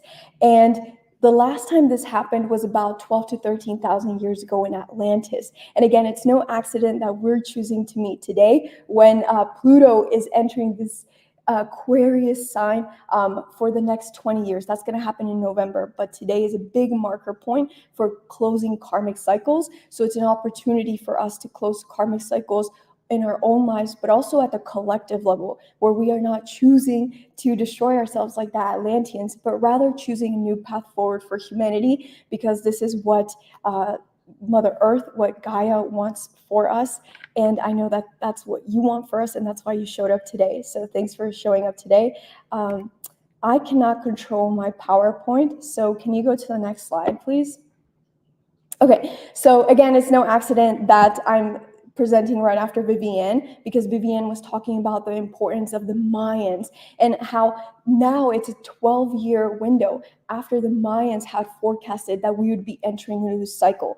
But guess what? It's all of our ancestors from all over the world who said that right now, this would be a time of prophecy. This would be a time where everything would start to shift. There's the Buddhist calendars, there's the Aboriginal calendar, and there's the Mayan calendar, which of course the media said that the Mayans forecasted that the world would end, but they were actually forecasting the end of an era, not the end of the world, but rather the end of an era. And that is the end of the Dark Ages. And they were forecasting the new cycle of consciousness, a new earth, a new Baktun that would be arising right now. And so can you go to the next slide? What is so fascinating about our ancestors is that they had so much wisdom because they were so deeply connected to the stones, to the temples, to the earth. And the Mayans forecasted hundreds of years ago that right now, at the specific time in human history, we would have the most amount of solar activity. And guess what? Just in 2004, science finally caught up to this ancient wisdom. Science proved that right now we're having the most amount of solar activity in the last 8,000 years. And this is how tiny the Earth is compared to one solar flare. So when a solar flare pops off on the sun, you can think about it like a hurricane. It's a hurricane happening on the sun, and it is the equivalent of 100 megaton hydrogen bombs going off at the same time. So that is a lot of energy, a lot of electric plasma flowing into our energy field, flowing into our Earth. So of course you're going to get headaches. Of course you're going to feel nausea. Let me know in the comments, has your body been feeling differently in these last few days, in the last 5 days? Why the last 5 days? Because we've had very strong solar storms in this past week. When we have these solar storms, all of this electric plasma is flooding your energy field, and it's interacting with the crystals that are in your teeth. That's why you'll have random teeth pain that will last like 15 seconds, and you're like, what is this? It's so random. It will even happen to the bones, the joints in your body. Like you'll just feel these weird sensations, and they'll be gone 30 seconds later. And it is because you have crystals in your bones, in your joints, in your teeth. And guess what? You also have crystals in your brain. You have magnetite crystals in your pineal gland. And when this solar storm, when this solar plasma is flowing towards you, it is activating the crystals, and it's making them vibrate. And that's why we feel discomfort. That's why we feel pain. And so let me read the chat. Yes, we are just vehicles of our DNA, 100%. I'm going to talk about the DNA in a second. Bethany Vaughn said, today I awoken with nausea and I felt myself not fully into my body for several minutes. Yes, nausea is a common ascension symptom. That is because when the sun is hurling all of this towards us, guess what happens? It's like a balloon. It's pressure. You have an energy field around you, and so all of that pressure, it's causing you to feel nausea. And so you can do some breathing exercises, consciously work to move all of this excess solar energy around your field, and instead alchemize it into vitality, into harmony. And I'll talk about alchemy here in a second. Can you go to the next slide, please? And if you imagine, right, like one solar flare is the equivalent to 100 megaton of hydrogen bombs going off at the same time. That's a lot of energy coming at us. But guess what? That's a lot of light coming towards us as well, but we cannot see it. If you were to show something to a dog or a cat, they're able to see more of the electromagnetic spectrum.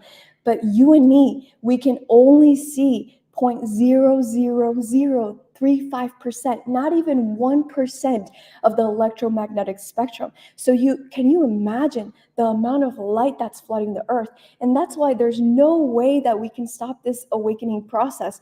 No matter what other agendas are at play, there's nothing that can do to stop this, because this is divine intervention, right? We are divinely supported. And like our ancestors beyond the Mayans, our ancestors around the world, were all forecasting and pointing to the specific time in human history, because guess what? Now humans are ready to awaken in their light. And that's why I'm so grateful that you chose to show up today, because now you can start to work with this solar activity in a more conscious and in a more empowering way. Next slide. And this is something that you'll see regularly as a theme. So a theme is that science is only starting to catch up to what our ancestors already knew. So this is from 2022. So in 2022, scientists finally said that biophotons, which are light inside of your body, inside of your cells, biophotons has during evolution becomes a means of communication between neurons. So this is science basically saying that we are light beings, and over evolution, our cells have been learning to communicate via light. And so if we have all of this light flooding from the sun, guess what the sun is doing? The sun is communicating with your cells. The sun is communicating directly with you. Next slide. And that is why right now we are truly at a crux of human history, because this goes beyond like the recorded history that we have, but this is actually connected to planetary history. And I'll talk about that here in this next slide. You are here for an evolution of consciousness. Many of you know that you are not from this earth. Although we are currently on this earth and we're children of Mother Earth, we also belong to different star civilizations. And so all of this dormant DNA is starting to wake up now. And what is truly happening right now is that your body is learning to hold more light. Guess what? The water that we drink, the air that we breathe, the clothes that we wear, everything has toxins now. And so, of course, we're going to feel uncomfortable with all of this activations flowing in because we have to release the toxicity. And yes, the toxicity are all of the chemicals, and it's also the distortions, the traumas that we have endured in our own lives. I know that on your road to inner work, to awakening, to enlightenment, to self-actualization, to self-mastery, you've gone through so many painful and challenging situations. And sometimes we are not fully processing that trauma. And so that's why the sun is helping us to release all of these distortions, whether they are physical, emotional, energetic.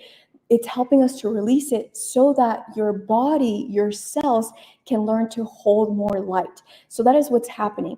And in 2012, it's no accident that the Mayans in 2012, they said that we would be entering a new era. And science is pointing to this as well. This is a biologist, and he said that junk DNA actually has hidden treasures. Did you know that the science community, they use the term junk DNA to refer to DNA that doesn't code for anything? So they didn't understand what that DNA does in our bodies. So they just called it junk because they thought it served no purpose. But now in 2012, this biologist is saying, hey, there's actually hidden treasures here. And guess what those hidden treasures are? Next slide. This is your DNA from your Atlantean, from your galactic ancestors.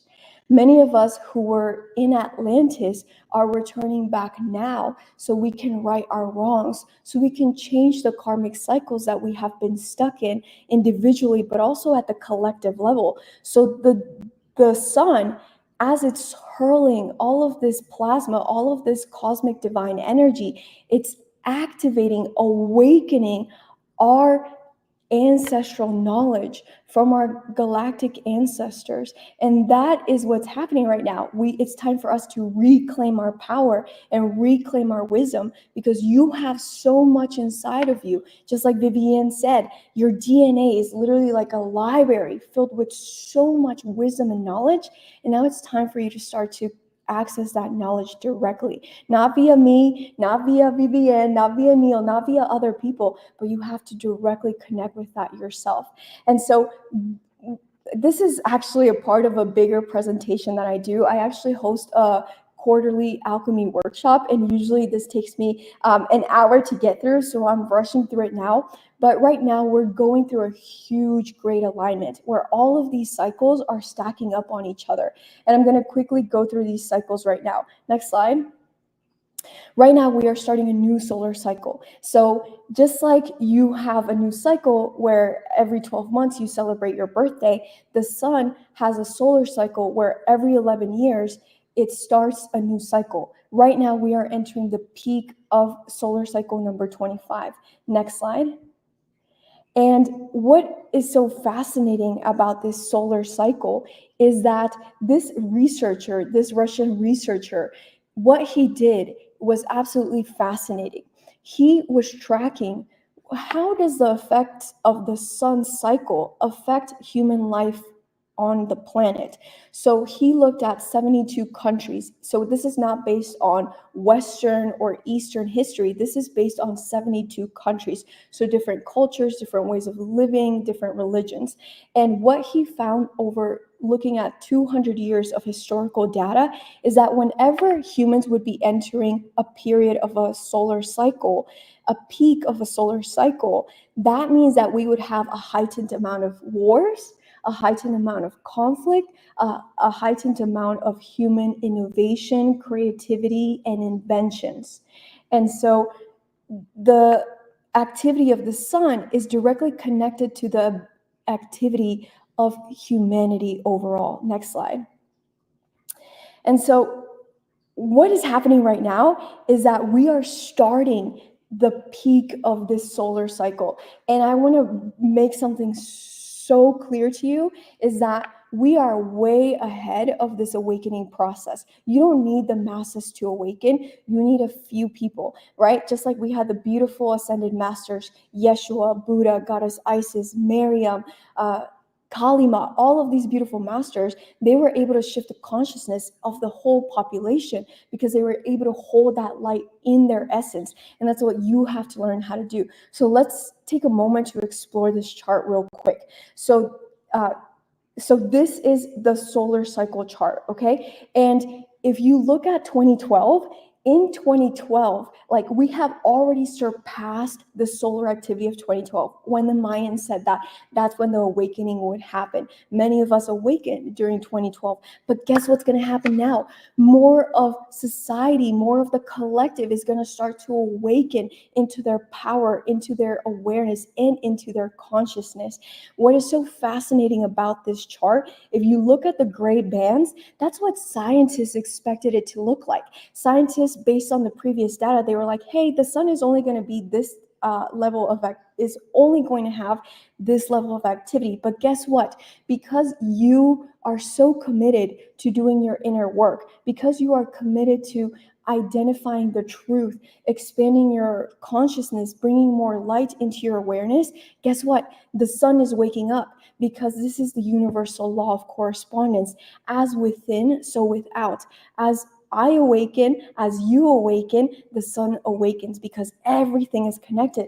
And so we have completely surpassed, like blown through the roof in terms of the solar activity that the scientists were predicting. And we are just at the start of the peak of this solar cycle. And the peak of this solar cycle, it lasts for 5 years. And so I'm going to show you something in a second of why you shouldn't be afraid of what's coming. So right now we're seeing so many different natural disasters. We're seeing so many global conflicts. We're seeing so many secrets, so much corruption. And this is actually part of the healing process. If you and me, if we were to eat spoiled food, what would we have to do? Our bodies would have to get sick to get rid of that virus, to get rid of that bacteria in order for us to feel better. And that's what is happening with the earth. The earth is purging herself. The collective consciousness is purging itself of the distortions, of the illusions, of all of these things that have been keeping humanity in shackles for way too long. And so this is meant to not cause fear mongering, but actually meant to show you that it's normal that these things are, it's normal that we're having so many natural disasters. It's normal that we're having conflicts, because this is based on historical data of what happens when we're at the peak of a solar cycle. So what you have to do, go back to the last slide, please. What you have to do is you have to be the calm amongst the storm. So just like if you were to be in a hurricane or if you were to be in a tornado, everything around you would be swirling 100 miles per hour. But inside of the tornado, inside of the eye of the storm, that's where you would be at peace. That's where you would have clarity, and it would be complete stillness. And that is what you have to do as an alchemist. I truly believe that all of us, if we choose to, we have the power to become alchemists. What is an alchemist? An alchemist is someone who transmutes, transforms fear into empowerment, division into unity, pain into forgiveness. So alchemy is a term that just refers to the transformation of energy from one state into another. And that's what you're here to do, to be this pillar of peace, this pillar of clarity, this pillar of truth and empowerment, so that you can be that strength for your family, for those in your household, for your community, and for the collective at large. And that is why you are showed up today. It's no accident that you're watching this. You have to learn how to build this sense of self-mastery. A true alchemist masters their mind and masters their emotions. And this is what's going to help you to navigate through these next 5 years. And I don't want to sugarcoat anything for you. Yes, we're going through this huge awakening. We're going through this huge period of human evolution where we are going to have more freedom, more awareness, more equality in the long term. But now we have to purge that out. So the next 5 years are going to be challenging, but it doesn't mean that you have to get sucked into the chaos. Remember, transmute the chaos into clarity, into alignment, into centeredness. Next slide. So I'm going to move quickly through this. But this is actually part of a bigger cycle. Like I said, I usually do an alchemy workshop that's 2.5 hours. So I'm cramming all of this into this short time that I have. But right now we are also entering a new cosmic cycle. So our solar system is moving through the photon belt right now. The photon belt is a cosmic area in our skies that has a heightened amount of photons. So our solar system moves in and out of this band of photons about every 11,000 to 13,000 years. And so the last time that our solar system moved through this band was in Atlantis and during the destruction of Atlantis. And so again, this is why we're choosing to reincarnate right now, so we can choose a new path forward for humanity, so we can individually be freed from the karmic cycles that we were involved in Atlantis, and we can choose something new for ourselves and for the collective. And so an easy way to understand this is think about the summer, the fall, the spring, and the winter. So we have seasons on Earth. It's normal for us to not see the sun a lot when it's winter. And then it's normal for us to have really long days in summer. So right now we are moving out of the dark ages into the golden ages, because we're moving through this heightened amount of photons. Photon is just light. And what is light? Light is information. And right now, our bodies, our consciousness are learning to anchor more information. Next slide. Thank you. So this is a science that explains this, because yes, I agree with Vivianne that it's very important that we take our spirituality and honor it and not try to bring the ego mind into it. I am also and have a big Arturian piece to me, and all of the galactic beings, even the people of Kemet of ancient Egypt, they would never see spirituality and science as separate. They actually saw them working together in harmony. And I think it's also helpful for us to sort of have these foundational sort of like blueprints that we can hold to understand everything we're moving through. Because a 12,000-year-old cycle, that's a lot of years. But this is actually part of a 26,000-year-old cycle, which I don't have the time to explain today. But these years, they're kind of like vague and they don't mean anything to us, because guess what? Me and you, we only live about like 85 years, right? Like that's the average human lifespan. And so it doesn't really mean anything to us. And that's why sometimes it is important to sort of have these scientific concepts so that we can grasp a better understanding and apply these concepts into our daily life. And so this is a neutron monitor, and right now it was at its space age maximum in 2010. So that's when the amount of neutrons peaked. And so scientists, they use neutrons as proxies for photons and for cosmic energy. And it's peaking again now. And this, again, is no accident. This is the science that proves all of what our ancient indigenous elders were telling us. Next slide. And that is what it's ultimately signifying. We are entering a new cycle and we are entering the next golden age. So moving out of a dark age into a golden age. And again, this always happens. This happens about every 12,000 years. And now we are getting ready to birth the next golden age. Next slide. So that is why you chose to reincarnate right now at this specific time in human history, because you knew all of these changes were going to happen and you wanted to awaken not just yourself, awaken more of your power, but also awaken humanity and support them on this journey to create a new way of being. I'm going to take a moment right now to explain this new way of being, because actually even our spirit guides are changing right now. Maybe you've noticed that. Let me know in the comments. Have you noticed that your spirit guides have been shape-shifting or maybe changing their personality or the different gifts that they have? I know your gifts have been definitely changing, but this is happening across the levels. Because think about evolution for a second. Let's say that your kidney is not working really well. Well, guess what? Over time, that's going to start to affect your heart. It's going to start to affect your blood. It's going to start to affect your stomach in different areas of your body. Your kidney is one organ, but this one organ is part of this giant organism, which is you, which is your body. And guess what? Mother Earth is one organ, one organism, a part of this huge universe, which is made up of different organisms, which are all of the different star nations, all of the different civilizations. And so as Mother Earth awakens, because again, everything is connected, as Mother Earth awakens, because we are learning to take better care of her, we're learning to honor her better, but she is also receiving neutrinos. She's also receiving all of this cosmic energy because now it is time. We've been abusing the earth for way too long. We've been having way too many imbalances with our relationship to the earth, to the animals, to the plants, et cetera, to all life on earth. And now we have to choose a new path forward. And that's why we're getting pushed to change. And you knew that this was going to happen. And what's happening now is that as Mother Earth is evolving, the other galactic civilizations are also evolving because their fate is directly intertwined with our fate.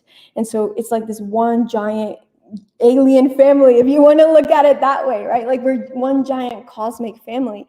And what is the beautiful thing about this right now is that we're not just entering a new earth, the next golden age, the era of Aquarius, but right now, God, source, spirit, creation, the universe is offering us the chance to evolve beyond duality. Now, many of us, we entered our spiritual awakening journey because it was through pain or something, really traumatic happens to us. But now, instead of you and me evolving as souls on earth just through duality, pain and pleasure, good and bad, light and dark, instead of having this binary system, now we can choose to evolve beyond duality through expansion. Can you choose now to evolve as a soul through joy, through grace? That is my invitation to you. And that is what this true evolution of consciousness is about. It's creating a whole new path for humanity, a new way of being, a new way of existing overall. Next slide. And again, we all knew that all of these things were going to happen. We all knew the pandemic was going to happen. We all knew all of these conflicts would break out. And guess what? You were so courageous and you raised your hand and you're like, I'm gonna go back to Earth. I do this too. I don't know if you do this, but I'm like, I'm kind of done with Earth. I'm done with humans. I'm done with all of this matrix and all these illusions and all this corruption. But guess what? We signed up for this. But we signed up for this so that we can change it. And this is a free will choice that we all have. We can choose to evolve with duality, pain and pleasure, light versus dark, good and evil, or we can choose to transcend that now. And so next slide. And so that's what I invite you to do. I invite you to really embrace your role as an alchemist. That's what you were born here to do. You were born here to transform the unconsciousness into awareness. The fear into empowerment. All of these things that we're seeing, the division, we're being manufactured to doubt ourselves. We're being manufactured to doubt each other. All of these are just distraction tactics that keep us away from our power. And next slide. And what is alchemy? So alchemy at the basic level, it's all about transforming energy from one state to another. When we think about alchemy, most people think about how the ancient Egyptians, the people of Kemet, would turn rocks into gold. But alchemy truly is about transforming anything, all of our blocks into spiritual gold. That's why if you look at Yeshua, if you look at Buddha, if you look at any of the ascended masters, any of the angels, you will see this golden aura around them, and you have the ability to turn your blocks into this golden aura as well. And this is a choice that we have to make individually. No one can make it for you, and that's why I'm so grateful that you chose this path of self-awareness. And the reason why I talk about alchemy so much is because alchemy is what helped me to transform my own blocks. You heard a little bit about my story. I started, going to therapy, traditional therapy. I started going to abuse drugs, abuse alcohol. Nothing was really getting to that root cause of my pain. And it wasn't until I discovered alchemy that I discovered the root cause of my pain. And for me, that was being sexually abused when I was a child. And so at the time, as an adult, I thought I was just dealing with anxiety and instability and all these things. But alchemy helped me to identify my root cause and help me to heal my timelines. And so the most important thing for us that we can do to truly empower ourselves, to truly empower the world, and to free ourselves and our families, our lineages from the karmic cycles that we've been stuck is getting to that root cause of what is keeping you away from accepting the love that you are, accepting the power that you truly have. And alchemy is so powerful. That's why the people of Kemet, of ancient Egypt, used it. But even the people of Mu, Lemuria, they also used it. Even the galactic beings, they used it. And the type of alchemy that I personally practice is working with the elements, working with fire, water, air, earth, and ether. Why? Because the elements were the first primordial consciousness that were first created in this universe. And so they are found in everything externally, but they're also found in every piece of your essence, right? Your bones, that's the earth. Your water, your body's at least 70% water. Your blood is water.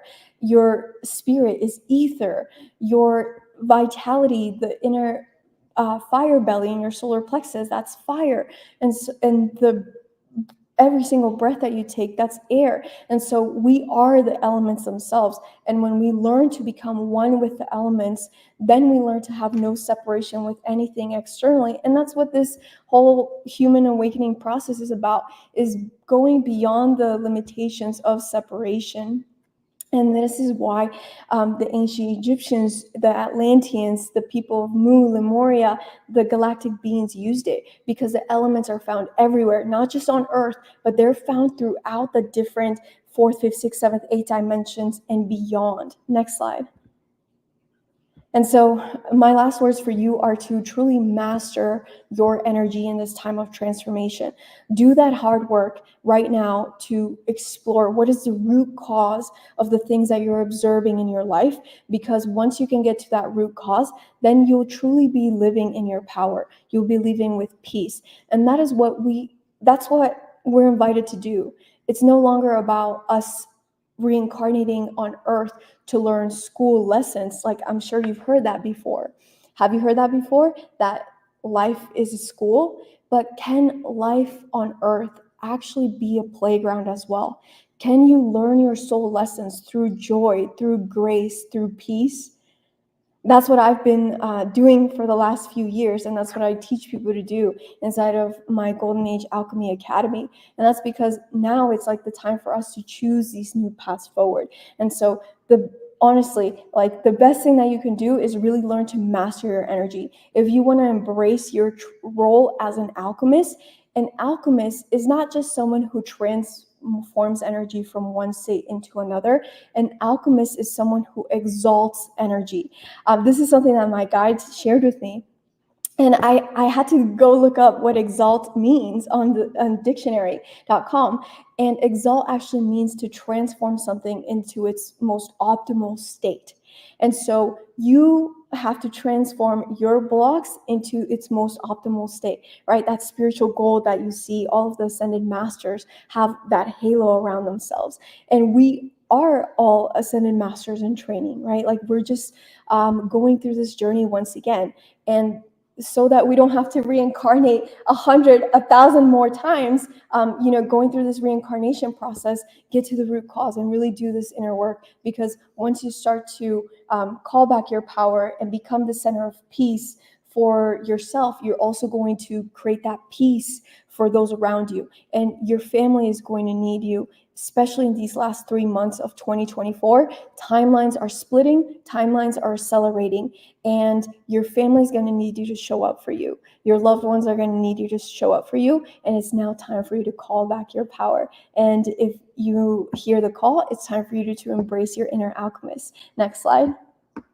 Thank you for choosing this path of awareness. Thank you for choosing to transform division into unity, fear into empowerment, and most importantly, thank you for choosing to reincarnate right now at this specific time in human history. I know it's very challenging to witness the suffering, the chaos, the distortions, but thanks to you, we can start to transmute this and avoid the different timelines, and hopefully avoid the timeline that Atlantis took, and instead we can create a new earth together. So if you'd like to stay in touch, this is my Instagram at I am Soltara. This is also my YouTube channel. I do have, some people make fake accounts for me, so I wanted to show you the real account. This is the real account. I will never DM you for a reading. I actually don't do one-on-one readings anymore. So just know that that won't be me. This is the real page. And I'd love to stay connected with you. I actually share the solar updates and different cosmic updates here on my Instagram on a weekly basis, if that resonates with you. And thank you so much. I'm curious to hear if you want to drop any questions in the chat. I'm curious to hear if you have any. So that was amazing. Wow. I was I actually took notes, because so much what you say I present on different parts of that, and you've connected so many dots for me. And I got to say thank you for sharing that with us, and just seeing your journey of all the information that you collected and the awareness and how you coupled it with your own experiences, right? And I really do appreciate the science, because it's pretty much, to me, it's inevitable. The stars show it, the position of our solar system shows it, what's happened, the galactic climate shows it, that there are shifts going on the planet, and you so beautifully explained how that's happening. So amazing job. I agree 1,000%. I was taking notes too. I had my paper taking notes, and I'm glad you brought us back to the slide that says master your energy during this transformation. And that when you talked about Earth purging itself of the distortions, you kept coming back to the impeccable timing of today, and what Pluto has to do with that. And, you made so much make sense just for me personally in my chart with my Aquarius at 0 degrees in my rising sign. And I don't know that much about astrology, and I'm glad Matthew Thomas this morning did us on a deep dive of that as well. And what I felt really strongly in my own personal heart, my personal journey, I agree with you, that we can transmute our fear into empowerment, division into unity. And I too was sexually abused as a child, and learned that we can use alchemy to transmute that. We don't have to stay in any victim status. It really gives us the impetus to want to grow and to empower ourselves, and that helps empower others. And Neil, dang, you are just bringing the A team, so your energy I was knew you were gonna love Soul. yeah, I know. And like I said at the beginning, Neil, you always seem to put me, I just trust you. I surrender and trust. I know sometimes I just felt the there's, heart coherence, you know? yeah. And I just also want to share, Soul, like what you said about what's keeping you from understanding the love that you really are and loving yourself, something along those lines. And you know, these traumas, they pretty much are the ones like that really keep us from understanding our own worth and utilizing alchemy. I've never even heard it in that way before, or the elements. So I'm really curious to talk to you more sometime about what that is, you know, because you know, same as Michelle, I experienced sexual molestation as a child as well. And it's been an ongoing process, you know, and it still comes up. Really does in, inhibit me, and it stumps me from being my full potential at times. And then after that trauma, so many different things happen afterwards that perpetuate that original wound, you know? Mhm. And it's like, and then you're so far gone from the original trauma, you're just like, now it's almost like you can be lost in the process, right? So what you do with alchemy and the elements, I would love for us to maybe have a conversation another time and go deeper into that. Yeah, I'd love to. And unfortunately, this is a common theme I heard from the many intuitives that I speak with. So, you know, I think it's part that some of us, we choose certain things in our soul contracts. And I think also it's part that we're stuck within these karmic dynamics, that there's unfortunately other agendas out there that understand how karma works, and they kind of create these things because you have to think about your sacral, right? Like your sacral is your power center. If you can be disempowered for like lifetimes, right? And for a lot of us, we've experienced sexual abuse across lifetimes. Why? It's because it's one of the deepest ways to take someone's power away. And so unfortunately, this is a common theme I hear among intuitives, like experience sexual abuse in one form or another. And what we have to do is we have to, like Michelle said, right, transmute that victimhood, have compassion, right? Like, because that shit hurts. Like it's really hard to get rid of that because it's not just within your energy field, it's also within your physical body that it's stuck there, right? So that's why it requires a lot of like digging through the layers to get rid of that. But this is exactly why I'm so passionate about this, because I'm sick and tired of like intuitives and people who are so heart-centered and so compassionate having to deal with karmic cycles of like sexual abuse or like, you know, just being persecuted or murdered. Like all of the ascended masters happen on this planet. All of the people spreading truth happen on this planet. It's like, can we choose to evolve as souls? Because after all, I can't speak for all of you, but I can speak for myself that if it wasn't for this sexual abuse, that I wouldn't be where I am today. I wouldn't have the level of compassion, understanding, because I had like I didn't share too much about my story, but for the last 13 years, I've been traveling around the world trying to learn how to heal myself, right? Because therapy wasn't doing it, drugs weren't doing it, and so if it wasn't for this like pain, I wouldn't have these tools and I wouldn't be able to share it with people. But now it's like, okay, can we actually like, do we even need that? Can we actually evolve and expand without the need for sexual abuse, for persecution, for all these things? And I mean, this is a big vision, like, you know, like for future generations, but it's like, we have to plant the seeds now, and it's based on what we choose. It's so beautifully said. You know, I actually Portal to Ascension, I started that looking to heal from sexual abuse, and I didn't realize it for 8 years. I was doing Portal to Ascension 2008 to 2016, and then I was in a plant medicine ceremony in Peru, and after a few ceremonies, I saw 7 generations of sexual molestation in the male lineage of my family, and I got a download that I subconsciously created Portal to Ascension to look for modality to heal from it. So I spent around 12 to 14 something years traveling the world looking for ways to heal. And ultimately, the solution was, let's do all types of events on every single topic to figure out how to get to that, you know? And so I understand it. For a while, though, it was hard for me to have anger to what happened to me because I saw the benefit of what happened. You know what I mean? I realized, oh, I created this. I'm independent. I can travel. And I realized it was because of that wound. So I couldn't have the anger that I almost felt I actually do feel I needed in order to be like, that happened to me. I was a kid. That shouldn't have happened. That was wrong. Instead, I kind of spiritually bypassed it, Mhm. so a Yeah, lot of yeah, synergy. there's definitely a lot of layers to it. It's very complicated, and I think it's hard for traditional like therapy to explore this because Yes. 7 generations, there's a karma behind it, and for some of us, it even happened in past lives, right? Like if we think Yeah. about the Salem witch hunts, right? Like the torturous things that they did to those people, and so yeah, it's something we definitely need to have more conversations around for sure. I'm 100%. really appreciating that you're opening up the dialogue here with all of us here, and that anybody who's watching these replays or anybody who's coming into this conversation realizes that it's these conversations that do help us heal and transmute and Mhm. find the reason and the impetus to do that.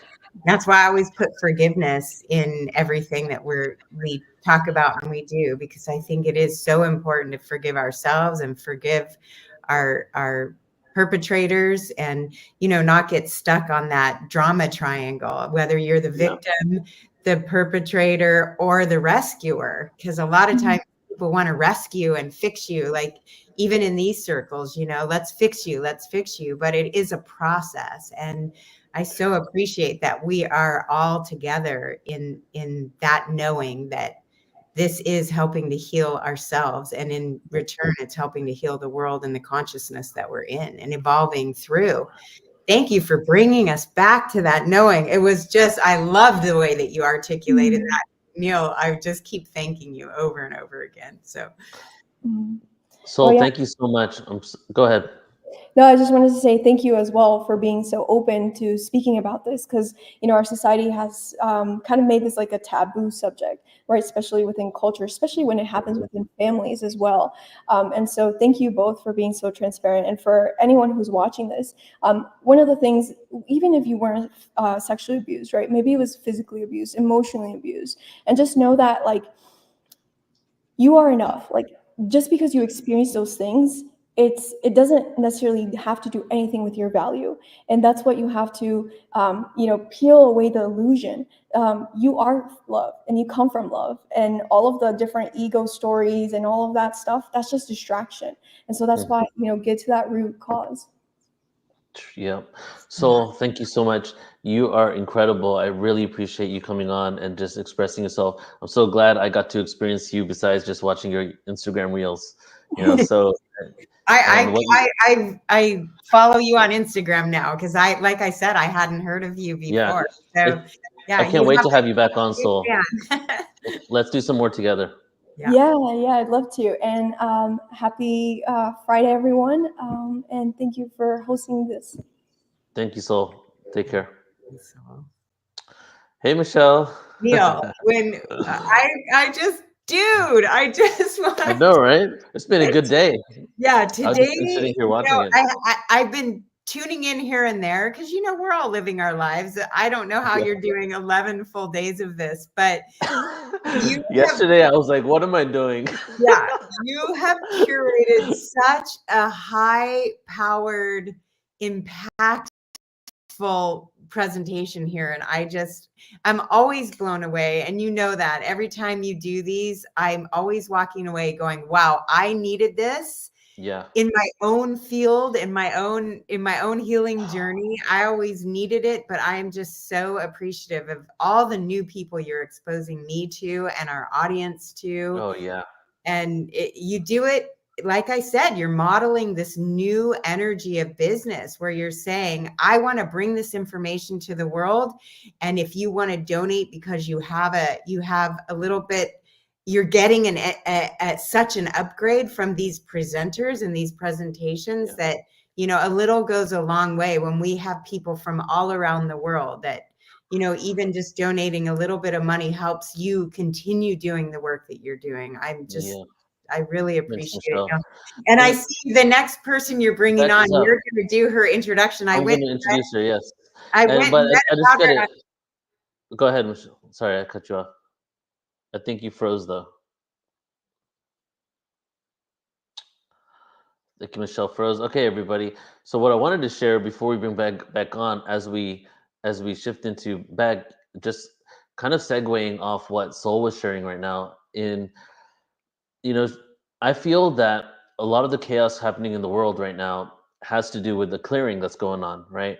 And something I like to say is that we can't take our baggage with us into this next dimension, right? We're at the event horizon about to go in. And as we go into the event horizon to transcend and go into a new reality, that baggage will not come with us.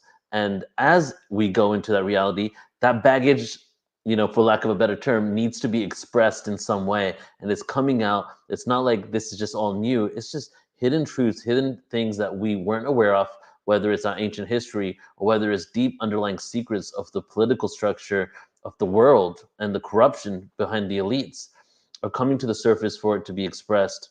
And I really loved what Soul said about being the eye of the storm. That's like such a beautiful analogy. Just as the storm is going around us, you have to realize what happens around you only affects you based on what you perceive it to be. Everything, whether it's a divorce trial or if it's actual chaos happening politically and systems crumbling, and the way you perceive it, the way you feel about it is what you can control. So we can choose to be in that eye of the storm. All right, everybody. So we're going to go ahead and move on now, and I'm really excited to bring on another presenter who is first time. Today we have 3 first-time Portal to Ascension people, and this is a debut for Beck Milonis. And Beck is a visionary oracle, high priestess, author, activator, and creatrix devoted to walking the path of divine love and paving pathways of light for others to walk behind. Beck's greatest gift and deepest honor is the ability to activate, initiate, and catalyze the soul remembrance and rapid awakening of others. Her core purpose in this incarnation is encouraging and awakening the soul gifts and sacred mission of others, and being a clear vessel for love to flow through in order to facilitate the most profound, energetic soul recording and transformation. So everybody join me in welcoming Beck. Hey, Beck, welcome. Hi, I'm so excited to be here, even though it's late and I'm jet lagged, but I'm excited to be here. Thank you for having me. I'm excited to have you here too. So what do you want to share with us today? Absolutely. So today is a transmission. Everything I do is a transmission. So to open with, I actually just want everyone who's here to open your heart to receive, because I'm going to be sharing a lot of words, but there's a frequency stirring underneath the words, and it's a awakening and a remembering around the feminine Christ, the Sophia, and around the template of sacred union. So that's what we'll be going into today. Hi, everyone in the chat. Welcome. We are ready to receive, Beck. It's all yours. Amazing. Cool. So as I said, guys, I'm an activator. Well, I didn't say that. I'm an activator. I take people through mystery school trainings in the quantum. And so today, you can think of today as a mystery school training.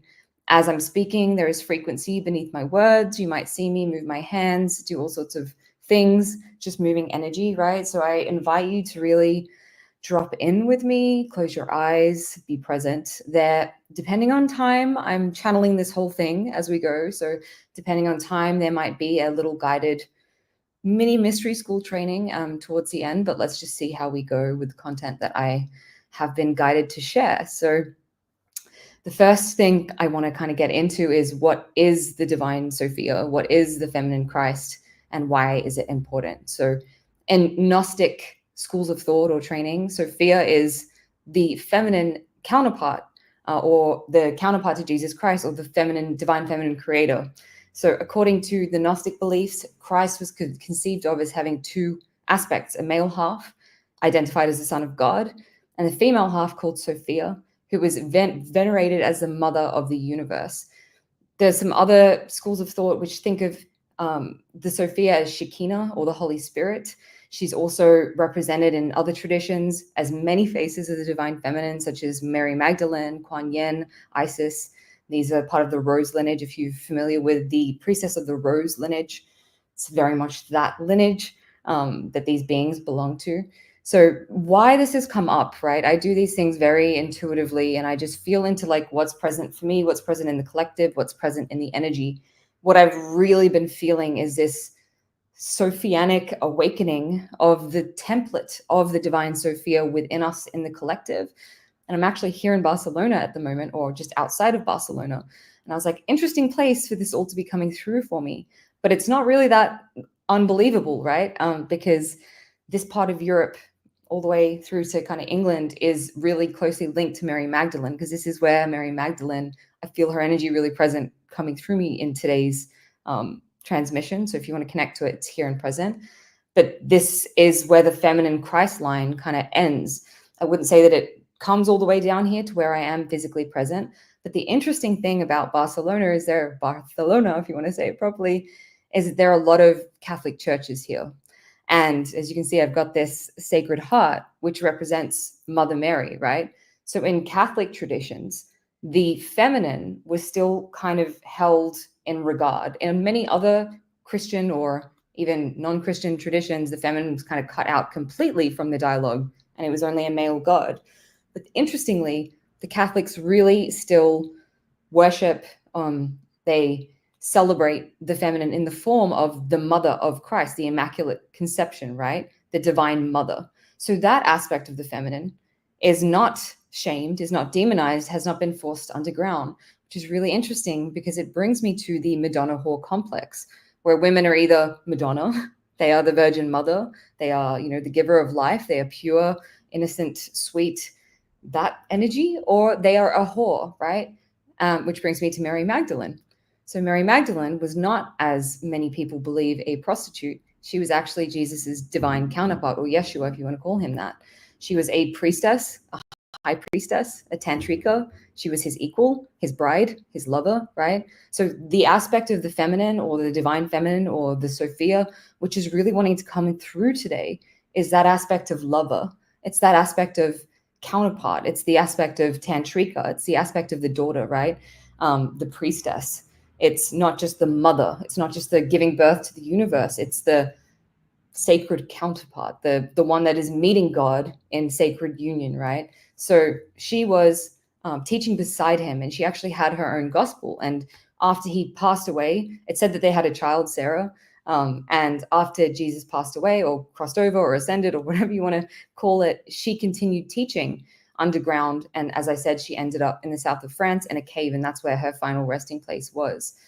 In the Gospel of Philip, it is said that he kissed her on the lips and he treated her differently to all the other disciples. So it's in there that there's reference made to this. I'm not just making things up here. But these Gnostic teachings were founded, they were forced underground after Jesus' death due to the agendas, right? The agendas here to suppress the feminine aspect. And I feel collectively, we have been really mourning on a collective level the goddess, the divine feminine. And as this is starting to come back up, what we're moving back towards and what this new earth needs to become, to be built is a partnership model, right? It is not the feminine leading, which I think there's this misconception that the new earth is feminine, it's divine feminine, blah, blah, blah, it's all this feminine dialogue, but actually it's one of sacred union. It's one of the feminine and the masculine. And when I say the feminine and masculine, I don't mean men and women. I mean the feminine, masculine energies, right? Because we all have all of them within us, which is, again, what sacred union is about. It's not just the divine marriage of two beings who are female and male. It's about us actually bringing those aspects of ourselves into a fusion of wholeness, right? It's also bringing our divine and our human into wholeness, our God self and our ego self into wholeness, bringing us into sacred marriage with the creator, right? So these Gnostic teachings that were forced underground, and many Gnostic, I guess you'd call them people, Gnostic people, or those Gnostic teachings were, what's the word that I want to use? I guess they were prosecuted and driven underground. So this knowledge and wisdom was heavily suppressed to then push this model of one masculine God, one masculine Christ. Christ is the savior. The feminine's a whore. The only feminine that matters is the mother that gave birth to him, right? So we can see how this dialogue is definitely suppressing the goddess, because I would like to remind everyone that there was a time when the goddess was revered, right? The goddess was sacred. The goddess was, if not more divinely, I guess, what's the word that I want to use? Revered than the masculine, right?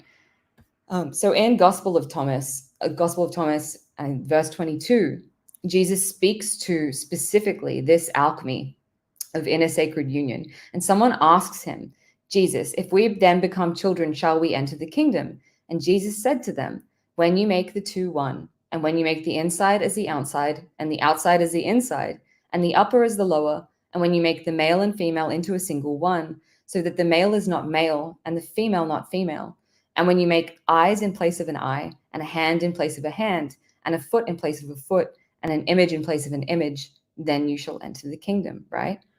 And all the last part, we can just put that to the side for a minute. The important part is the female and male making them into a single one, right? The inside and the outside making them into a single one, the up and the down, or the inside, the upper and the lower, right?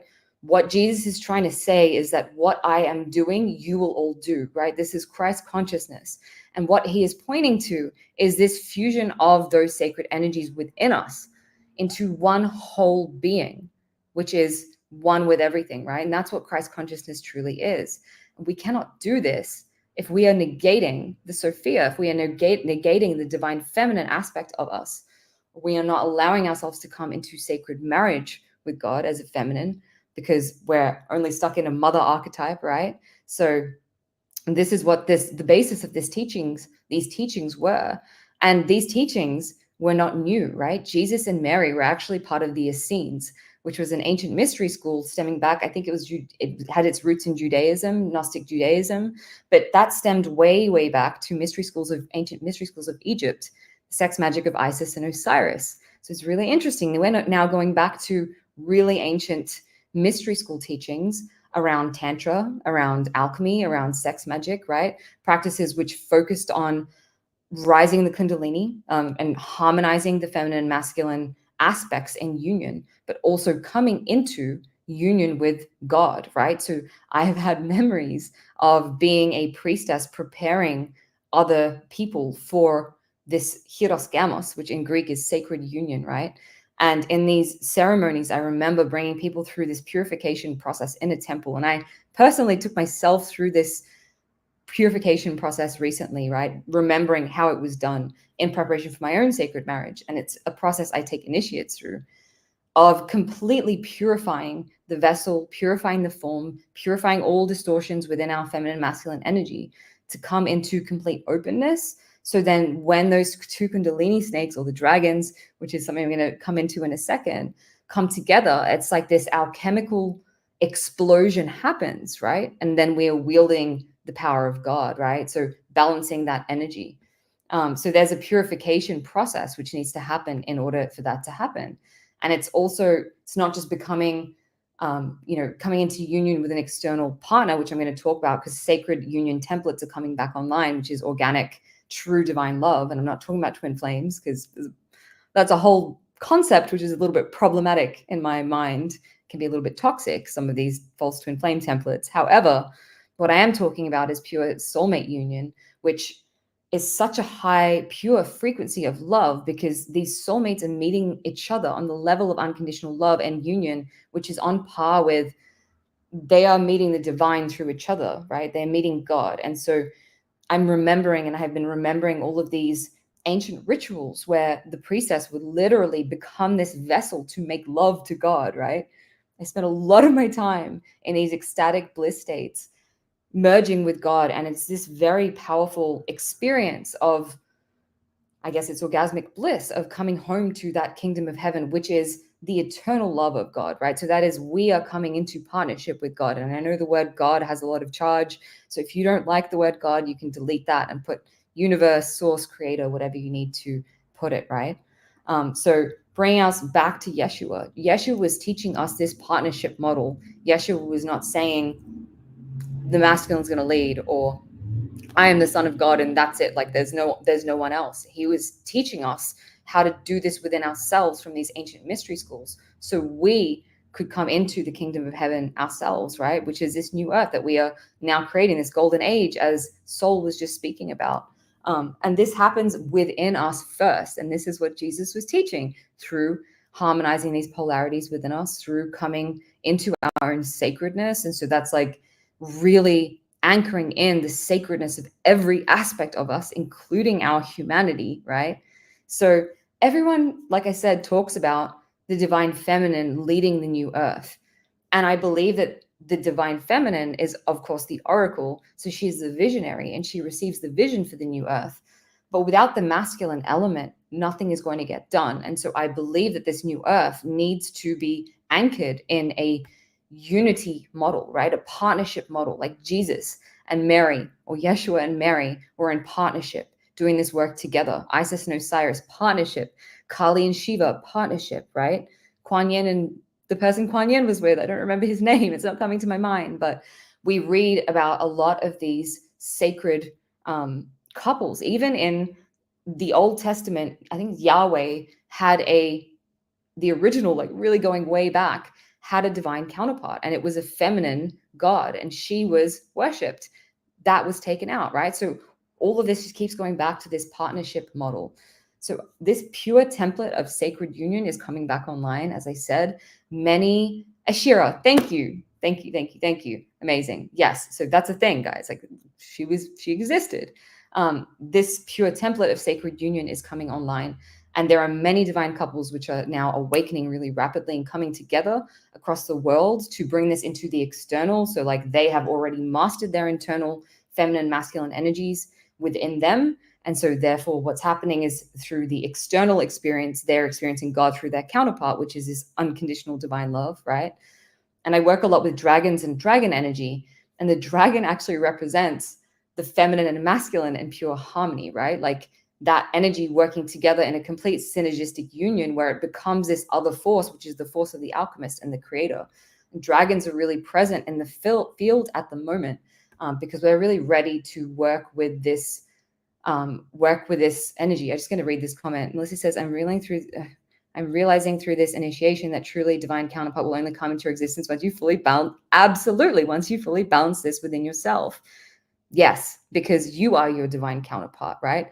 And then the person will show up mirroring how you treat yourself. So this is absolutely true. And I'm 100%, I hear you, Melissa. And some of us have to go through a lot of karmics and shitty soulmate connection. Well, they're not soulmate connection, but I guess karmic relationships to go through that, to learn how to harmonize our energies or come home to ourselves or whatever it is. Some of that is like the false twin flame stuff, which that's not what this call is about today. So in order to, actually, I want to share, going back to the dragons, because Neil actually and I were talking about this, I think the other day, and Neil mentioned something about this and I want to share. So thank you, Neil, for dropping this into the field. I came here from Bali, right? And I kept seeing these signs of two dragons coming into this. Like, I'm sure you've seen the two snakes weaving. I saw this image of two dragons weaving to face each other. And then I entered the airport and immediately there was this cafe and it said two dragons. And I was like, okay, I noted. Like an hour or two later, I'm on the plane. I'm like sleeping, snoozing. I open my eyes. I look over at the screen and there are two dragons flying together. So I'm just seeing two dragons. I'm like, what does this mean? What does this mean? I'm getting the message, like sacred union. Okay. Neil and I were sitting having a coffee the other day and Neil actually mentioned, I can't remember specifically what he said, but he said that dragons come in pairs and they incarnate either in pairs or one of them is in the astral and the other one is incarnated in their body, right? And so it was just really interesting because I kept seeing this two dragons thing and it links back to this sacred union. However, in order for us to come into this sacred union, it means that we need to be able to experience ourselves no matter what our gender, as the mother, as the daughter, as the bride, as well as the feminine aspects, which is the husband, the son, right? The Christ. So actually that was really good timing because I think we are going to go into temple and just do a little activation sacred mystery training. So guys, what I invite you to do, and this is really just going to like take you into these energies and bring this Sophia through Krishna and Radha, another really great example. Thank you. There's so many of them. Like I could sit here for days listing all the names of all the divine couples, but we don't have time for that. So yes. So I invite you to just close down your eyes and set the intention. Like if you would like to receive, please join us. There is no obligation to receive, but I would love to invite you all to drop into a little mystery training with me. So to begin with, I'm just going to invite you to close down your eyes as I invite you into this space, and I'm calling out all the beings here to work through me in this transmission. I open myself up now as a channel for God. And I declare that only that which is resonating on the frequency of unconditional love is present in this space.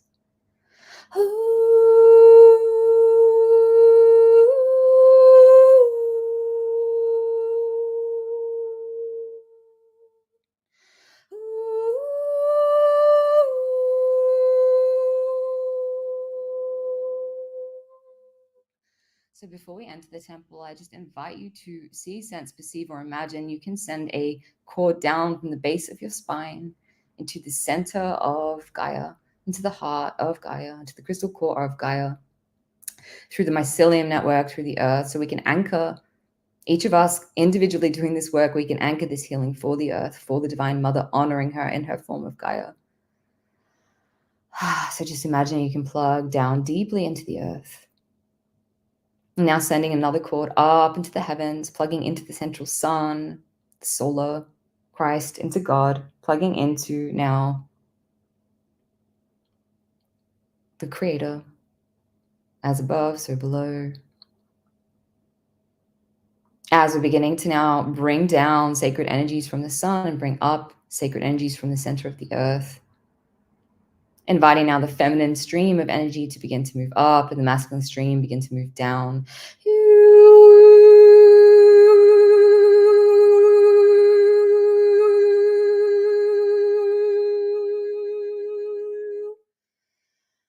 Inviting you all now to enter, see, sense, perceive, or imagine that there is a temple in front of you. Just noticing how this comes across or what you witness, depending on where you've had lifetimes or incarnations, is going to be how this temple comes across for you. You may not see anything.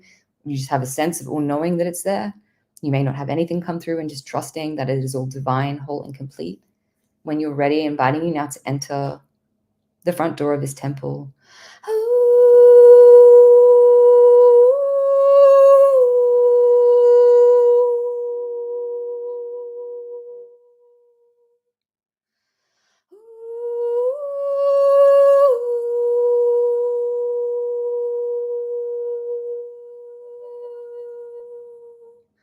Taking a look around, noticing what you see, what you feel in this space. For some of you, you may be remembering, learning in a temple like this. You may have flashes of a past life or a memory. You may just have sensations. You may have physical stuff going on that tends to happen through these activations. Just trusting, just trusting. We're going to move now and start to move and bring awareness now into the womb space. And whether, you're female, male, whatever you identify as, everyone has an energetic womb. Just bring the awareness into the womb space. And we're going to start to awaken, stimulate a remembering of the divine Sophia in the womb, the cosmic womb, the sacred womb.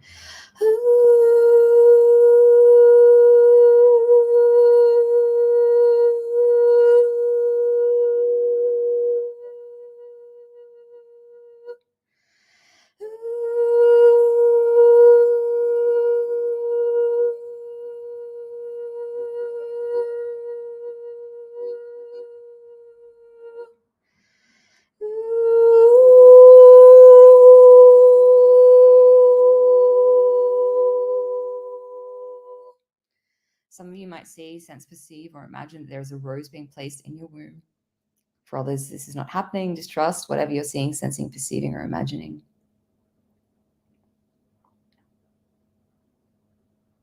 And for others, there is an activation happening now of the Holy Grail within you, activating the golden chalice within you.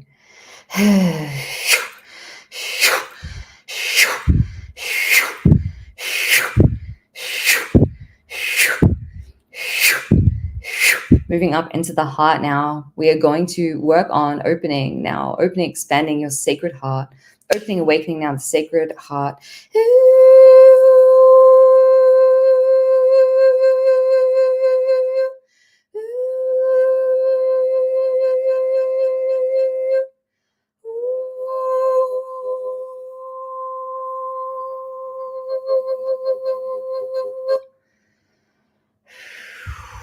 I'm just creating a connection point now between the womb and the heart, with the energetic womb and the heart.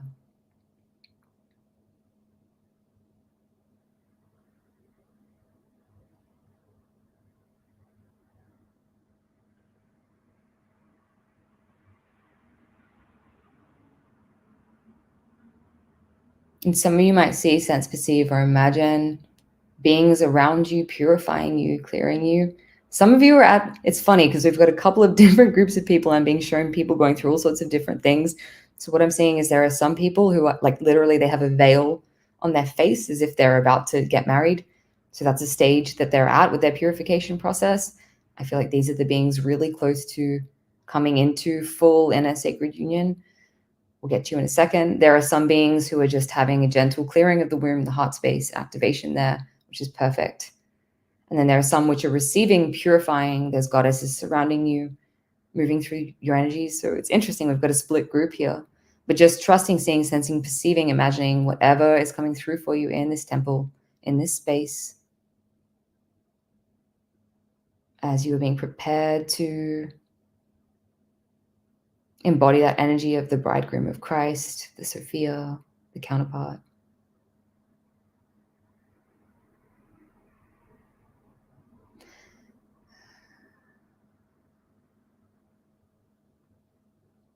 And what I'm being asked to do is to bring forward whatever is unmanifested, so whatever is your opposite polarity to whatever energy you're in right now.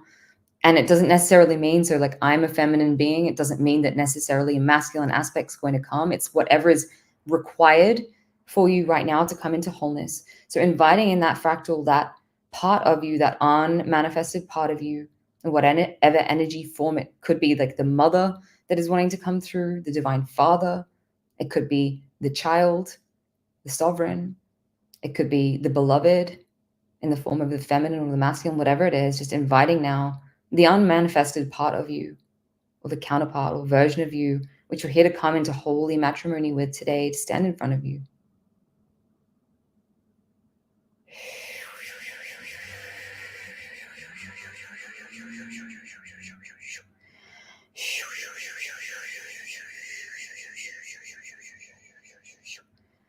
And just seeing, sensing, perceiving, or imagining what that is bringing up in your body, in your physical, in your emotions, being exposed to this energy. You may see, sense, perceive, or imagine a cord between your heart space and their heart space. This could also be coming through to you as like an ascended master or a being representing this energy. It's fine. Whatever is happening is whole and complete. Just trust how this energy wants to manifest for you. And I want you to now extend a hand out to this being. And allowing this being to extend a hand out to you. And in their hand, there is a ring representing this fusing, this hieroskamos, this sacred union.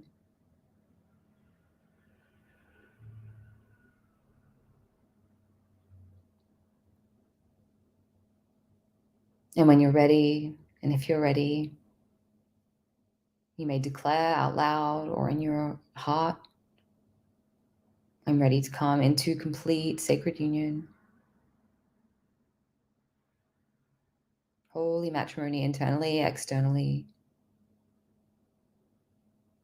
I'm ready to come into complete union, unity with this part of myself, this aspect of myself, of the creator, of source.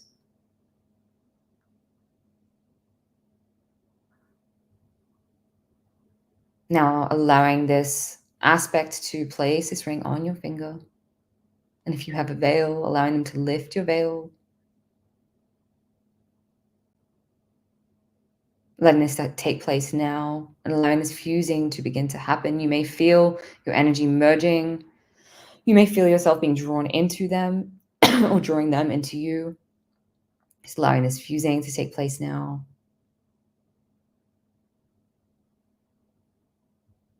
Just noticing what's present in your body as this is happening.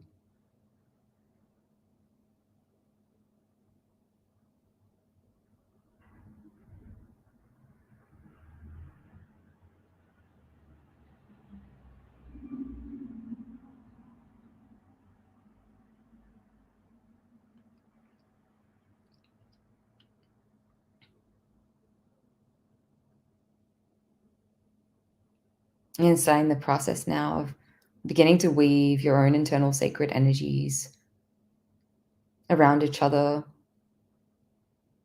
and together. You may visualize 2 snakes, 2 dragons, or you may see or visualize your feminine dancing with your masculine, or this aspect of yourself in front of you, which you've just married.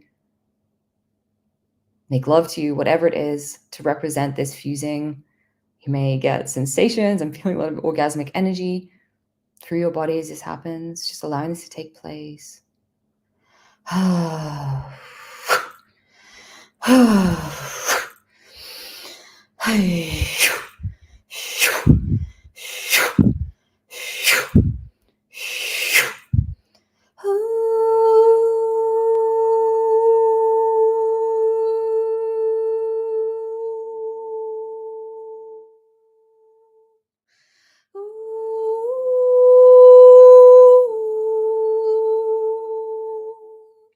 And if there's any aspect or part of you who is not feeling worthy or good enough to receive the full love of God, the full love of the divine, we acknowledge and clear that now. Just allowing that to gently clear from your being. Any part of you which doesn't feel enough, does not feel worthy to receive this divine love. Oh, and that may be related to a past life, guilt, shame, heartbreak, whatever it is. I'm feeling some solar plexus stuff clearing in the field.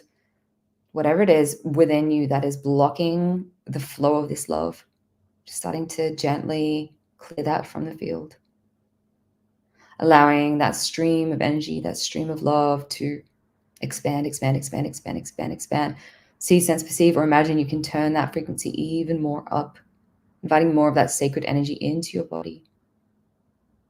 Imagine you can literally open your body. You can invite every fiber, every cell, every organ in your body to create more space, to be penetrated by the divine, to open to the divine. You may feel this in your womb or your energetic womb. As you allow yourself to be deeply met, loved, seen, held, even penetrated. Allowing yourself to open now even more. I'm feeling and sensing a little bit of resistance from some of you, and that's okay. Just softly, gently, if you can allow yourself to open even 2% more, just 2% more. We're also now clearing all shame and guilt around sexuality imposed via religion, clearing that from the field now, clearing that from your cells, your DNA, all shame-based religion around sexuality or conditioning around sexuality, around sexual energy, around femininity or masculinity, clearing that completely from the field, particularly around femininity. Any distortions around sexuality, clearing them from the field. Any trauma around sexuality or being in your sexual energy, clearing that from the field. As we allow that space created to now create more room in your cells to receive, there we go, whoa, okay, to receive more of that divine energy, more of God in your cells, more of God in your cells, more of God in your cells. Allowing yourself to truly make love to the divine within.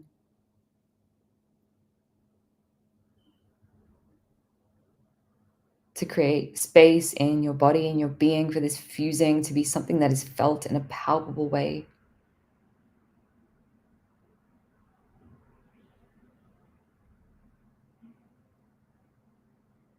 I'm just going to let everyone have their experience of this for a few moments.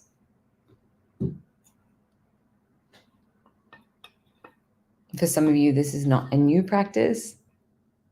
For some of you, this is very new.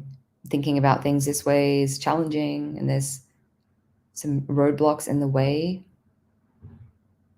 to fully perceiving this energy, but just trusting however it's unfolding, coming through for you today.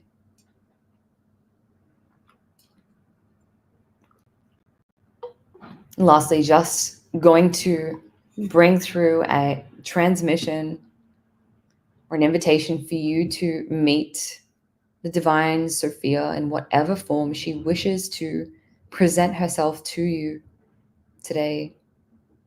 Allowing this to materialize in front of you if it hasn't already in the previous part of the activation. Maybe in your own energy, just perceiving that love of the feminine. The nurturing,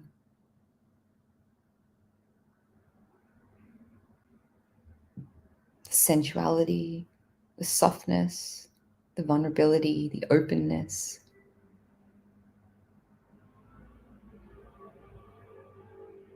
Now you can allow her to place her hands on your heart. Once again, reiterating this sacred heart activation from earlier, fusing it with more of her love.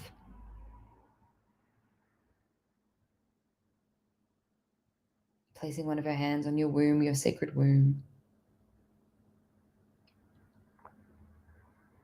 You may see, sense, perceive, or imagine, this is only some of you, your sacred chalice within becoming filled up with holy water.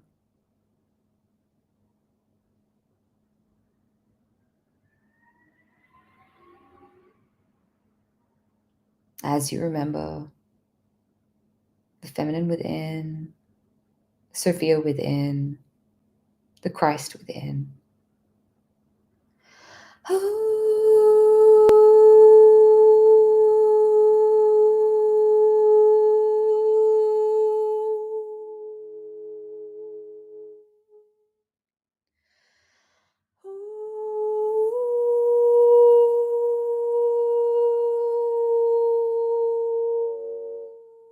And let her love wash away whatever doesn't need to be here anymore.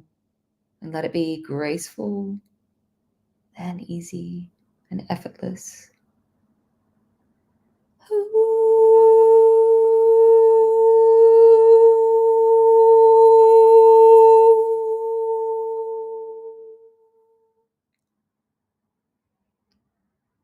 And I'm going to ask, because I'm super aware of time and I would love to keep going with this activation because there's so much energy now moving. If you feel to stay in this temple space, I'm going to create a little bit of a grid of energy for you to continue your own exploration in this space, in this sacred temple. And I'm asking my soul team to dissolve this temple in the quantum and close all portals, all gateways, when each one of these beautiful souls has received what they need to. So this space is here for you, and I'm curating this for you now. If you wish to stay here, please stay here. But for the sake of this container, I'm going to now allow this energy to integrate into your body, integrating on the physical level, integrating this on the emotional level, integrating this on the mental level, integrating this through all levels of your light bodies, integrating this through all versions of you across the quantum, the multiverse.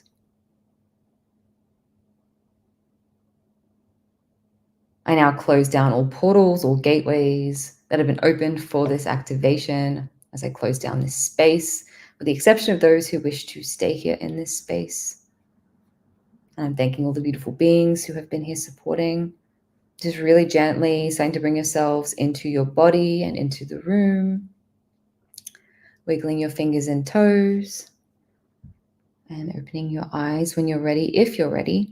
There's still, I just want to acknowledge, there's like a shit ton of energy still moving in the field.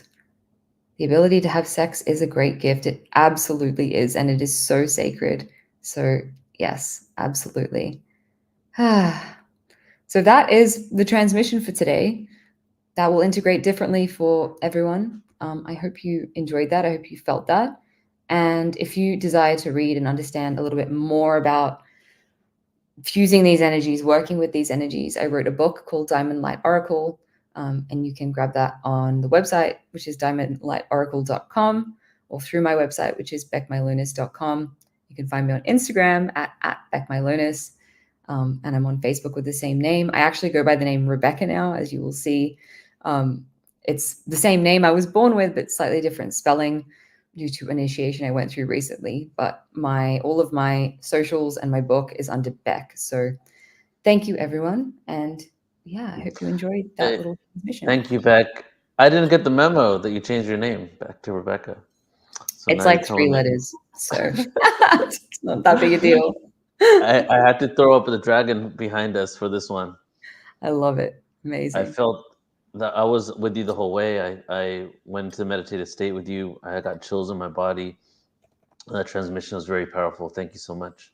Awesome. Yeah, I do really want to say there's still so much settling. Like usually in these mystery school trainings, I'm in there for like an hour and a half with people, and there still wants to be more. So if some of you are so ready to receive, and I'm like, if you're tapped into this energy and you've got nothing better to do, but you've got nothing to do now, just go in. You're so supported. Like the energy's there to hold you. Yeah. Yes. I'll be curious to know if you want to leave in the chat, anybody, what did you feel? What came up for you? Was there anything that any sensations? I got in my sacral area, I had a lot of vibration, and in my thighs right now, I feel it as well. Yeah. Yeah. And I think particularly with I work a lot with very orgasmic energy. Mm-hmm. If there's like resistance to any sort of like work with sexual energy, you're going to throw up blocks internally to feeling or perceiving that life force, because can feel very sexual. Yeah. So yeah, just wanting to speak into that. I think it's beautiful. So for everybody out there, Beck is around 10-15 minute walk away from me right now. We're in Barcelona together.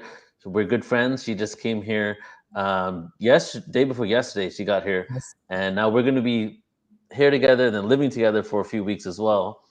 And tomorrow we're going to Montserrat to see the Black Madonna, which is the Christed Sophia.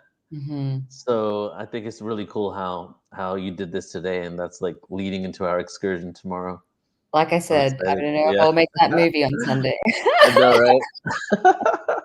No, I'm so excited to be there with you, and thank you so much for this transmission today. I love you, Beck.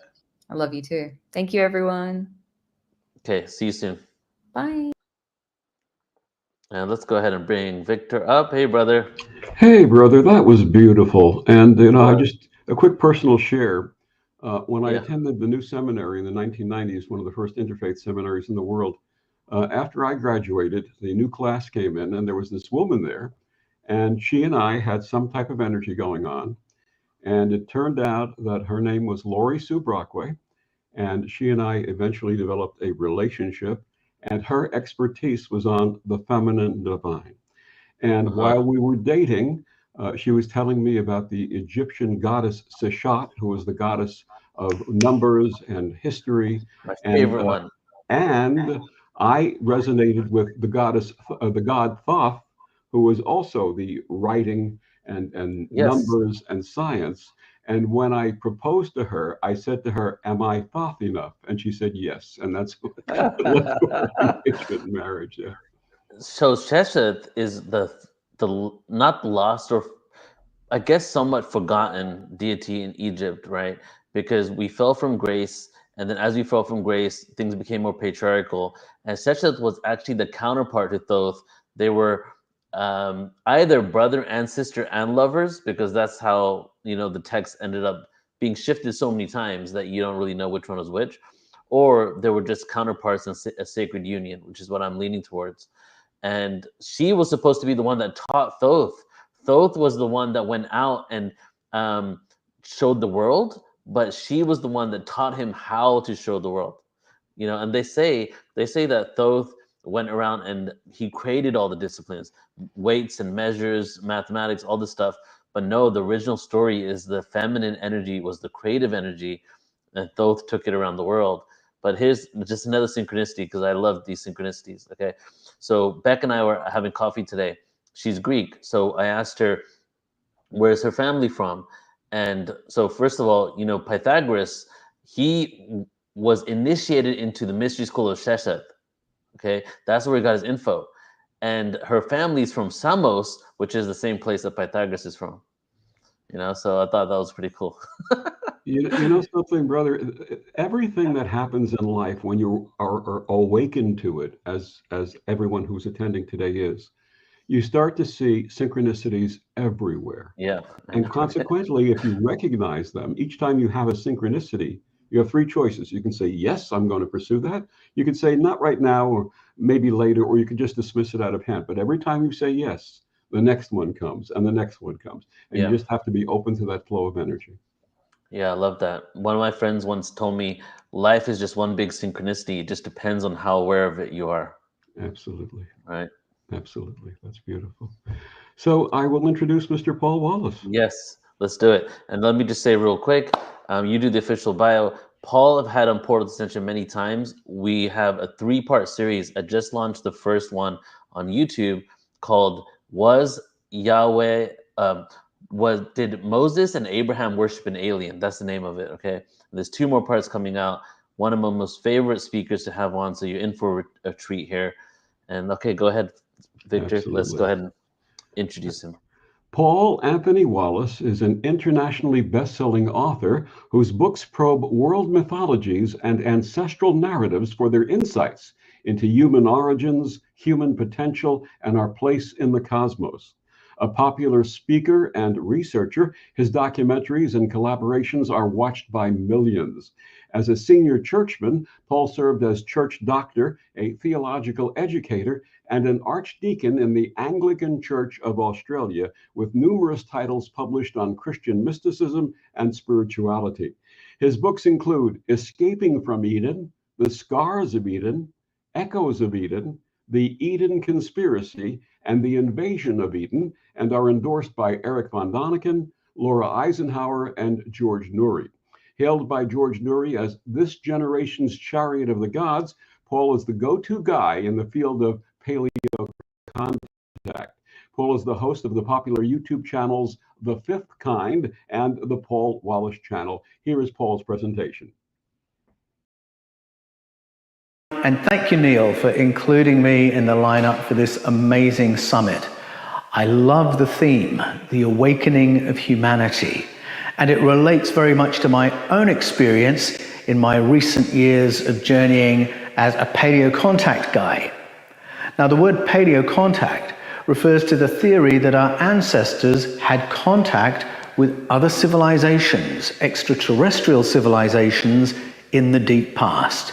And this is what I write about in my books, the Eden series, and it's what I talk about on my YouTube channels, the Paul Wallis channel and The Fifth Kind. I'm going to start by talking about a person who I was forced to re-engage with as I made the journey from the genteel world of Christian ministry into the world of paleo contact. Now, my background is in church ministry, 33 years working as a church doctor, a theological educator, and an archdeacon for the Anglican Church in Australia. That's one down from a bishop. And it's unusual for a senior church person to step forwards and say, wait a minute, guys, I think actually a lot of what we have in the Bible is the report of our ancestors about paleo contact. And a key figure in learning to reframe and re-understand the ancient stories in that light is Plato. Plato is widely recognized as one of the greatest thinkers in world history, and his work was really foundational to much of the thought that generated the Gospels and New Testament and the writings of the early Christians. The Apostle Paul would often be quoted alongside Plato by the early church fathers, and when they quoted Paul against Plato, they really felt they were paying Paul a compliment. That was how highly Plato was esteemed. The British mathematical philosopher Alfred North Whitehead famously described the whole of the Western tradition of philosophy as no more than a series of footnotes to Plato. And Plato had the most vivid way of talking about the awakening experience that we've been exploring in these last couple of days. He describes the awakening experience in his book, The Republic, and it's in that most famous passage that refers to the cave. And so the scenario is this. Plato describes that the great majority of human beings are living in a condition that is analogous to people sitting in a cave, living their whole lives out in this cave, not knowing life outside of this cave. And the only reality they are aware of is what they can see directly in front of them, because they are in chains and they are controlled so that they can't move their heads from side to side and even see each other as they really are. All they can see is their shadows on the wall in front of them. There's a fire behind them projecting their shadows onto the cave wall. So everything that they see is really the shadow of the reality. And the only reality they're seeing projected is the reality inside the cave. So Plato then asks us to do a little thought experiment. What would happen, he says, if someone were to break free from these chains, get up and walk out of that cave into the daylight? Now, at first he said it would be very painful. Going from darkness into daylight, it would be painful. You would resist it. You'd close your eyes. You'd look away. But then after a while, you would become habituated to the daylight, at first by looking just at the reflections of things, perhaps in water, and then you'd be able to look at things as they really are. And suddenly you'd realize the world is very different to what you thought it was. You begin encountering realities you'd never encountered before. You can see the sun, the moon, and the stars, clouds, plants, animals. And as you wake up to this new reality, you realize how limited and dark and painful that existence in the cave really had been. And as you turn back and look into the cave and realize that all your peers, all your friends and family, all the peoples of every country are living in that cave thinking that is the real world, you would surely be overwhelmed with pity and compassion. And Plato said, of course, you will feel compelled to go back in because you want to rescue the people who are in chains, seeing only shadows. You will want them to see the things you're seeing and experience the freedom that you're now enjoying. And so how do you do this? What does that mean in real terms? It means that when you've had this awakening experience, you feel compelled to become an educator, or maybe go into public life, into politics, he says, because you will want to change things for people. The problem, Plato says, is that if you've gone out into the daylight, seen things as they really are, seen things that you had been unable to imagine before you experienced and saw them firsthand, how are you going to present that to people in the cave? If you just go back into the cave and say, wait a minute, everybody, A, B, C, D, and E, and all the way to Z, they're not going to be able to process what you're saying. They won't be able to imagine it. They won't be able to believe it, and they will think you are crazy. And so Plato says, what we have to do is go back into the cave and act as if we are one of the people in the cave still in chains, but then just break our information to our peers bit by bit, little by little, here and there, so that gradually they can begin to take on board what it is we've learned and are wanting to share. Now, clearly, Plato is saying that is his own situation. Now, at this point, I should say, of course, Plato writes for Socrates. He claims that his works are there really just to disseminate and explain the teaching of Socrates, teaching that he experienced firsthand as a student of Socrates. But of course, every word in Plato's books is written by Plato. So whether we're reading the words of Socrates or any of the other characters, Timaeus, Critias, Phaedo, Simmias, they are all really the words of Plato. And by having multiple characters speaking in his books, he's able to share ideas, think through the implications of them, attribute things to Socrates, have other people speculate, have other people put other ideas that can then be rebuffed, examined, or reinforced by Socrates. And he tells us right at the beginning of the books, this is what he's doing. There's a degree of fictionalization. He's not saying these are verbatim recollections of real conversations with Socrates. He's saying we're going to have a play with these ideas. In the book of Phaedo, for instance, he describes all the people who were present for this conversation you're about to hear. And he says, only Plato was missing. I think he was unwell that day. So it's a little bit of an in-joke saying, I'm playing here, but let's play with these ideas. And by having multiple characters, he's able to spread out his ideas into what we would call science, logic applied to things we can all observe. He's able to report ancestral narratives, such as received by Solon, the Greek legislator, and passed on to his fellow student Critias. They all heard the stories of Atlantis in that context.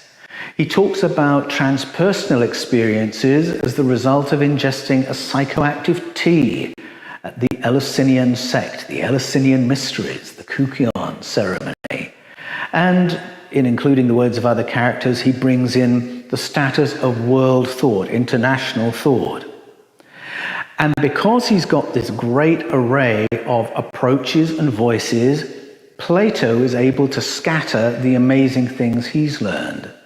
Clearly, he is saying that if he just came out and told us everything he now understands because of his contact experiences, his altered states, his work in science, if he just came out and gave us all his conclusions back to back, A to Z, we wouldn't understand it, we wouldn't be able to process it, we wouldn't be able to imagine it or believe it, we would think he was crazy.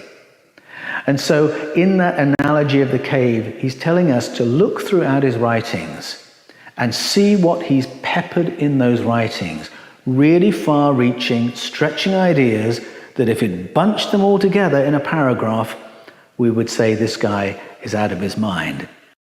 When you read Plato, and when you're able to digest it and reflect on what he's told us, you can see why he might have given us that warning, that little rider, this might be stretching for you.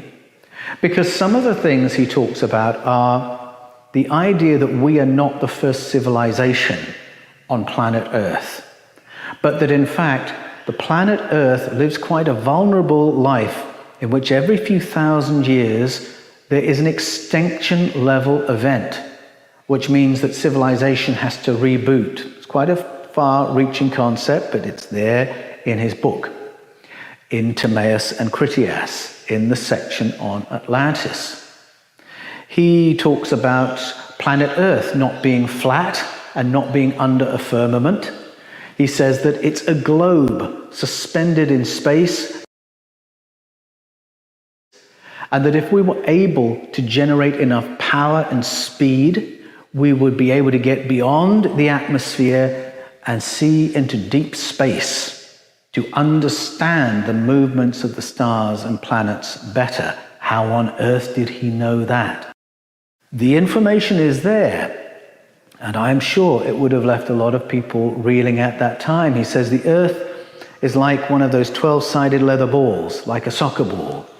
It looks like a swirl of white and blue and gold. And that is not how we pictured the planet until 1968, and yet the information is there. He says that we can have contact and lucid conversations with other kinds of entity, trans-dimensional beings whom we experience at and around the point of death. They come to us as guides to help us do what you and I might call a life review and to coach us through what comes next. His belief is that we are primarily beings of consciousness, and that as conscious beings we pre-exist this material life and then we survive it. And when our material life expires, he says guides come alongside us and in effect say, so how do you feel that went? And they help us process what has happened. He talks about the importance of how we process what happens in our lives.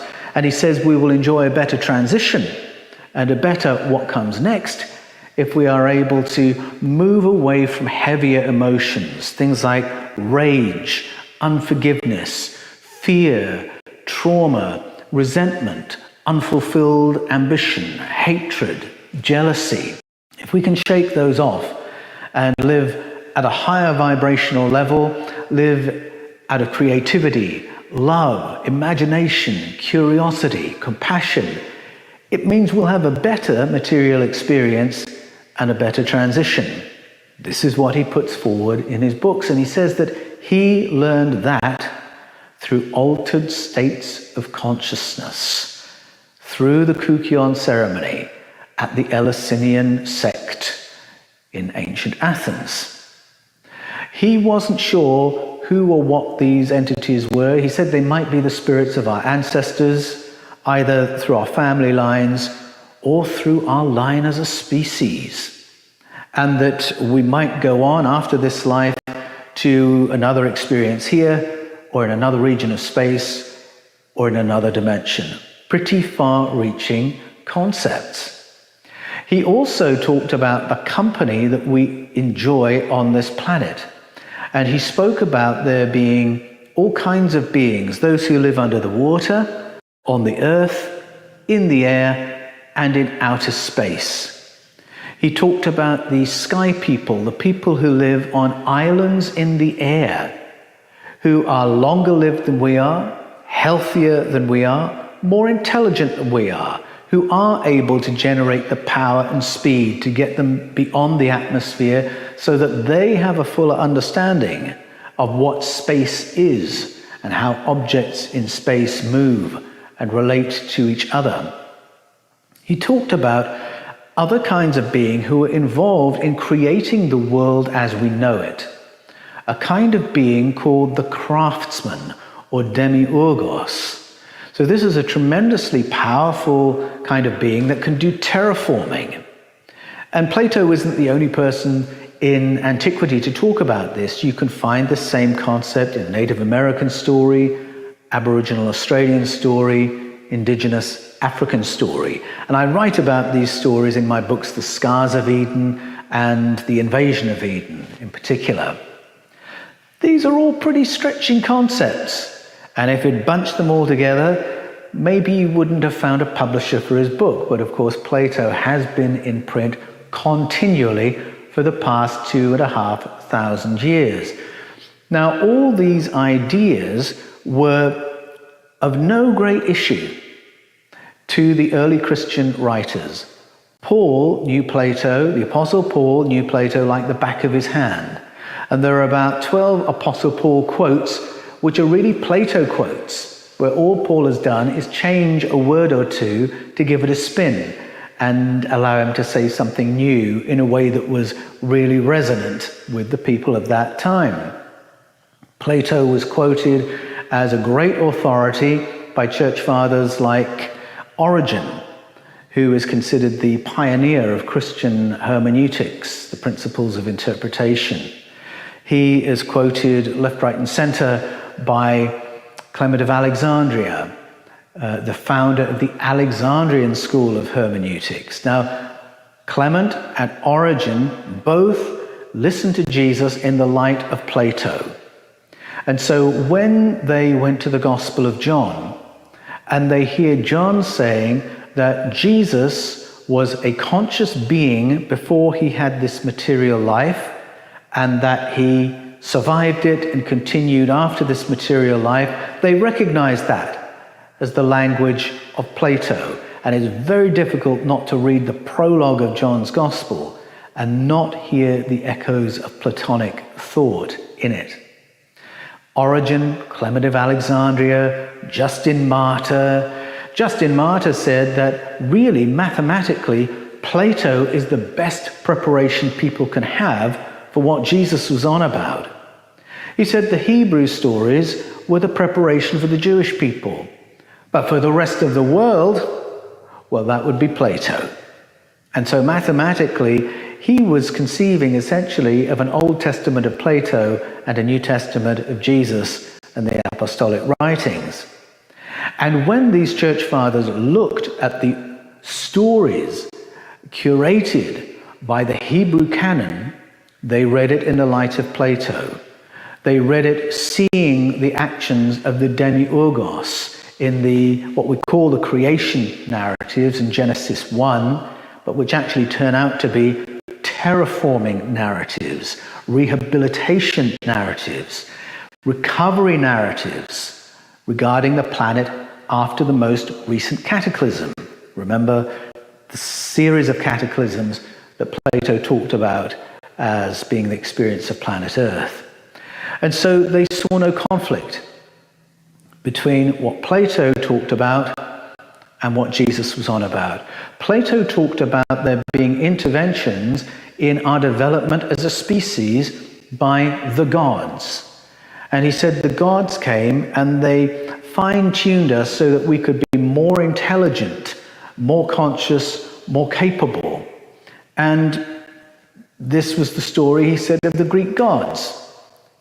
And then he clarified what he meant by the word gods. He didn't mean some imaginary, supernatural, transcendent entity. He said a god can be one of two things. Either it's the personification of a celestial body, and in reality we're talking about the sun or the moon or the stars or the planets. God can be used that way. Or he said, it refers to another kind of being, a flesh and bone being, but that is more advanced than we are. So that was the cosmology of Plato. You put it all together and you think, oh my goodness, how did he get away with publishing such far-reaching concepts? Well, he did it in the way he describes in the cave, by peppering all these elements throughout his writings, throughout all his books, so that we would have to read all his books and then piece it all together. Finding that information, reframing his worldview, he describes as an awakening process in that analogy. And I can compare it to my own experience and to the experience of many whom I have coached in recent years. Since publishing Escaping from Eden, personal coaching and workshops has been a big part of my work. And I have been amazed to find people of every age, from their 20s to their 90s, coming to me and saying, I no longer believe what I did 5 years ago. I have bought out of my old worldview, my old paradigms, and I'm thinking that reality is very different to what I thought it was. And I've got an appetite on me to find out what's real. What's true about our origins as a species? What's true about our place in the cosmos? What is true about our potential as human beings? What is true about our connection with the source of the cosmos and everything in it? What's true about God and what's false about God? And it is as if for generations of people, the scales have fallen from people's eyes. They have emerged from the cave. They are seeing new realities, and many are wanting to become educators to help raise the awareness and intelligence and consciousness of humanity as a whole, hence events like this very summit that we're enjoying right now. People talk to me about awakening experiences that have just happened to them. Sometimes we call these spiritual emergencies or a spiritual emergence. People have experiences where all of a sudden they get a rapid download of new information, and this can happen spontaneously or traumatically. I know people who have suffered accidents, had strokes, been struck by lightning, and all of a sudden they're getting a rapid download of new information that is coherent, and that then begins rewriting their worldview. And this was the case for me. I had been preaching through the Bible for 33 years, and then I suffered an ultimate frisbee injury. We play it rough in Australia, and it gave me the opportunity to follow some white rabbits, to follow my curiosity, to go back to anomalous in the Bible or anomalies in the stories we tell from the Bible and approach them as Bible translation questions. And as I went back to the texts and went back to the root meanings of the key words, I realized there was a whole other layer of story hidden in plain sight in the Bible. I realized that many of the Bible stories of beginnings were really the retelling of the ancient stories from out of Sumeria, Babylonia, Arcadia, and Assyria. And I realized that those were stories not of gods, but of sky people.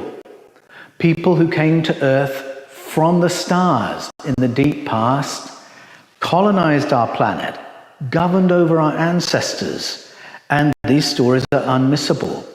I realized that the Elohim stories of the Bible are the Hebrew version of the Anunnaki stories of ancient Mesopotamia.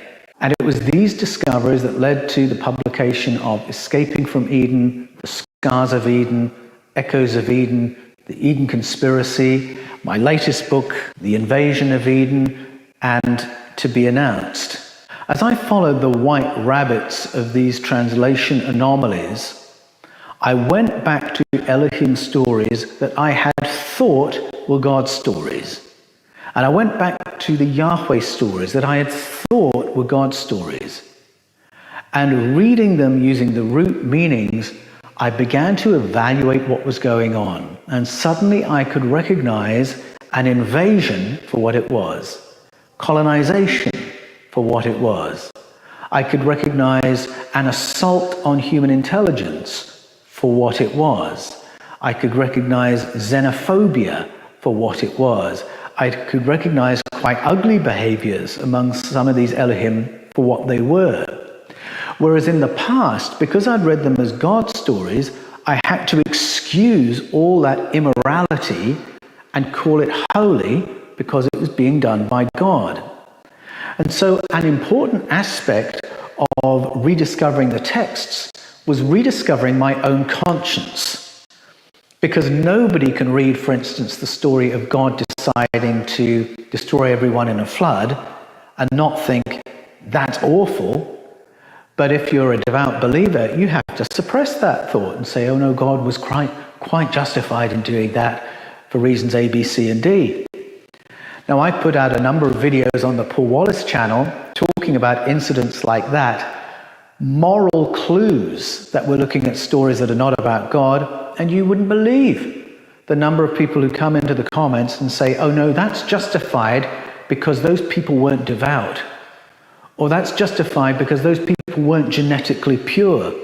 And you have all the kind of language that has led to every major slaughter in world history. There's always a reason. There's always a reason to say these people are not really human, therefore it's all right to kill them. And to find that justified by people who consider themselves enlightened is really shocking. But if you read those stories as God's stories, you have to read it that way. And so through the ages, being devout has required you to shut down your own conscience, to shut down your own mind to the extent that things that are obvious to a child, you now refuse to see. And so awakening includes a moral awakening, an awakening to your own conscience and to your own thoughts. And every week, every day of every week, I'm contacted by people thanking me for my work because of the way it's affirmed their own mind and their own conscience. I always thought this.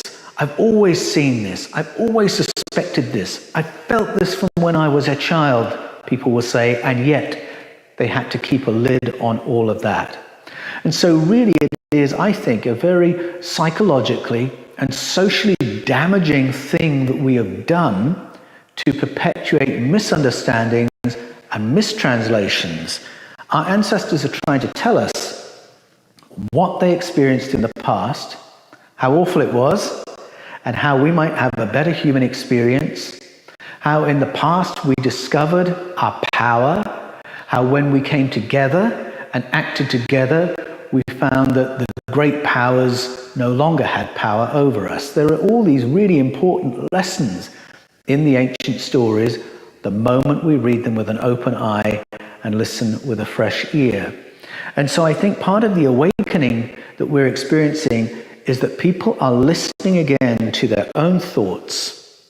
They're paying attention again to their own consciences, the response of their own guts, their own bodies to things that they've seen and heard. And we are recovering a sense of our own intelligence and our own consciousness. Now, I want to say a little word about awakening from a religious perspective.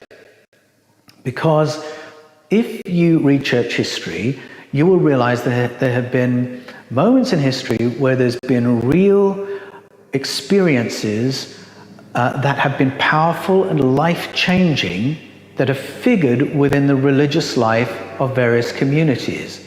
So I'll give a for instance of the mendicant revolution of the 1200s. Now this was a period following various wars, crusades in particular, when the middle classes of Europe returned, young men returned from the battlefields of the crusades, and their world had been ruined because they now had an understanding of geopolitics that they didn't have before.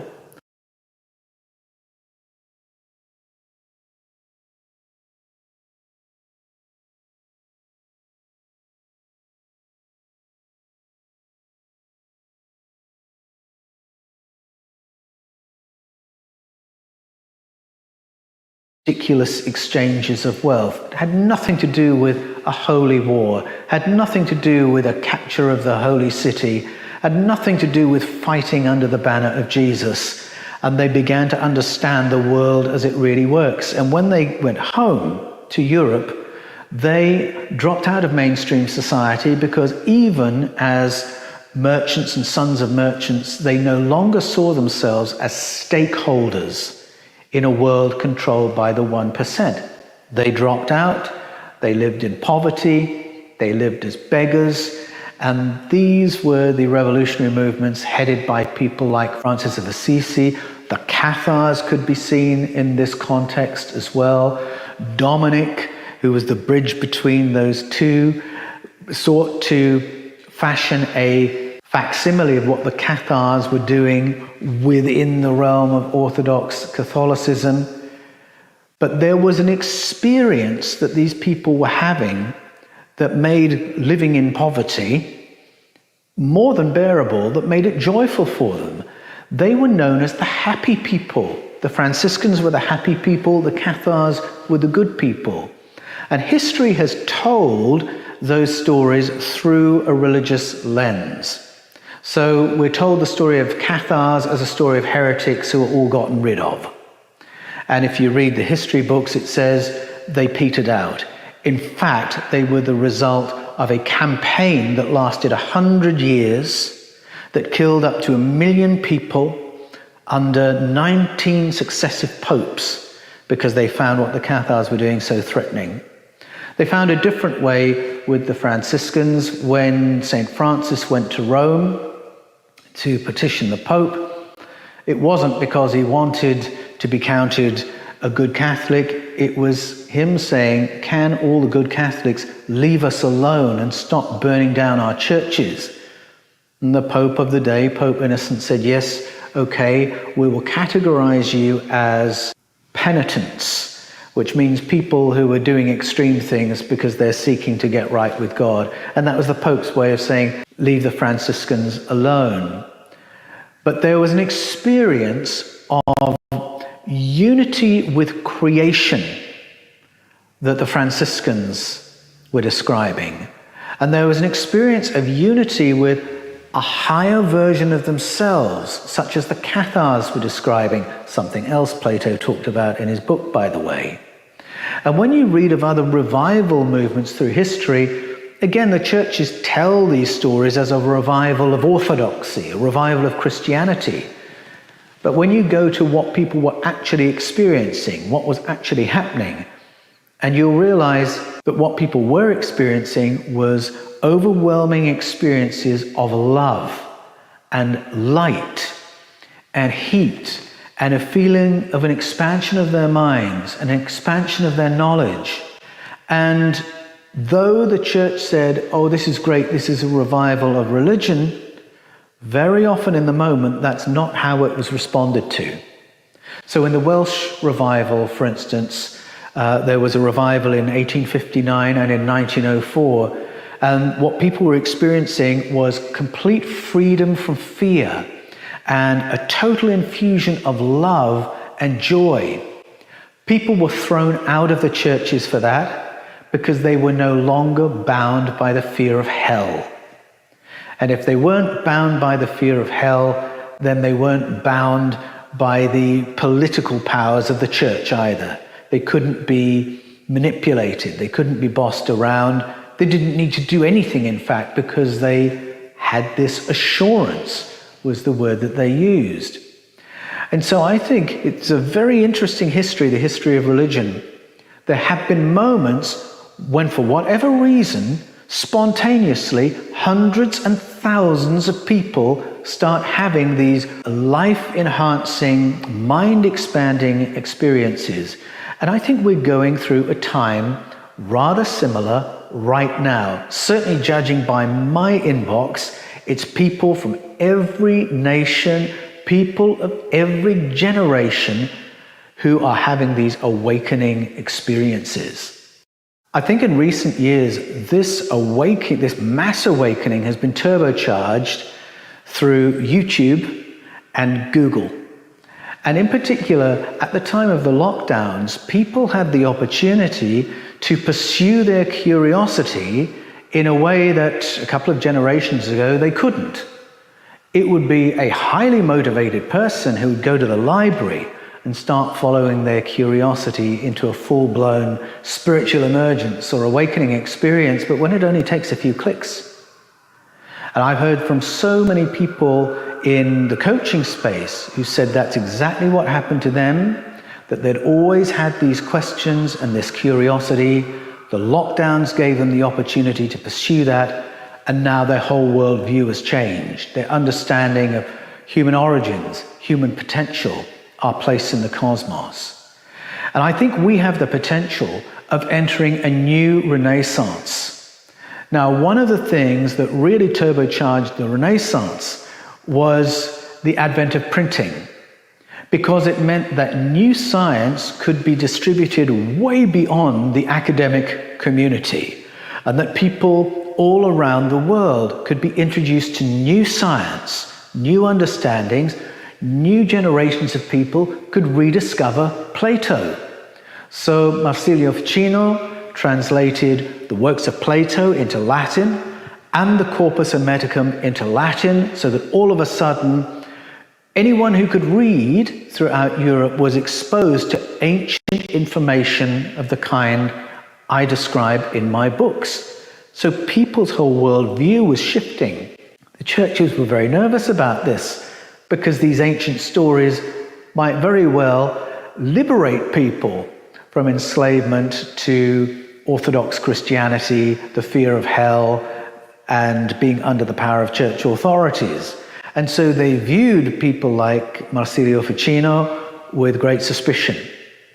But the information could spread through the advent of printing, so much so that somebody like Giordano Bruno could tour Europe and gather massive crowds of people who wanted to learn how to use their brains differently. And he used to hold lectures on how to use your brain differently and expand your memory so that you can hold more knowledge and then begin to change in the light of that knowledge. This was really a big part of what people went to see him for, but they were also interested in his cosmology because he talked about a populated cosmos. A cosmos with billions of stars, with habitable zones and populated planets, with beings similar to us, many of whom may be even more advanced, he said. Unfortunately, we know that his story ended very unhappily. On Ash Wednesday, 1600, when the Roman Catholic Church burned him to death in a public square in Rome as a signal to the reading public not to read any more Giordano Bruno. But the information was out there. And because there were people gathering libraries around the world, because reading was absolutely taking off around the world, there was an information revolution that we could liken to what's happening right now. There has been a great democratization of access to information. I want to finish by talking about our obligations to one another, because I think the precursor to my own awakening experience that led to my books, the Eden series, that led to the fifth kind, was after my injury, I had a pause between jobs. And I made it a priority to get my health back to 100%, my emotional health, my mental health, my sense of peace and well-being. And so I prioritized things like getting sunlight on my skin, doing deep breathing, barefoot walking, going for walks in the Australian bush. It was a wonderful time of R&R for me. And I remember going on a walk one day, and some of you will have heard this story before, where I was met by a number of animals who were normally very, very shy. So first an echidna came up to my feet and just looked at me, and we shared a long moment of several minutes together. And then it was a mountain pygmy possum, did exactly the same. And then it was two swamp wallabies who usually hop away from you if you're walking through the Australian bush. These two hopped up to me and just watched me. And then it was a 5-foot-long goanna. And when I had that experience, I thought, well, this is a good sign, because I must have been able to get my peace back to an extent that I could walk through a forest and be an undisturbing presence for the animals in the forest. Now I look back and I think something deeper was happening. There was some kind of an activation happening in that moment. And I think if we are to make fresh discoveries, think new thoughts, if we are able to reframe our own worldviews, it's only if we can have that spirit of peace and playfulness. People can't do that if they are under the pump. And I think if we want to help people in the cave, people among our own family, among our friendship groups, I think the first step is not to go and give them lectures, but to help take the pressure of those around us. If you can gift somebody a holiday, if you can gift somebody some money, if you can gift something that is for that person's pleasure and leisure, that's more important than giving them new information, because until they're in a place where they are less stressed and healthier and more relaxed, they cannot do the awakening process, certainly in the way that I enjoyed. And I think we need to help each other not only survive in the very demanding conditions that many of us are living our lives, we have to help each other thrive and enjoy life, because it's in that state of mind that I think we're able to think new thoughts, learn new things, and make new journeys. I think we're under the pump in a couple of ways. Firstly, financially. Most of us are having to work too hard, and we're overscheduled simply trying to make ends meet. And so I think algorithms on YouTube and Google can be quite unhelpful, because they pitch us against each other. They pitch us into arguments with total strangers. And I think we've got to say no to that kind of polarization in every way possible. I have a lot of practice at this on a daily basis. I get so many people coming to me with aggro and aggressively attacking me. I get a lot of practice in trying not to respond in like and trying to have a conversation. And I'm actually very encouraged that when we engage in a friendly, thoughtful, listening manner, conversations are still possible. And I think we need to make a decision together not to be polarized or tribalized, but to be as compassionate as we can towards others, to help encourage their curiosity when people are curious, and affirm people's questions when they have questions, so that we can talk together, because then we can discern together. Events like this are tremendously important because we are thinking together. With all the presenters that you've heard over the last few days, we don't all agree on everything, but we're all here because we're willing to listen to each other and consider each other's ideas, review each other's material, and learn together in such a way that our world might change. And I think if we can spread be a wonderful and joyful thing, then we will lift our collective mood. We will lift our collective emotion. We can walk out of that cave and see new possibilities, understand new realities, and say, this is a world I want to live in. This is a world I want to explore. So thank you so much for listening to me today. I'm so sorry I couldn't be there live and in person, but I'm very thankful, Neil, that you've included me to be part of the lineup. Wish you every success with the sharing of this conference, and I will look forward to seeing you, Neil, and everyone at the next summit.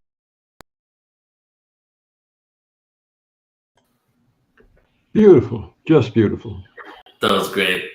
Yeah. You know, interesting that we were speaking about Greece, because he speaks a lot about Yahweh, Israeli, ancient Israelites, and that canon. I know he speaks about Greece, but he chose Greece for this one, and it completely segued into Shesha, Pythagoras, and all that information. So another beautiful synchronicity there. Absolutely. Yeah. So I'm curious, for anybody tuning in, what was it that stood out for you with that presentation? Because now I feel what we're going to be getting into over the next few days is we've had a lot of activations, a lot of metaphysical awareness. Now we're getting into the nitty gritty, a lot of information, and a lot of mind-blowing information is going to come across as well.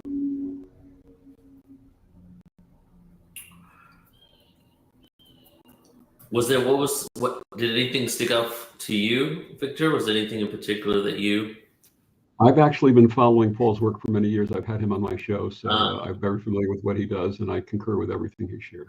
Yeah, and I really loved how he closed it out, because what he was saying was that, you know, we all have different opinions and ideas, and there's going to be a lot of people here for sure that some agree, some don't, right? And the thing is that instead of judging others in like, oh, you were wrong, or this is what's really right, and maybe even having a little bit of that ego at times where it's like, well, no, this is what I found out through my research, and you're putting out this info because of that. We have to realize that part of the game of reality in life, like part of this, I guess, like this advanced computer program, is that we have had our memories wiped and we're all trying to figure it out. And as we're trying to figure it out, there's going to be things that we get right, things that we don't. And if we decide to feel that you're right, I'm wrong, oh, I'm one-upping you with my information, well, you had this wrong, you must be Illuminati, even though many cases it's just someone else trying to figure it out too, you know? And if we can come from that perspective and just put it all out there and explore together, that's how we're going to get unity. And as he closed, it's all a question of being willing to listen, as I shared in my poem this morning, about just opening up and listening to what others have to say, whether you agree with it or not. But in the process of listening, you'll learn something. Yes, exactly. So, all right. So now we are going to move into another presenter, but I was thinking, I wanted to put this out there for you guys. How are you feeling out there? Should we go ahead and have the pre-record? Do you want to stick around? Do you want to have the pre-record of the Hurtaks? Or you can have an option. And in 2 days, tomorrow is a short day. Tomorrow is 2 hours only, 2.5 hours, I think, just so that we can have kind of a little pause on all the stream and just have a shorter day for us. And so I'm thinking either we're going to play the Hurtaks today, or we'll have them going on in 2 days from now. So we're going to put it out for a vote. Go ahead and let me know in the chat. What do you guys want to do? Do you want to continue? Should we continue here? Should we close it out and then have the Hurtaks a little later? So go ahead and let us know. And Victor, while we're waiting, I'd love for you to share some more poetry. And I have your link here for your poetry book as well. I want to share about that. Let everybody know. Was on before.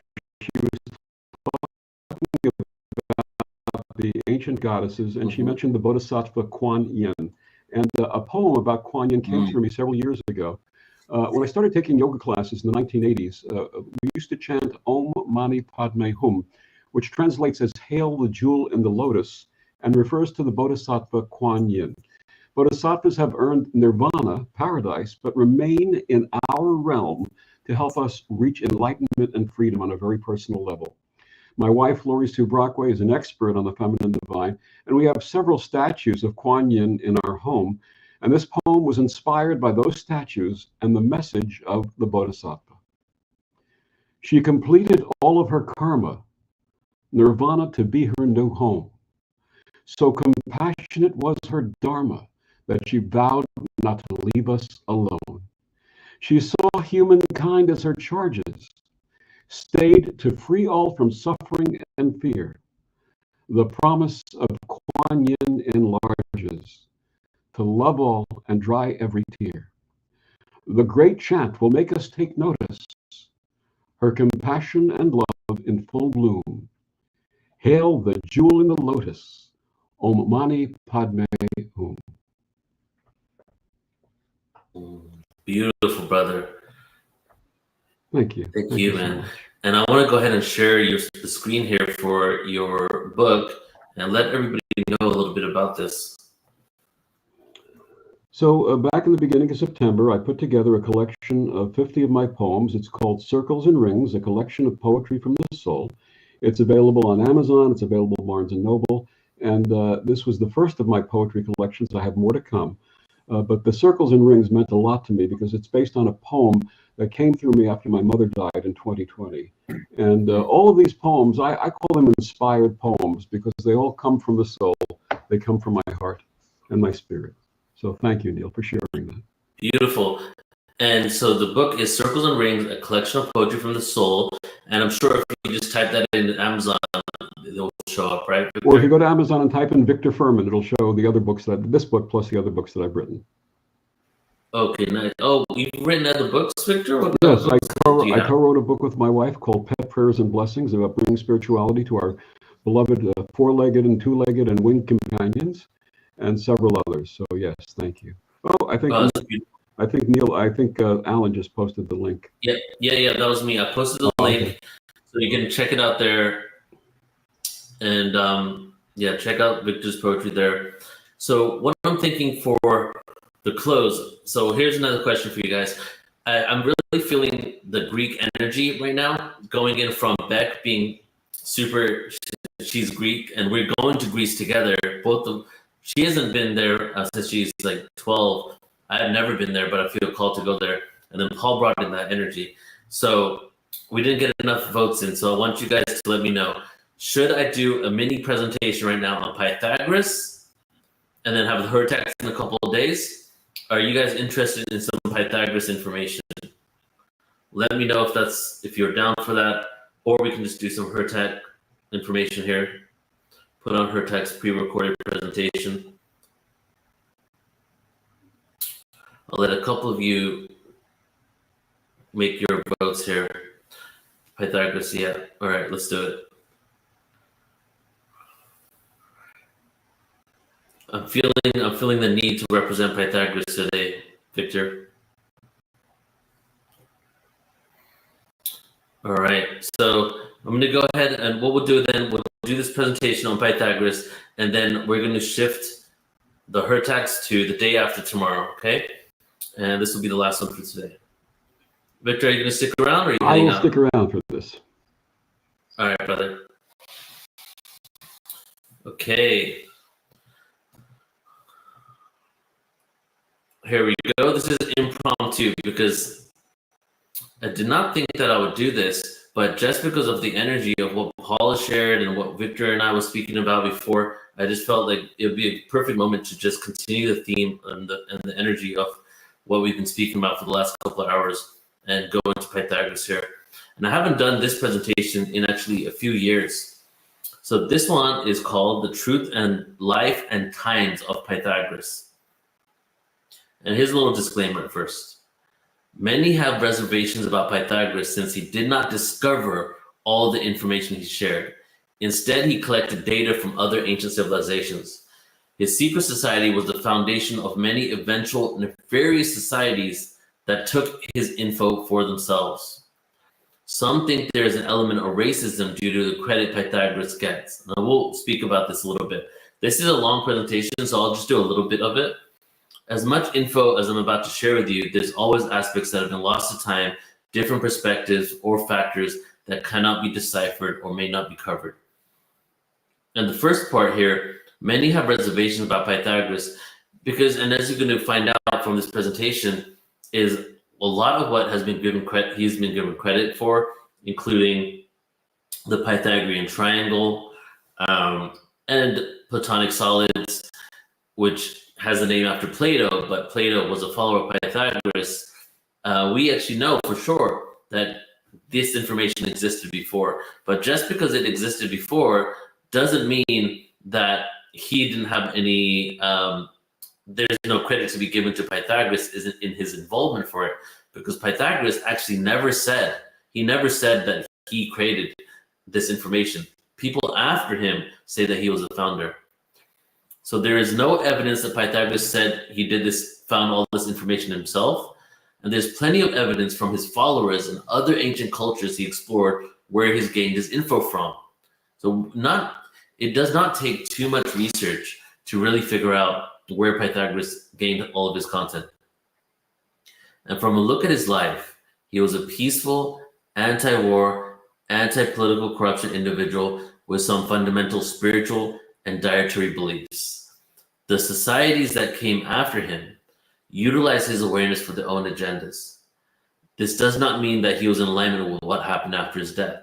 So another reason why some people are not in favor of Pythagoras is that Masonic orders, Illuminati, secret societies took a lot of his information, utilized it for themselves afterwards, and that his awareness pretty much is a instrumental reason why many of these secret societies ended up getting an upper hand on all of humanity and society. So a lot of people think that he was a part of it. But from my research, he actually was not. And after his death, or even during it, people took his information, what he came up with, what he compiled, and they started using it for their own agenda. Because he was not about secrecy in regards to spreading a lot of this awareness around the world, even though he did have specific people within his order that had different levels of awareness.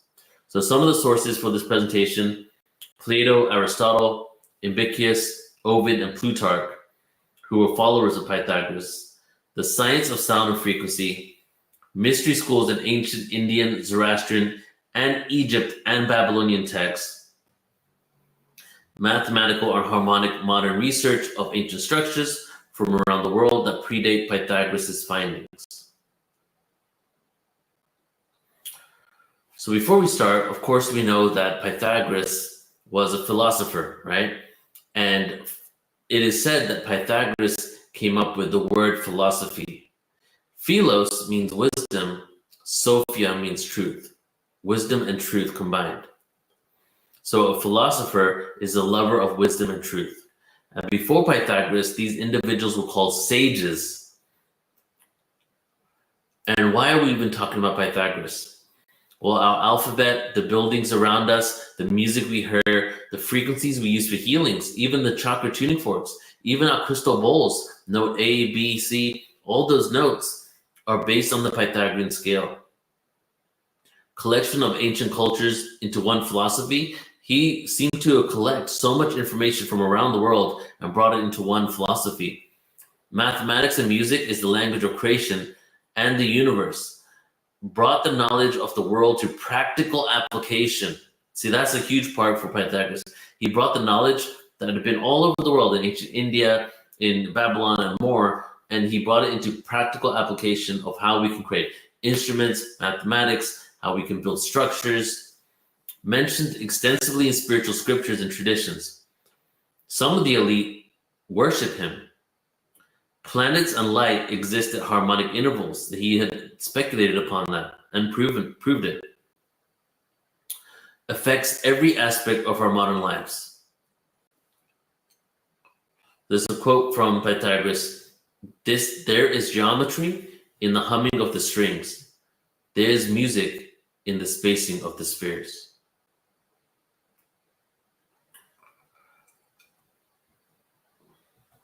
So to start here, we're going to go back before Pythagoras was born. Greece in the 6th century BCE. During this time, the scale of Greek warfare increased somewhat in the 6th century BCE, when groups of city-states formed alliances. The most famous of these was the Peloponnesian League under the leadership of Sparta. During the Persian Wars, the Delian League emerged under the leadership of Athens. And then in the 5th century, the period of the 5th century in classical Greece is generally considered as beginning in the 500 BCE and ending around 404 BCE. If one looks at the whole Greek world, we might place its beginning of the Ionian Revolution, which happened in 500 BCE. That provoked the first Persian invasion, which happened in 492 BCE. This all began in the last few years of Pythagoras' life. So one of the reasons why I'm doing this is over the next few days, we're going to get into a lot of ancient history information. And when this conference is over for these 11 days, we're going to launch our 3-day True World History Conference that we did as well. It's going to be on our YouTube. It's going to be on here. So a lot of ancient history information is going to be coming out over the next couple of weeks.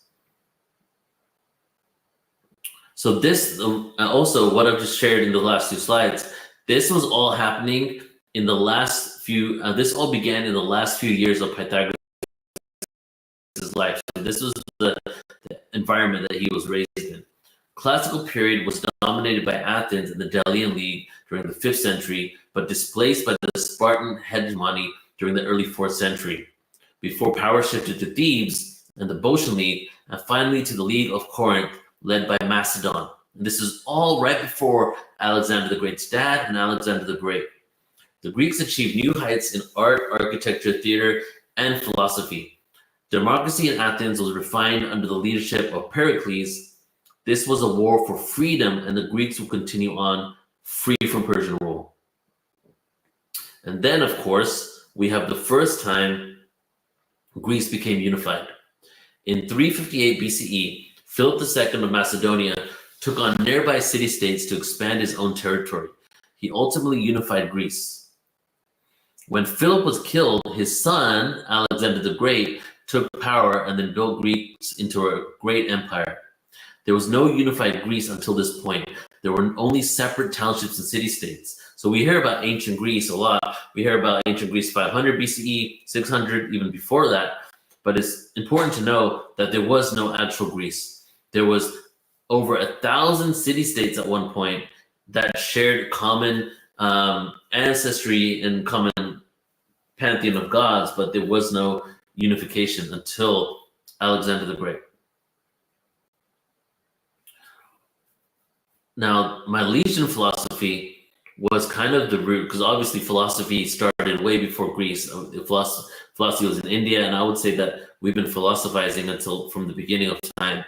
But Western philosophy, which a lot of people, especially academic institutions, give credit to the Greeks for, started in the 6th century BCE.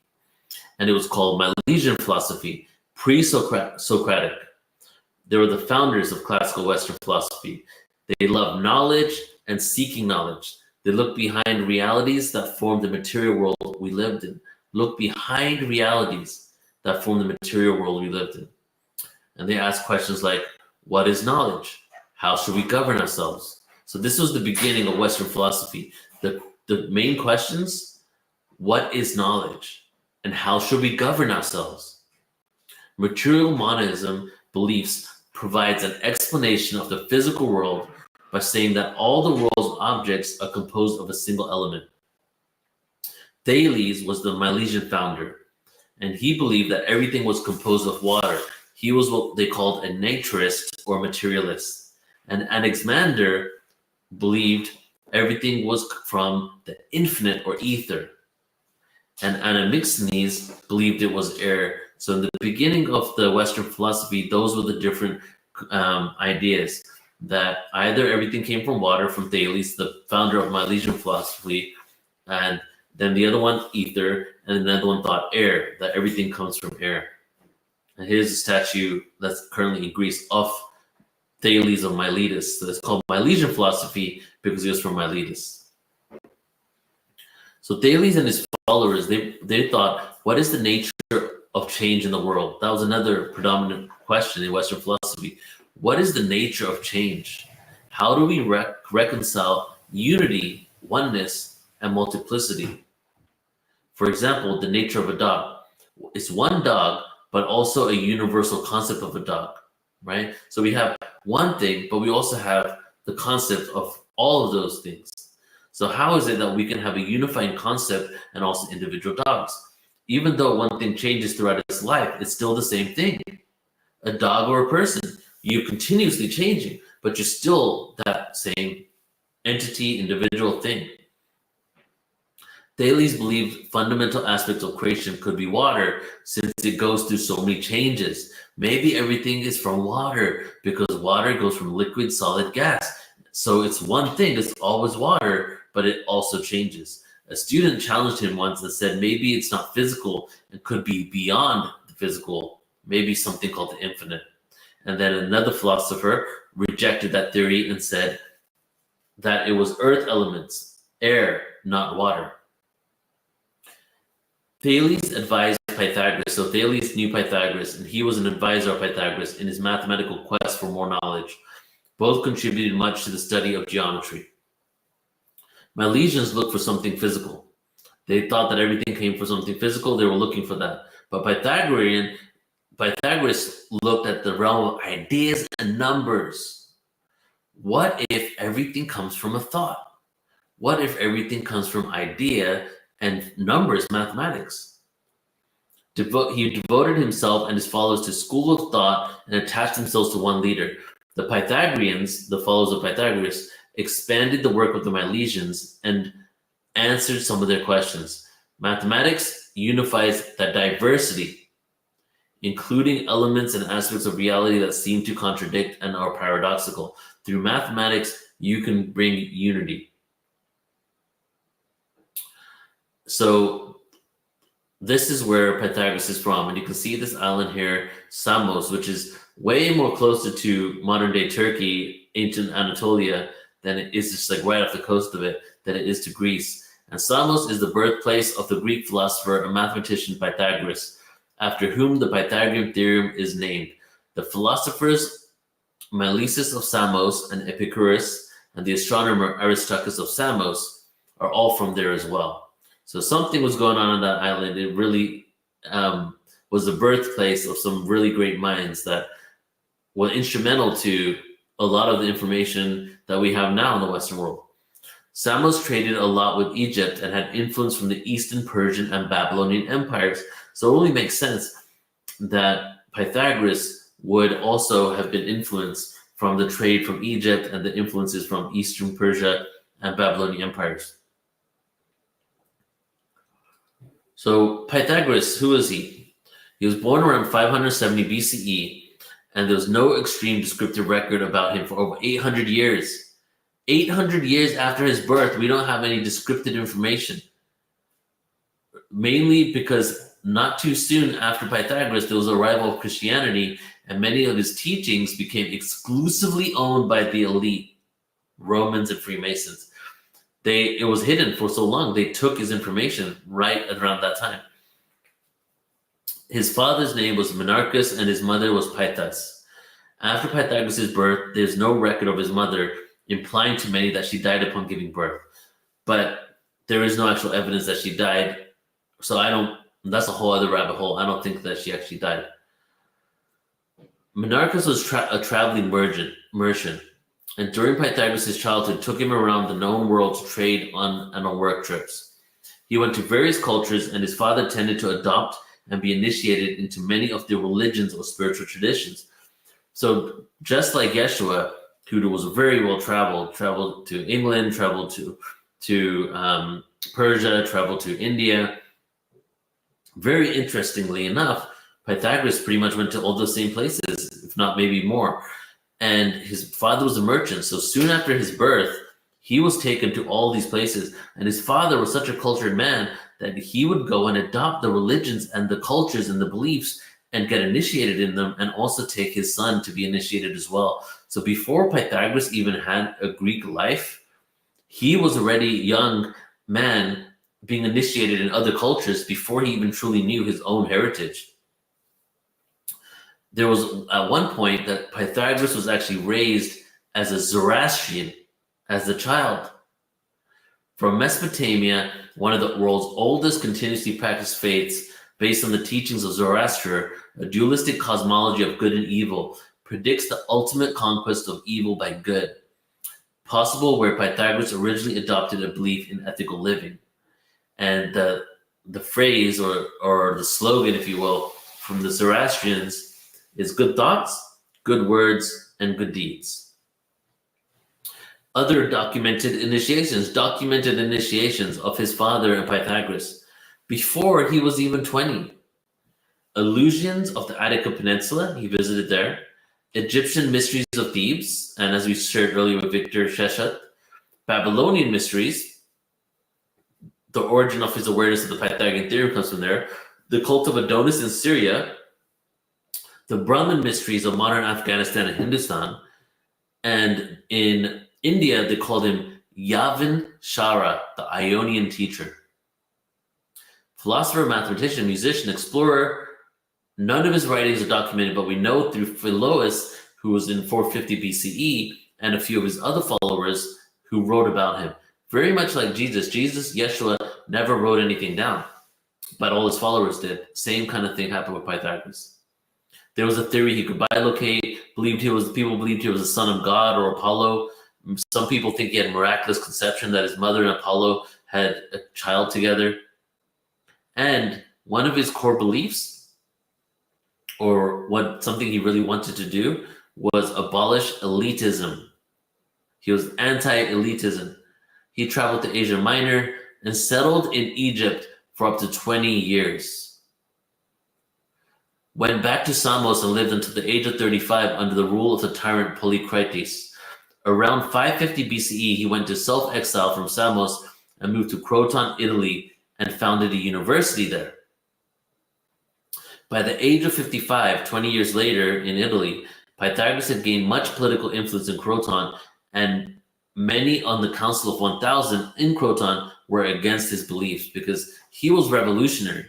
He was tried for criminal conspiracy against the state, and his university was set on fire by a mob. And just for fun here, here's a little image of Samos, right? So Miletus, look at this, okay. So Miletus, where Milesian philosophy was in Anatolia, modern day Turkey. Look how close it is to Samos, right? Thales of Miletus was teaching Pythagoras. And then, and Egypt is actually closer to Samos, where he was born, than even Croton is, which is in Italy. So he went from Samos to Croton. Pythagoras had abandoned the orthodox diet at the age of 19 or 20 as the natural and necessary result of pure living. His sleep was brief, his soul vigilant and pure, and his body confirmed in a state of perfect and invariable health. That's one of his followers said about him. Another follower said he did not taste wine from morning to night, or his principal dish was often kitchen herbs, cooked or uncooked. So here's one of the reasons why the elite and the people just didn't get him. He did not agree with eating flesh of animals because it was unnecessary for universal peace. It was necessary for universal peace. Those who encourage the slaughter of animals will not question the killing of man or engaging in war. he was like vegetarian / vegan mostly. And in Greece at the time, that was not the case. Fostering a healthy body is a way to ascendance. Inflicting pain on animals is to inflict pain on yourself, since we transmigrate to animals. There is a story of when Pythagoras saw a man beating a dog. Okay, he saw this man beating this dog, and he went up to him and he asked him to stop. He told him to stop, and when the man basically said, "Why?" he said, "I know this dog. He was a friend of mine in a past life. You can't beat him." As long as man continues to be the ruthless destroyer of lower living beings, he will never know health or peace. For as long as men massacre animals, they will kill each other. He was also, they say, anti-bean consumption, especially fava beans. Abstaining from meat. He exhorted those politicians who are legislators to abstain, for if they are willing to act justly in the highest degree, it was indubitably incumbent upon them to not injure any of the lower animals, since how could they persuade others to act justly if they themselves were proved to be indulging in insatiable avidity by devouring these animals that are allied to us? For through the communion of life and the same elements, and the sympathy thus existing, they are, as it were, conjoined to us by fraternal alliance. Let's just show you a little bit more of like his love for animals and his wisdom that he shared with the elite. That he basically was saying that, you know, if you act in this way, you're going to continue to hurt others. The politicians especially need to act in a specific way when it comes to animals and humans, so that they act justly and they aren't killing. The Pythagoreans. All the info on Pythagoras comes from his followers and other philosophers and mathematicians. Most of the awareness is about his group rather than about him. Many of the findings and research of Pythagoras could have been done by his followers, for all we know. People say they're a religious and ethical sect. The way the Pythagorean school worked is they had 3 years of introduction. And then they had a 5-year vow of silence to listen to his teachings, and then 5 years of training. So the initiation of these Pythagoreans and the 5-year vow of silence, I mean, from someone who does Vipassana and just does 10 days of silence, they had to take, I don't know, the dynamics and logistics of when they could speak and when they couldn't, but basically they had to just listen and receive the information that Pythagoras had collected from Egypt, from Babylon, from Persia, from India, and then they were trained after that. He believed Earth was a sphere, and there were at least 5 planets beyond the Earth. He believed the morning star was Venus, which we already know now. And that's because he went around the world and they already knew that stuff, especially India. He believed in meditation, mantras, self-discipline, and herbs to release and activate parts of the brain. So, you know, what they say in the Western world is, wow, he was the first one to discover Venus. He was the first one to discover that the Earth was a sphere, all this stuff. No, a lot of the Western world, especially in Greece at the time, were so, disconnected from the Eastern philosophies that only a few people that went there and actually accepted and learned from them would bring this information back. And Pythagoras was one of them. A lot of them had their own beliefs and a lot of arrogance around their own beliefs, but Pythagoras didn't. He went to India, he went to Egypt, and all this information was just there, ready for him to learn. In the Pythagoreans, women and men studied together. Another thing that was way ahead of his time. Even Plato came after, demanded that women dress up as men. So even Plato, who was, you know, really a Pythagorean as well, he wasn't even as forward thinking as Pythagoras was.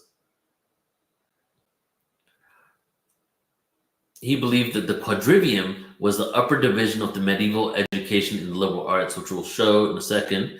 And the quadrivium is arithmetic, geometry, music, and astronomy. And with the trivium and the quadrivium, there are 7 disciplines, and here they are.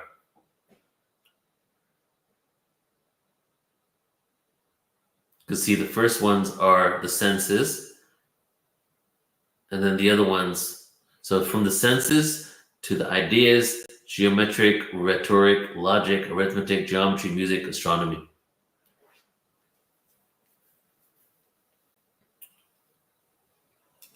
A couple of his followers report that Pythagoras told people that he had lived 4 previous lives that he could remember in detail. The first of these lives was Alcides, the son of Hermes, who is also Thoth, who granted him the ability to remember all his past incarnations. He lived as a woman, a prostitute named Alco, and also one of his past lives was a fisherman. He believed reincarnation was a way to gain experience, knowledge, and therefore wisdom. He also believed he fought with Achilles in the Trojan War. Hermes is a figure from Greek mythology and is often considered the messenger of the gods and the god of various other attributes, including communication, travel, trade, and cunning, the son of Zeus and Maya, one of the Pleiades, making him one of the Olympian deities in Greek mythology, which is the Greek version of Thoth, most likely one and the same. So back to his belief on reincarnation.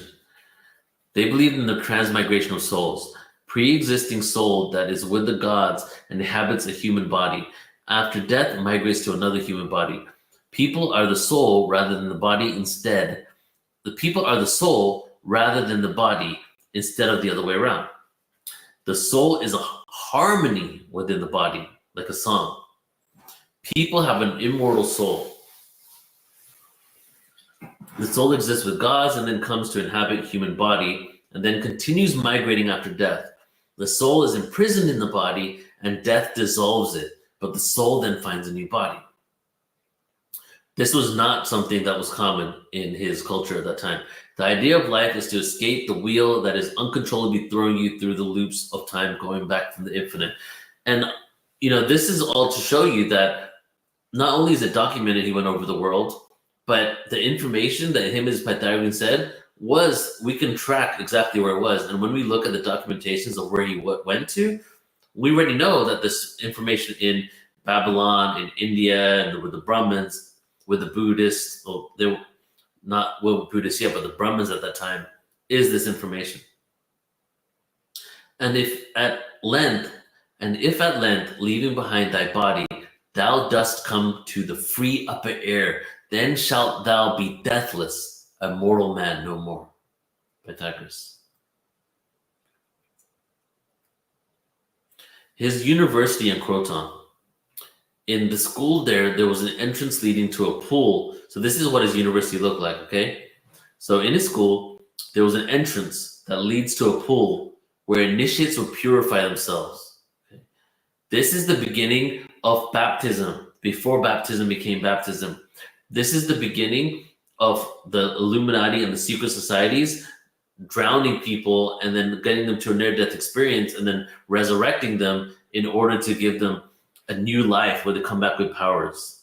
This is also the beginning of all the movies that we see nowadays in Hollywood where people drown and then come back to life. Look at every superhero movie. There's always water and always a drowning scene. Right after the drowning scene, they come back to life with all these powers, and that's almost a shift in the movie, right?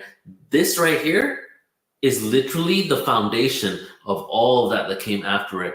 And they would come in and purify themselves, and then later this whole technique was taken by the Catholic Church, was taken from baptism, was put into movies and used by secret societies.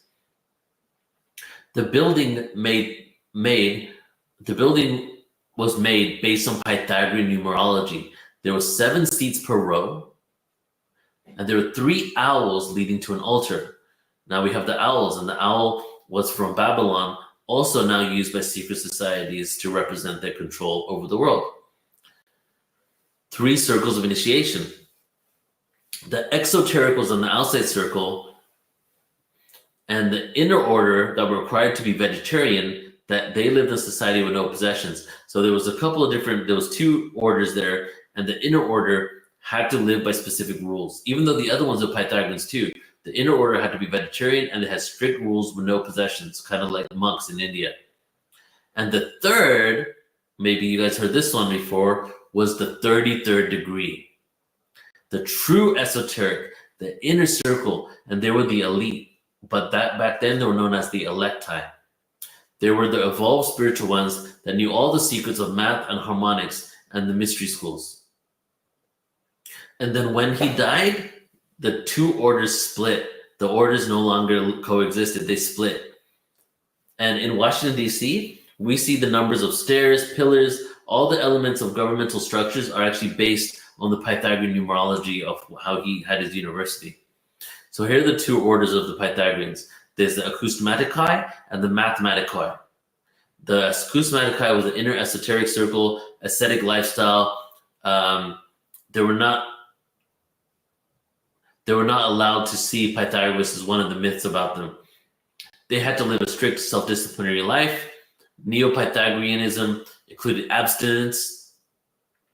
This was the foundation for the priests of the Christian world, because as I've been sharing with you, his information was hijacked.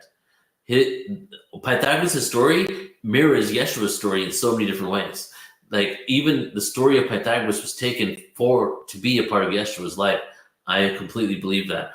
And also his information was the foundation for the priestly caste of the Catholic Church and then Christian order after that. He wasn't obviously Christian. He wasn't Catholic because that hadn't even started yet.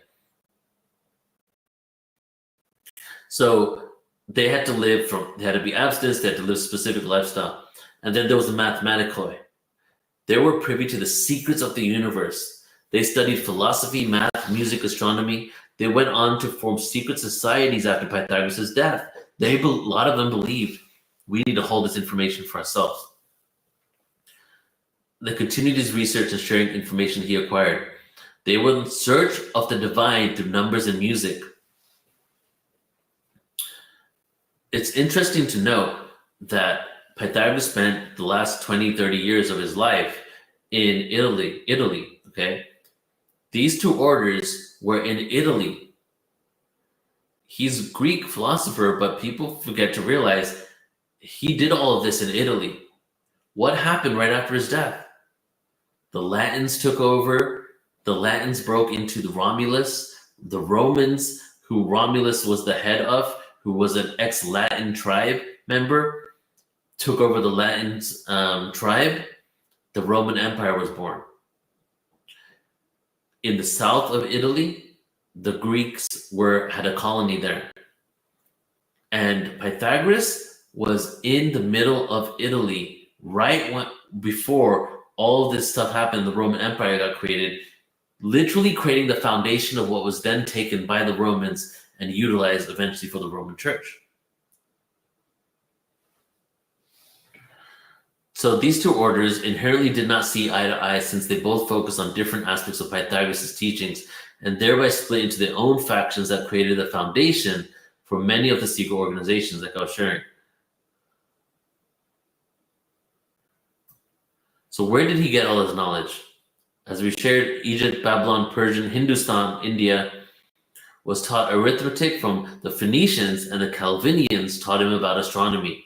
The land of Kemet was a place for Greeks to learn about ancient wisdom. It is believed that Thales learned geometry from there. He was allowed into mystery schools and others were not, like Sheshet and Thoth.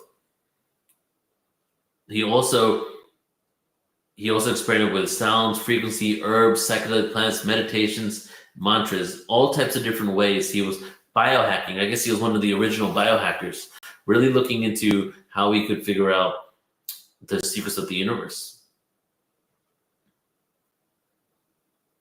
The Pythagoreans revered the pentagram because each diagonal divides the other two at the golden ratio. This became demonized as Christianity flourished and it was hijacked.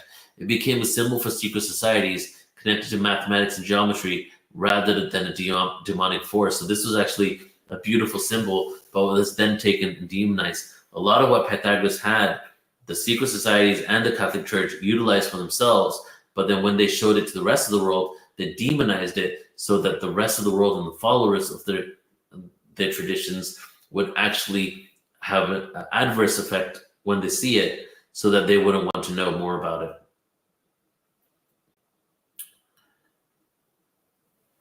They believed this perfection in numbers.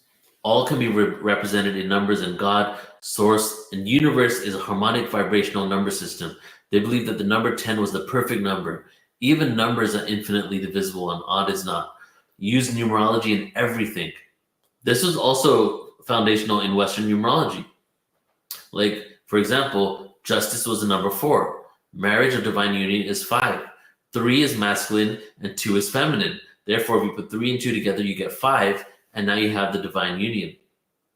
This was directly taken from Egypt.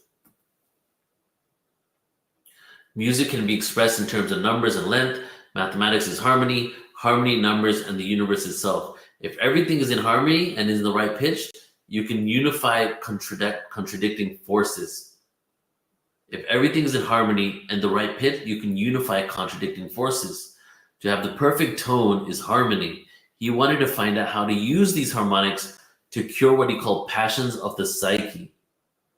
So he believed by finding the frequencies of specific tones that he could help cure the passions of the psyche, anger, lust, greed, hate, and bring harmony into the world. He considered that music contributed greatly to health. He called his method musical medicine.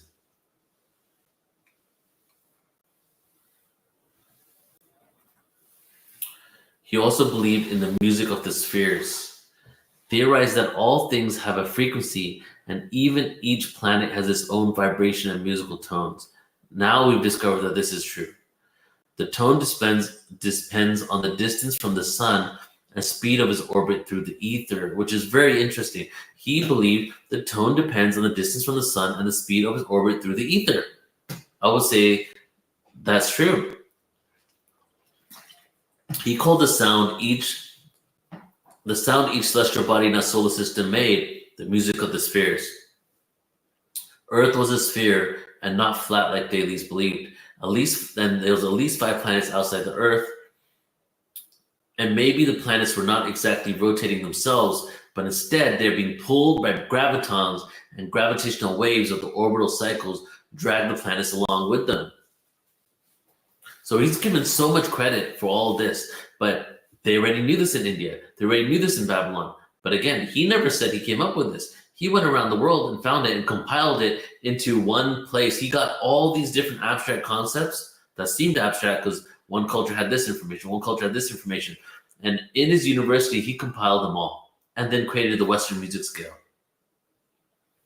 Thought is an idea in transit, which when one is released can never be lured back, nor can the spoken word be recalled, nor can even the advert act be erased.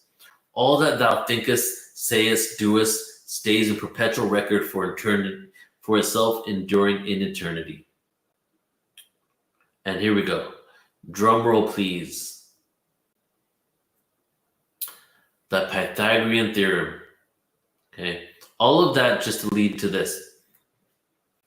And just for fun, I put a cross through the Pythagorean theorem because it was not discovered by Pythagoras. And this is one of the controversial things I talk about, where even racism comes up with how calling it the Pythagorean theorem is racist. The reason why people say that is because Kemet, Babylon, cultures that aren't part of the Western world as we know it, obviously knew this before. But to me, that's not even he never said he came up with this. People after him called it the Pythagorean theorem. He never called it the Pythagorean theorem. There is no doubt at all that this theorem originated from other ancient civilizations. There's an Egyptian connection. There's a tablet from ancient Babylon that you can see right behind this text here. Chaldean 626 BC, 539 BCE, the Neo-Babylonian Empire, and from 800 to 400 BCE, we see evidence of this in the sutras. How funny is this? All places which Pythagoras traveled to. The Babylonian clay tablet is called Plimpton 322, notably containing an example of Babylonian mathematics. This table is believed to have been written about 1800 BC and has a table of 4 columns and 15 rows of numbers in the cuneiform script for this period. This table lists 2 or 3 numbers in what are now called Pythagorean triples. A squared plus B squared equals C squared. Have you guys heard of this? That is the Pythagorean equation. And this is where one of the places he found it. And here it is. He went to Babylon, one of the first places he visited with his dad. And you can see here, it was in modern day Baghdad is where Babylon was. And just for fun, I threw in this here just to show you how long it would take him to walk.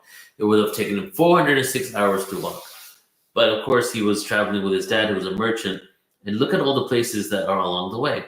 Obviously, Anatolian Turkey, Syria, which is another place that was documented that he visited, and then Babylon, and then north, and then that was actually Persia as well at that time. So I'm going to play this video now, and we'll just talk about it afterwards. Let me play it first. Have you ever found yourself with a specification document of thousands of pages? Hold Requirement on. Yogi. There we go. The Pythagoras theorem.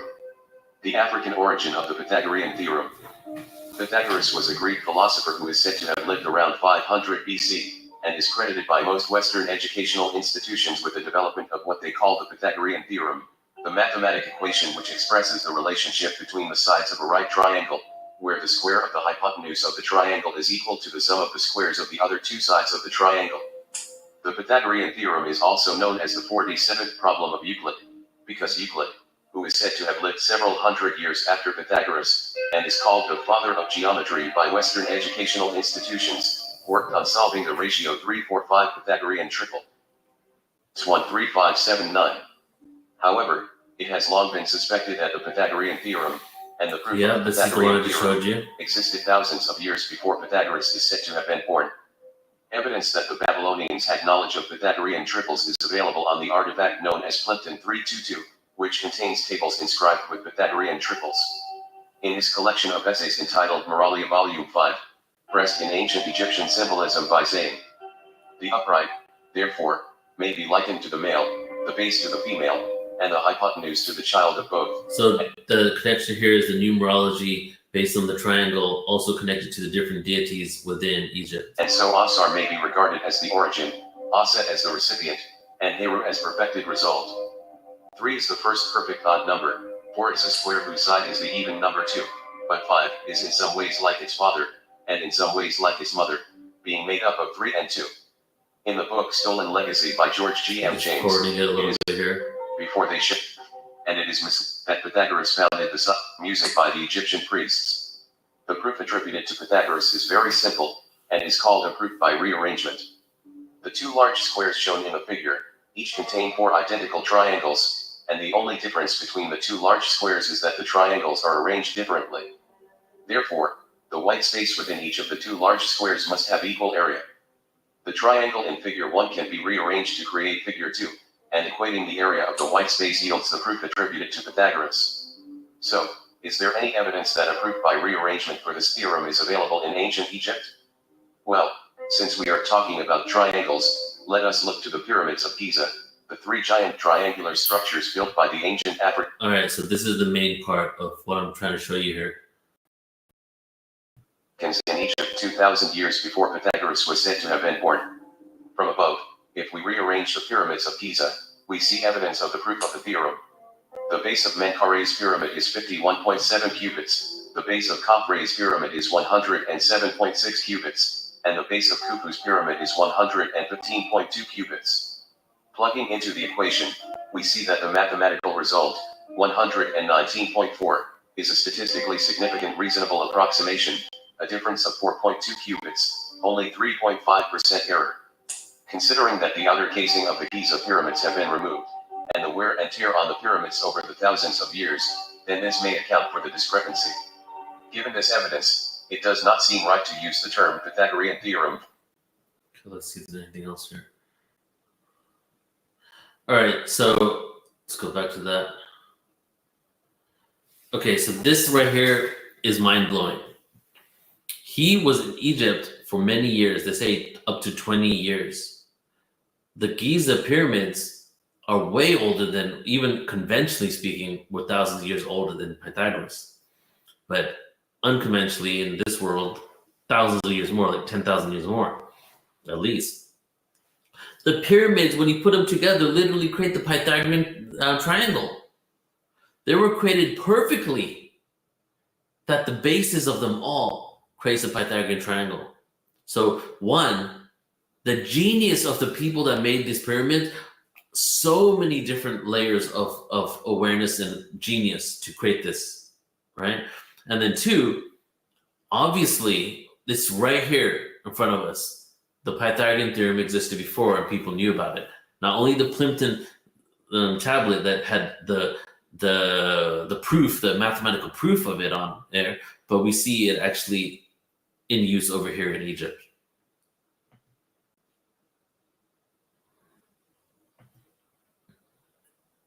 Pythagoras, Urban pyramid builders, architects, and engineer, Hurtak Coleman suggests that the name Pythagoras comes from a Greek amalgamation of the names of the African Egyptian deities Ptah and Horus.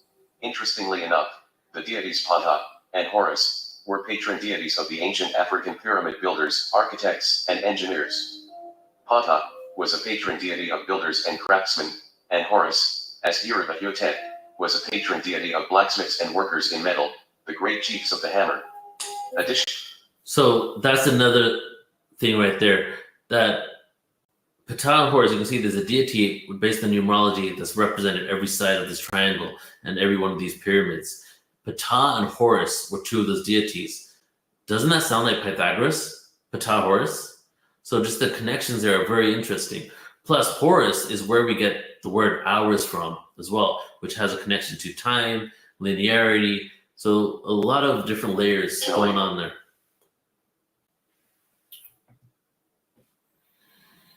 So now that we're talking about Pythagoras in Egypt, let's speak more about that. We have information that he studied in Memphis, Egypt. Egypt welcomed him, especially due to his ideas around mathematics and all the information he gained from around the world that he was bringing there. It was great for him to bring that information that they welcomed him. And at that point, Egypt was on its way out as a world power, and Greek was on its way in, and he was initiated into the schools of Thoth, Sheshet, and Ptah, at least. Sheshet and Thoth. Okay, this is a long presentation, so I'm gonna leave it on this because that's how we started with Victor earlier. And maybe I'll leave it on Yeshua, the Yeshua slide. So Sheshet and Thoth, a pre-dynastic period in ancient Egypt, the time before recorded history, from the Paleolithic to the Neolithic age, and on the rise of the first dynasty, is recognized as spanning the era from 6000 BCE to 3150 BCE. Pythagoras must have gained a lot of information from these mystery schools during that time, Thoth and Sheshet. Sheshet, the worship conventionally accepted to be around 3150 BCE to 2613 BCE, but most likely longer because these dates and ages, I feel, aren't as old as it really is. Again, that's another story. In Thoth worship, we see evidence at least going back to 6000 BCE. But Sheshet is not considered as important in Kemetic history as she really was because of the fall from grace.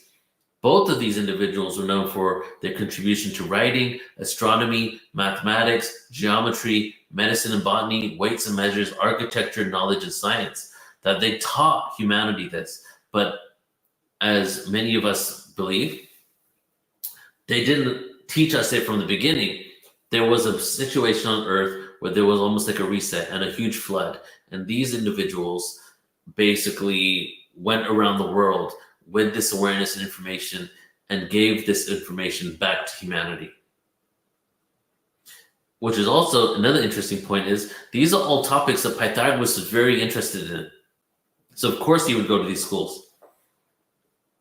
She invented writing and he taught it. Sheshet had the number cults, called the number cults. The old gods became less popular, and then Sheshet and Thoth began to rise at a certain point. She seemed to have received divine revelation or ancient wisdom, or be the creator of these disciplines, and Thoth was the teacher. The teacher went to school to Sheshet. The ancient Egyptian goddess of wisdom, knowledge, writing has the intriguing origin story within Egypt mythology. She was considered the wife of Thoth, the god of wisdom and writing, and was often depicted as a woman wearing a leopard skin dress, an unusual headdress resembling seven-pointed star. It's interesting, seven-pointed, maybe connected to the Pleiades there. And you can see the star there. When you go to Egypt, you'll see this in a few places. and it's always Shesheth, and that's her symbol there. She is probably known as the mistress of the House of Books and the mistress of the House of Architects. She played a crucial role in Egyptian bureaucracy and the temple construction. She was responsible for keeping records, measuring land for construction projects, and recording the pharaoh's achievements. Her star, 7-pointed headdress, is thought to represent 7-year lunar cycle. It symbolized her role as the goddess of knowledge and time. Associated with rituals, she was often present at important rituals and ceremonies, particularly those involving the pharaoh's coronation or temple foundation ceremonies. She would record these events and their measurements to ensure their accuracy and success. She was responsible, what the pharaohs say, that and ancient Egyptians, to basically let them know where to build certain structures, how to build the structures, but I would say more importantly, the location, because as we know, a lot of these structures are built in really sacred areas and where there's ley lines, certain energy grids, on top of aquifers. So she was kind of responsible tuning into the energies of where to actually position certain things.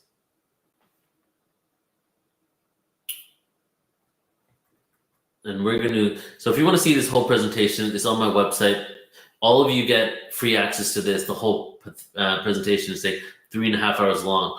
But I want to end just on, because then we go into the conspiracies connected to Pythagoras and everything. But let's end on after the death of Pythagoras. Multiple myths and theories about his final years. There's a war between Croton and Sybaris that ended in 510 BCE. Pythagoras was losing support with some individuals in the Council of Thousand in Croton, where he lived in Italy. Namely, Cylon rallied support against Pythagoras, stating his ideas were against freedom and liberty. He wanted people to be vegetarian. He wanted the elite not to rule. The elite weren't really happy. Cylon attempted to be initiated into the Pythagorean order and was rejected. So it's interesting, the guy that rallied the people against him wanted to be a Pythagorean, but Pythagoras didn't accept him. And in 509 BCE, a meeting house where the Pythagoreans were convening was set on fire. And here's a few theories of what happened to him. 1, he fled to another place in Italy to start the teachings over again, but there's no record of him. 2, stayed in Croton after the war to try and rebuild after it was burnt down. We also don't know. 3, fled from the fire and escaped to Metapotum, Italy, and died of starvation. That was the one that was mostly spread. And then 4, which is the joke one. Well, it's not really a joke, but this is what they were saying, but I think that they were kind of mocking him rather than this being reality, was chased into a bean field where he was stabbed to death because he didn't like beans. So when he left, they said that they chased him to a bean field where he hated the most, and he was stabbed to death. And this is, I'm thinking he survived, and this is where I think he went. Metapontum village in Italy. Here's the location of it.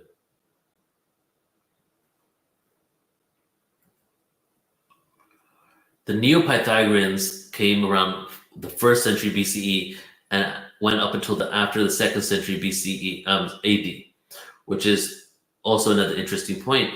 Pythagoreanism resurrected a few hundred years after, during the time of Yeshua and the Christian order and the beginning of the Catholic Church.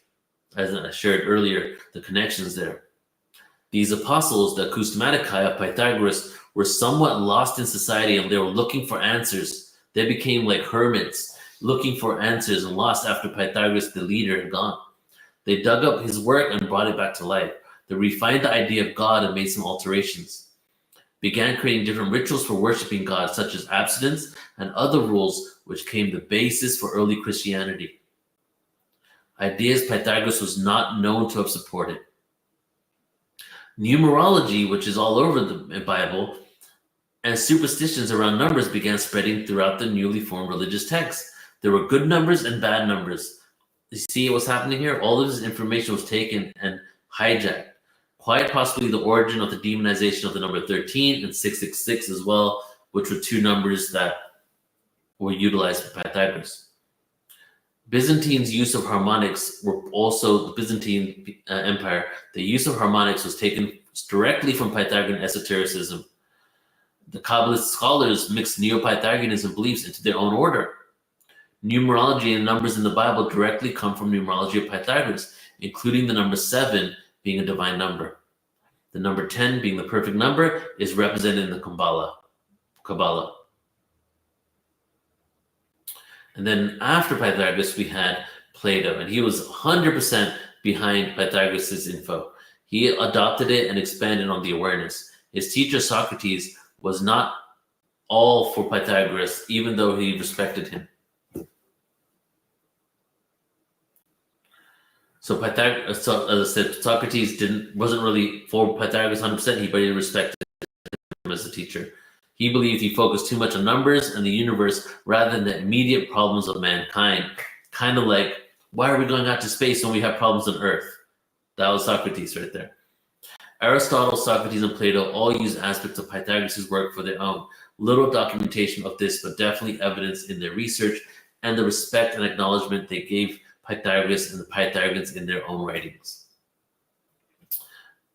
And here we go in the closing here.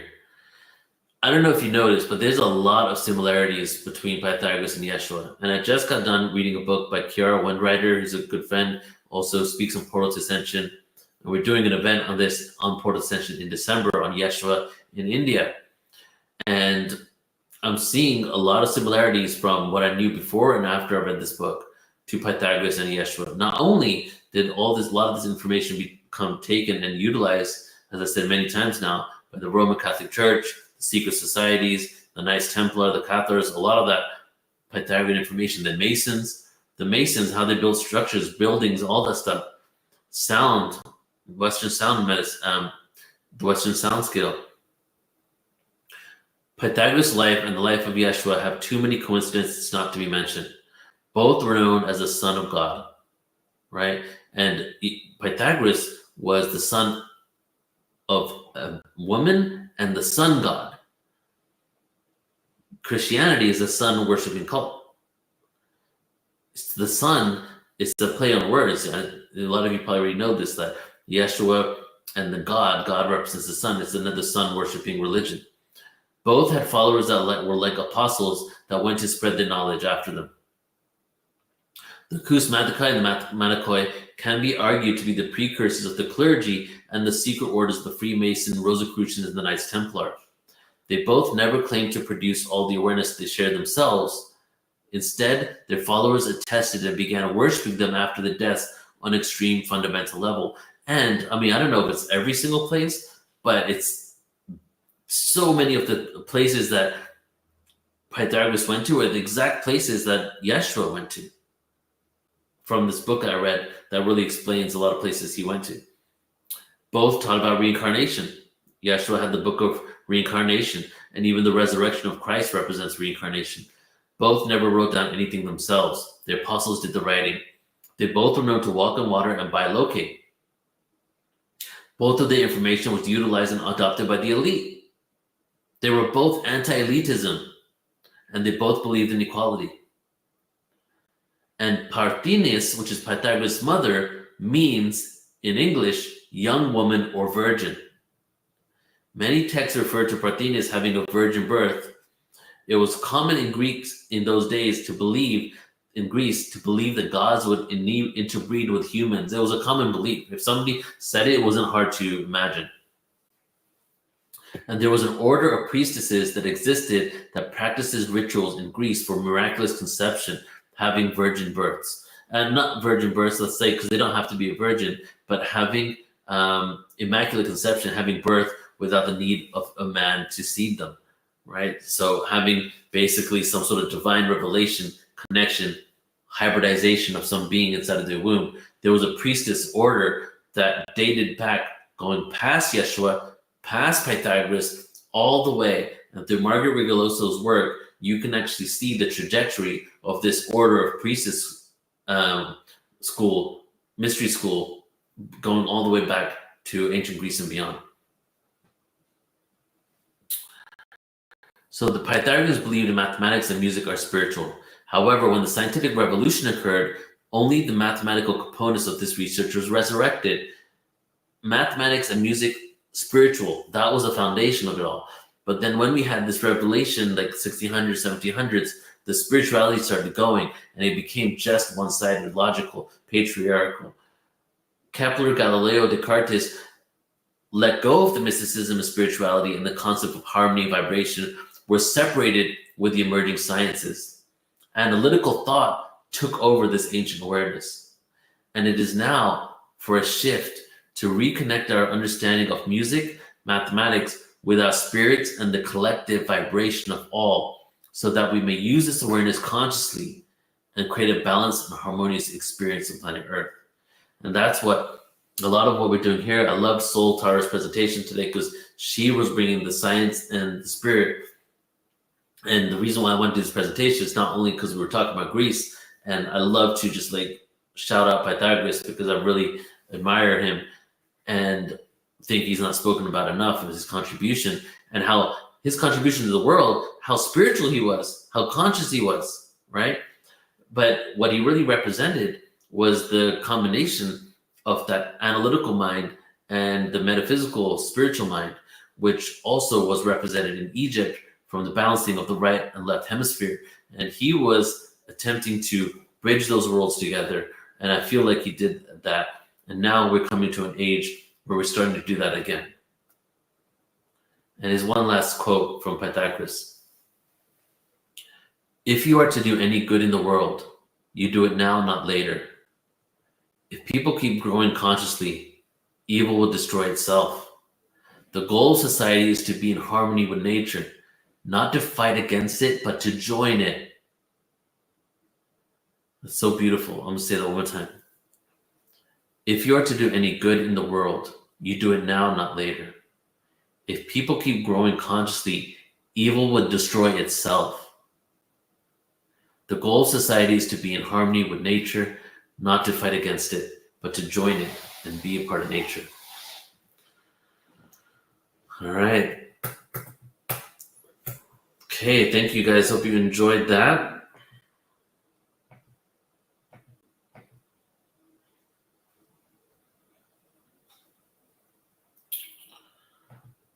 All right, let me bring Victor on for a second here. Hey, brother. Hey, and if you look at all of the mathematicians and scientists who came around later, like Sir Isaac Newton, many of the principles were adopted from the great work of those ancient Exactly, yeah. philosophers and mathematicians. Right. And as I was sharing, a lot of them, a lot of what was taken from it was just one part of it all, just the mathematics. And I feel like the mathematics is kind of like the masculine energy, whereas the music is the feminine energy. But mathematics and music both have the same intervals. Just one is a form of expression, and the one is just the facts of this plus this does this. You know what I mean? And that's what we're doing now. We're bridging those worlds. Absolutely. Yeah. That was wonderful, Neil. Thank you for sharing that. Yeah, for sure. Thank you, brother. All right, everybody. So we're going to close out for today. Thank you all so much for being here and being a part of this. And Victor, I would love for you to share a poem as we close out for the day. Let me find one real fast that we can close All right, out let's with. do it. I want to do something and find some. While you do that, let me just go ahead and let everyone know what's happening tomorrow. Sure. So tomorrow, everybody, is a short day, okay? Just 2.5 hours. So starting at the same time. And then we have Alan Steinfeld, he's presenting. And we have Oliver Huntley as well, and Adam Apollo. So Alan will probably do something on remote viewing. Oliver Huntley will be talking about the Essenes, Yeshua. I'm not sure what Adam Apollo is going to be doing, but he also always brings an amazing presentation. And your MCs will be Raji, Michelle, and Tyler. And then on Sunday, we have Nanakasha, Mark Anthony. Nanakasha will be bringing Dragon Energy. Mark Anthony is a really well-known psychic medium, communicates with the other side. Rob Gauthier, he channels a benevolent reptilian being. Lori Annette is an ambassador from Orion. Bridget Renee Holiday is a conduit for many different star nations. And then Paul Williams is a QHHT practitioner that has been taking people to all types of lives and experiences. And that will be our Sunday for you all. So we have a lot of beauty in store for you guys. And we're only on day 4, guys. We have 7 full days left. So we're going to have a lot of fun. Love you all. And Victor, please take us home with some poetry. This poem is entitled Brick by Brick, and it has to do with some of the stuff that you shared in that beautiful segment on Pythagoras. Ancient builders ancient builders sought a new way more than 9 millennia past. They added chopped straw and sand to clay, sun baked them to make them last. And when they were dry and strong and hard, joined and aligned with a stick, many levels and rows, yard after yard, they assembled them brick by brick. From modest abodes to towering shrines, they erected them higher and higher. And when they were called by the divine, great temples designed and inspired. But even great temples will only stand with respect from fellow humanity. And when soldiers storm with batters in hand, bricks fall in torrential calamity. And showing great faith, they built once again, even greater in stature and splendor. But as prophesied, their work was in vain, as the empire's verdict was rendered. The great prophecy says it will rise again when God's people return to their home. Can this be true in a world filled with pain, with so many bereft and alone? May the builder that dwells in each of our souls embody the spirit of hope. May we join in this building with our common goals, that new shining temple, our scope. May the new temple stand the great test of time, the architect inside our hearts. And may we all share in the spirit sublime, building with love from the start. Beautiful. Thank you, brother. That was perfect. Did you just pull that out of nowhere? It was perfect for this moment. No, I just thought of it when you mentioned it. My collection, the book that you just put up, my collection of poems, you have it on there? Has different segments in it. And I remembered that was one of the segments about the building of the temples. That's beautiful, man. So I posted Victor's link again for his book. So if you're interested, go ahead and tune in there. And thank you so much, everybody. Love you all. Hope you had a beautiful day with us. A lot of amazing information, and we're going to keep going. Thank you, Victor. Love you, brother. Thank you, brother. Blessings, everyone. Bye, everybody.